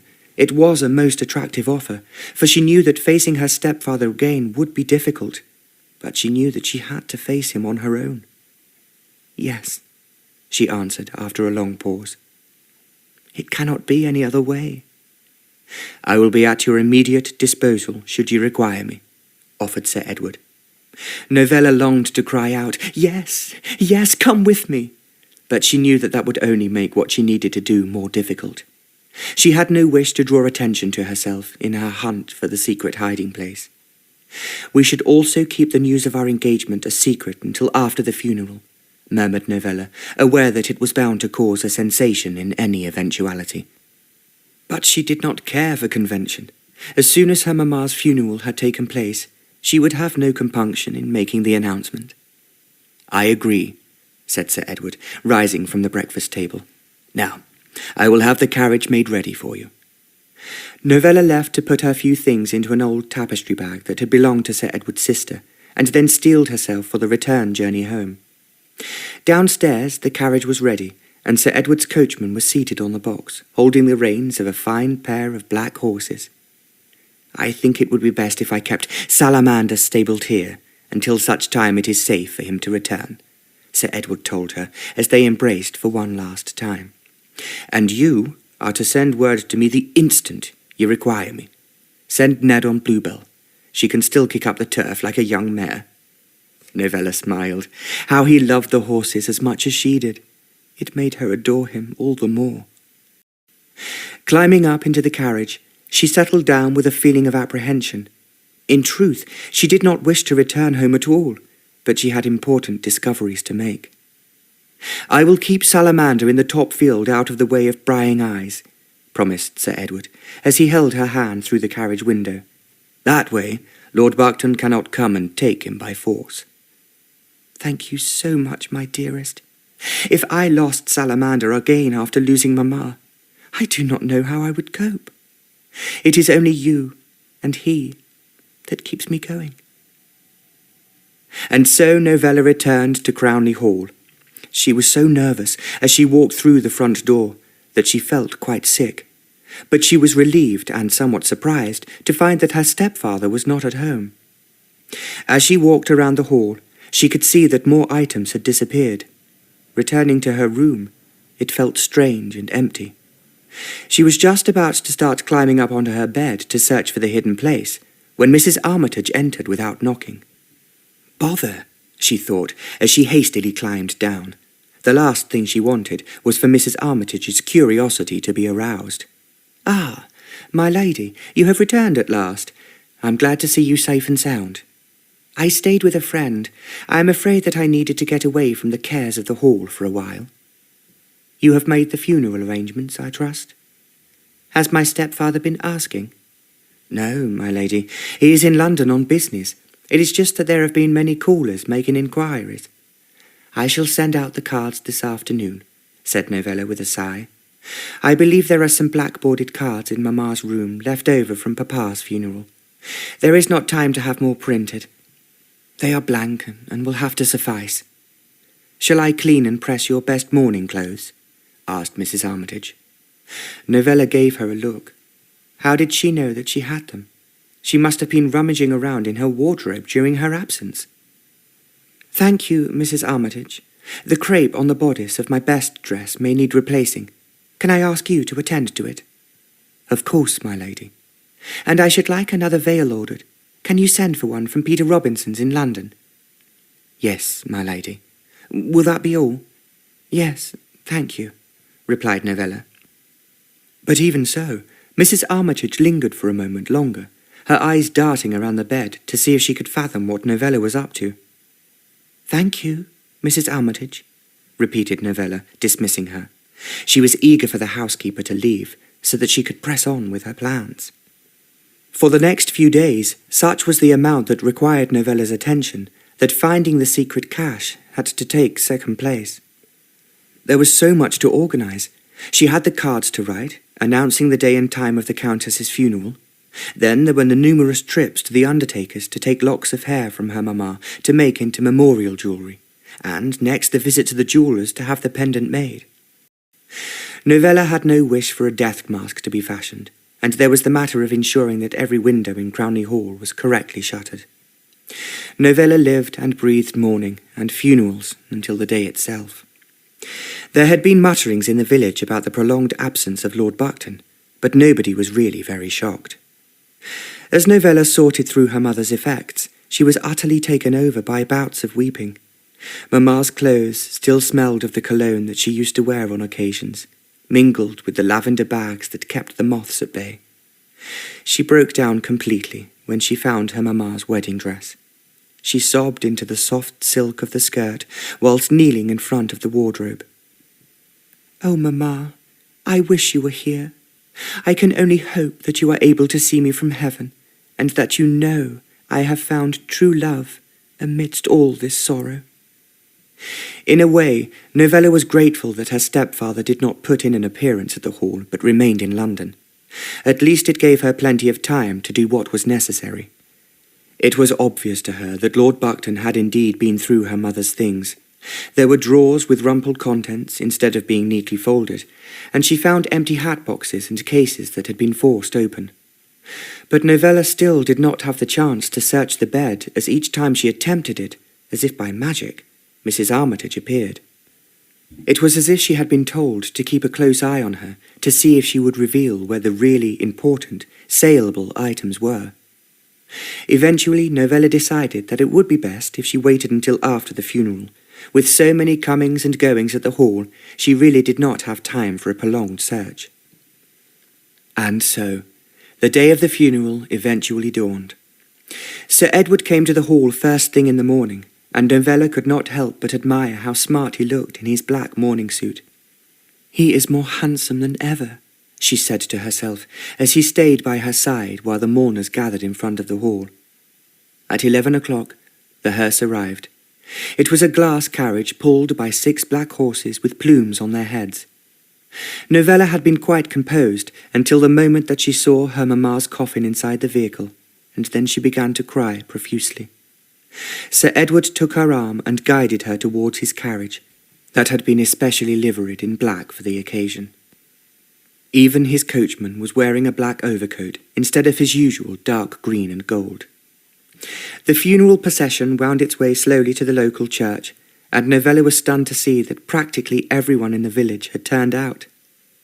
"I did not think it was possible that Mamma was so loved," she said to Sir Edward as they climbed down from the carriage. Later, as they stood around the grave, there were mutterings from within the crowd remarking upon Lord Buckton's absence. Although it was outrageous that he was not present, Novella was secretly pleased. She had not wanted her stepfather to be by her side throughout the service and around the grave. She was pleased that it was Sir Edward who held her arm and comforted her. "Goodbye, dearest Mamma," whispered Novella, as she took a handful of dirt from the box and threw it into the open grave. "Rest easy with Papa, and I will see you one day again." Leading her towards his carriage, Sir Edward suddenly turned to her. "Do you wish me to come back to the hall with you?" he asked gently. "No, I would like to be alone and to rest," she replied, feeling quite exhausted. The whole weight of everything that had happened lay heavy upon her. "Then you must take my carriage. I will go with Mr. Longridge in his." Mr. Hubert Longridge had indeed attended the service, and could be seen with tears in his eyes throughout. In fact, Novella could not think of a single friend or tradesman who had ever dealt with the family who had not put in an appearance. Reluctantly, Sir Edward saw Novella into his carriage, and then took her hand briefly. He knew it would not be right to give her a kiss, with so many people watching. "Darling, I wish I could cover your face with kisses, but it would not be seemly. Please, look after yourself, and send for me immediately, should you need me." "I will, my love," she replied gratefully, as the carriage began to pull away. Novella's heart was in her mouth as she approached the hall. Travelling down the long drive, she could see that her stepfather had returned, and that he appeared to be accompanied by a rough-looking man. As they drew up outside the front door, Lord Buckton turned to greet her. "Ah, Novella," he called. "I am so sorry that I could not attend your mamma's funeral. I have only just returned from London." Stepping onto the drive, Novella gave the man next to him a long look. She waited for her stepfather to introduce them. It was then that she noticed that all the closed shutters in the house had been reopened. After giving a nervous cough, Lord Buckton spoke. "Let us go inside, my dear," he said almost kindly. "I want you to meet Mr. Preston. He is waiting inside, and he is most anxious to speak with you." Fear sprung up at once in Novella's bosom. The man that Lord Buckton was speaking to when she arrived looked alarmingly like a builder. She could see that his hands were rough from hard work, and he had the complexion of a man who spent a great deal of time outdoors. "What matter does he wish to discuss with me?" she asked in a cool tone. "I think that it is best if we go indoors and talk there," insisted her stepfather, beginning to look irritated. "Very well." Lord Buckton took her into the library, by which time Novella's heart was beating fast. She had just been through one dreadful experience, and now it seemed that she was about to have another. What was more, her stepfather's avuncular air was not the least bit in character, and that alone was enough to worry her. "Sit down, my dear." Lord Buckton offered her a comfortable chair, and reluctantly, Novella sank down into it. As she did so, she noticed that a second man was in the library already. She had not noticed him at first, although heaven only knows she did not, for he was dressed in a loud checked overcoat with a pink silk waistcoat. Not quite smart enough to be a dandy, but Novella immediately began to suspect that something was afoot. She glared at the man, feeling that he was intruding upon her grief. The man shifted in his chair by the window, obviously uncomfortable. "My dear, this is Mr. Preston. He and his colleague have come to see what needs doing to Crownley Hall. I have it in mind to put the estate up for sale now that your mamma has gone. Now, if you will be just so kind as to sign this paper, we can conclude our business and Mr. Preston can be on his way." Novella was so angry that she was shaking. "How dare he? It is not his to sell," she thought, but was unable to speak. Mr. Preston has made me a very generous offer for the hall, and I have decided to take it. Enough! Shouted Novella, standing up, her eyes blazing. May I remind you that it is not yours to sell. Crownley Hall is now mine. You know the terms of Papa's will, and I inherit everything upon Mamma's death. Not you. You will have to excuse Lady Novella, remarked Lord Buckton in a patronising tone to Mr. Preston. She buried her mother this morning. How dare you try and sell Crownley Hall from over my head? She continued, standing her ground. Mamma is barely in her grave. Mr. Preston turned red and looked down at his highly polished shoes. I'm sorry, my lady, but there seems to have been a misunderstanding.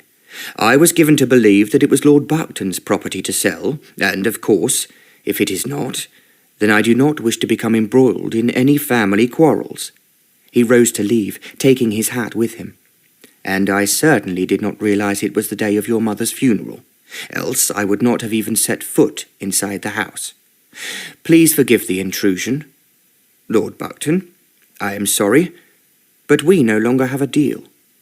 With a short bow, the embarrassed Mr. Preston quickly left the room. As he shut the door behind him, Novella turned to face her stepfather. She could see that he was beside himself with rage. His face was purple, and his breath was coming in short, noisy bursts. You will pay for this, he spluttered, grabbing her by the arm so hard that his fingernails bit through the thin silk of her dress. Without hesitating, he dragged her out of the library and up the stairs to her room. Throwing her onto the bed, he strode back to the door, and with a flourish, took the key from the lock. You will stay here until I see fit to let you out. When you have cooled down, we will talk about this matter again. I will sell Crownley Hall. It is mine by right. With that, he locked the door behind him. Oh, why didn't I hide the key as I have been doing of late? Wept Novella. But she had been so preoccupied with thoughts of her mother's funeral that it had slipped her mind, and now she was incarcerated once more. What can I do? What can I do? She asked herself repeatedly, weeping all the while. Never had Novella felt so hopeless. As if it were not enough that today is the day of Mamma's funeral. I am now a prisoner in my own home. Looking up at the ceiling, Novella tried to fathom out what to do. She was certain that Charles would still be in the village, drinking to her mother's memory with the rest of the stable boys, and without him she had no chance of sending for Sir Edward. Why, oh why did I send him away? She cried, pummeling the bedcovers. I need him now more than ever. I was so foolish. But there was nothing she could do, and Novella realized that. Her eyes scanned the room until she was looking straight overhead up at her bedhead with its intricate carvings of acorns and leaves. The hiding place, she suddenly remembered. And if there was one in Mamma's bed, and all the beds were made at the same time, then perhaps there is one in mine. Excitedly, she stood on tiptoe and began to pull at various carvings. Oh, goodness, she wondered, her arms aching with the effort. Perhaps there is not the same feature on my bed.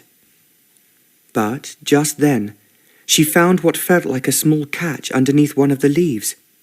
Holding her breath, she pushed it to one side, and to her amazement, a small door opened. Now, if I can stretch up and feel inside, she urged herself, straining her muscles till they started shaking. Then, her hand closed around something, cold and metallic.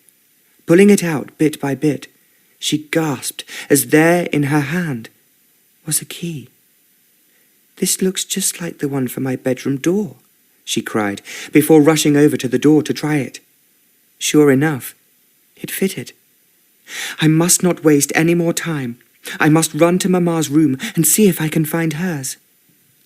Novella's heart was beating so loud that she was sure that it could be heard downstairs, but she stood and waited to make certain that no one was around.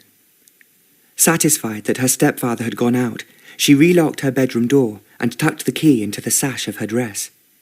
Thank heavens I had Mrs. Armitage sew a small pocket in it for handkerchiefs, she thought, as she made her way to her mother's room. It was cold and dark inside. Closing the door carefully behind her, she took that key out of the lock so that she would not find herself imprisoned should someone surprise her. Looking up at the carved bedhead, Novella could hardly wait to start her search. Carefully, she climbed up onto the huge bed and began to feel around the acorns, almost in the same place as she had found the catch on her own bed. There, underneath a leaf, was the very same. Moving it to one side, she held her breath as she reached up. Feeling inside the hole, her fingers grasped what felt like a necklace. Pulling it out, Novella let out a stifled scream, as there, sparkling in her hand, was a string of emeralds. "It is grandmother's," she cried. "I cannot believe that Lord Buckton did not get his hands on it. I wonder what else is inside." Novella held her breath as she stood on the pillow and delved deeper inside the hollow.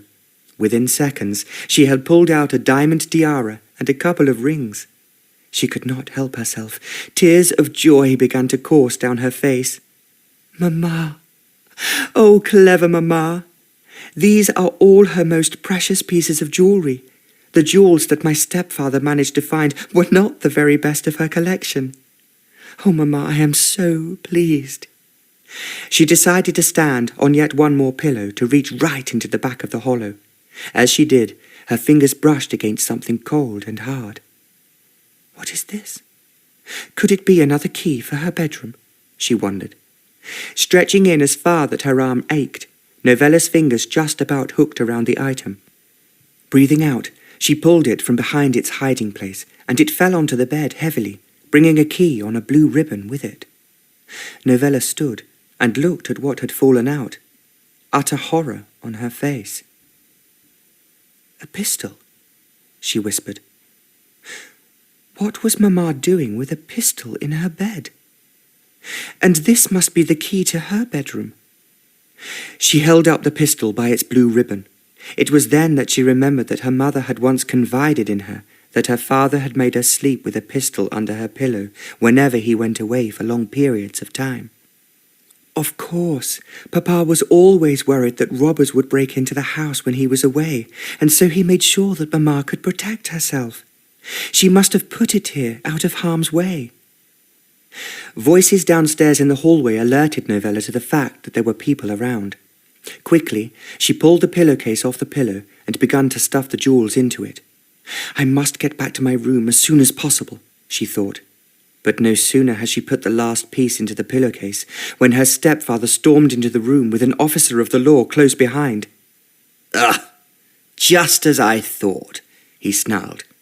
"As you can see, officer, my stepdaughter is not only a cheat who would do me out of my legal rights, but she is a thief. Look, she is making off with her mother's jewels." Novella felt sick to her stomach, not just because she had her mother's jewels in the pillowcase, but because she could see that she would be spending the night locked up in her room. "I wish the earth would swallow me up," she moaned to herself as they all stood there enduring a tense silence. Then at last the officer spoke. "I am sorry, sir. I cannot arrest this lady for taking her own mother's jewels. You told me that one of your horses had been stolen, which is why I came down to the hall to investigate. But it was she who instigated the theft. She is in league with some local villain." Novella could only stand there with her mouth open. "What nonsense is this?" she said wearily. "Look, she has proven that she is a thief," continued Lord Buckton in high agitation, as the poor officer looked on in bewilderment. "So, this is obviously a family matter, and I cannot intervene on behalf of the law. Lady Novella is quite within her rights to take a horse if it is stabled on the premises, and be in possession of her mother's jewels. Was not the Countess buried this very day?" Lord Buckton looked at the man in horror. Novella could tell that he had not bargained for such a reaction. "Yes, but I fail to see," he stammered. "I am sorry to have troubled you, my lady. Today of all days," said the officer humbly. Seizing it, a smile of triumph spread across his red face. "What about her being in possession of a firearm? Is that not an offence? He caught up the gun in his hand and waved it in the officer's stunned face. Novella did not know what possessed her at that moment, for she leapt at her stepfather and tried to take the gun off of him. "Give it to me! It is Mamma's!" she screamed as she lunged for the weapon. But Lord Buckton was too strong, and he caught Novella in a fierce grip. Holding her by the throat, he took the gun and aimed it squarely at her head. "I will be rid of you once and for all, you darned nuisance!" he bawled. "No! No!" cried Novella as she saw his finger pull the trigger. But Lord Buckton had not checked the safety catch. It was still quite firmly on, and there was just a click from the pistol. Novella swallowed hard, her legs shaking terribly. She had come within a hair's breadth of death, and luck had been on her side. Taking advantage of the fact that Lord Buckton's attention was concentrated on the pistol, and that he had slightly released his grip on her, Novella pulled away from him and dived behind the shocked officer. "Give that gun to me, sir," he demanded, but Lord Buckton paid no heed. He was so far gone in his rage that he was beyond reason. "Get out of my way, man! I'm going to shoot the little wretch and solve this problem once and for all." The officer stepped forward with his hand out, and as he did so, Lord Buckton took off the safety catch and shot him in the leg. Falling to the ground with a yell, clutching his bleeding leg, the officer could not have looked more astonished. "Help! Help!" screeched Novella, feeling that she was surely next in line for a bullet. But just as she began to shout even louder, the bedroom door flew open, and in charged Sir Edward with a whole troop of police officers. "Oh, my heavens!" he cried, seeing the bleeding officer on the floor. Within seconds, the police had surrounded Lord Buckton and overpowered him. The gun fell to the floor with a noisy clatter, and Sir Edward ran to Novella, who lay weeping on the bed. "Darling, it is all over now," he said soothingly, as he cradled her in his arms. They embraced for a moment before turning towards the door, just in time to see Lord Buckton being handcuffed and wrestled out of the room. 2 other officers helped the wounded man to his feet. He was shaken, but not badly injured. "I will wait downstairs for you, Sir Edward," said the officer in charge. "We will need to take some statements from both of you shortly." "Would you give us 10 minutes, officer? I want to make sure that Lady Novella is recovered enough to cope with your questions." "Very good, sir," he replied, tactfully leaving the room. As he left, Novella turned to Sir Edward, wonderment in her eyes. "Edward, I do not understand how you knew I would be in danger." "After all you had told me, I guessed that your stepfather's absence meant only one thing, that he was up to no good at Crownley Hall. When you mentioned the people who had been looking around in droves, I believed that at worst you might return home to find it overrun with more of them, so I decided to ask a friend of mine to arrange for some police officers to clear the scene. I had no idea how far in peril your life had become. It makes me terrified to think what might have happened had I not arrived when I did." "But how did you get the police to attend in such numbers?" "By persuading my old friend, the chief constable. Yes, the very same man who ensured that you reached Crownley Hall the day you returned from the school. That there would be an affray at the hall. He was only too eager to help.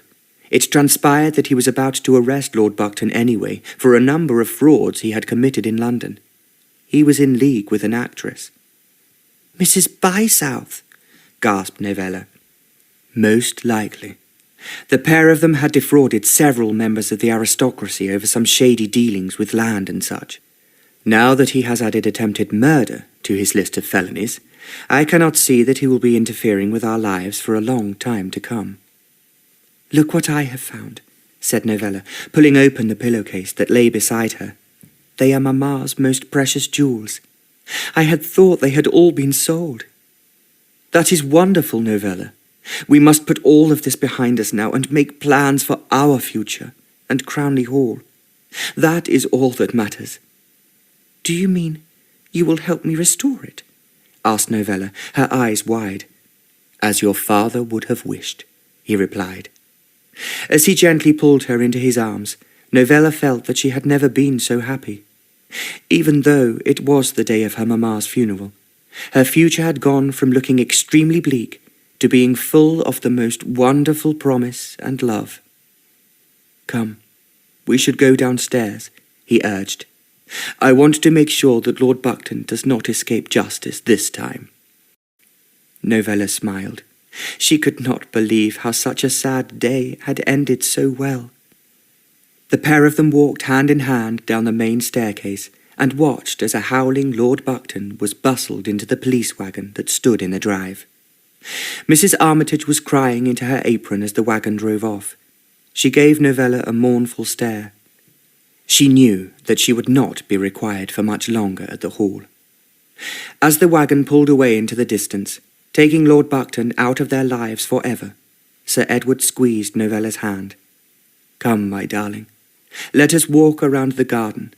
There is a beautiful sunset this evening." And so it was.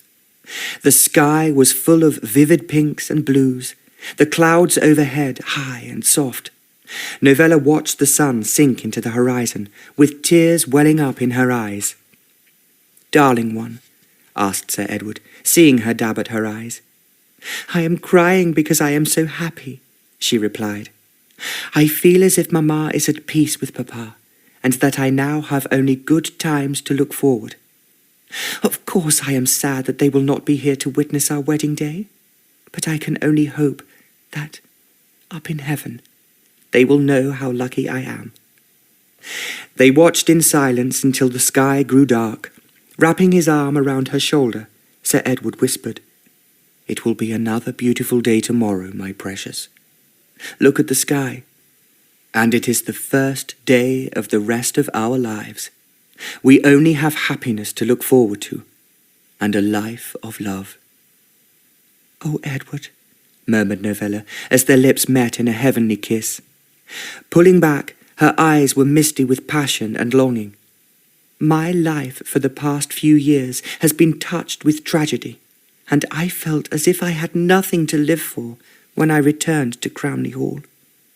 But now, through you, I have discovered that love is the reason for living, and we now have love in abundance. God has given us the great gift of loving and being loved, and no gift could be more wonderful." "The future is ours, my darling," replied Sir Edward, gently kissing her hair. "And with God's will, and you by my side, love will see us through, whatever fate might bring." Deep in her heart, Novella knew it was true. She had never before felt so completely loved. "Together forever," she sighed, her smile full of love and adoration. "Until the end of time."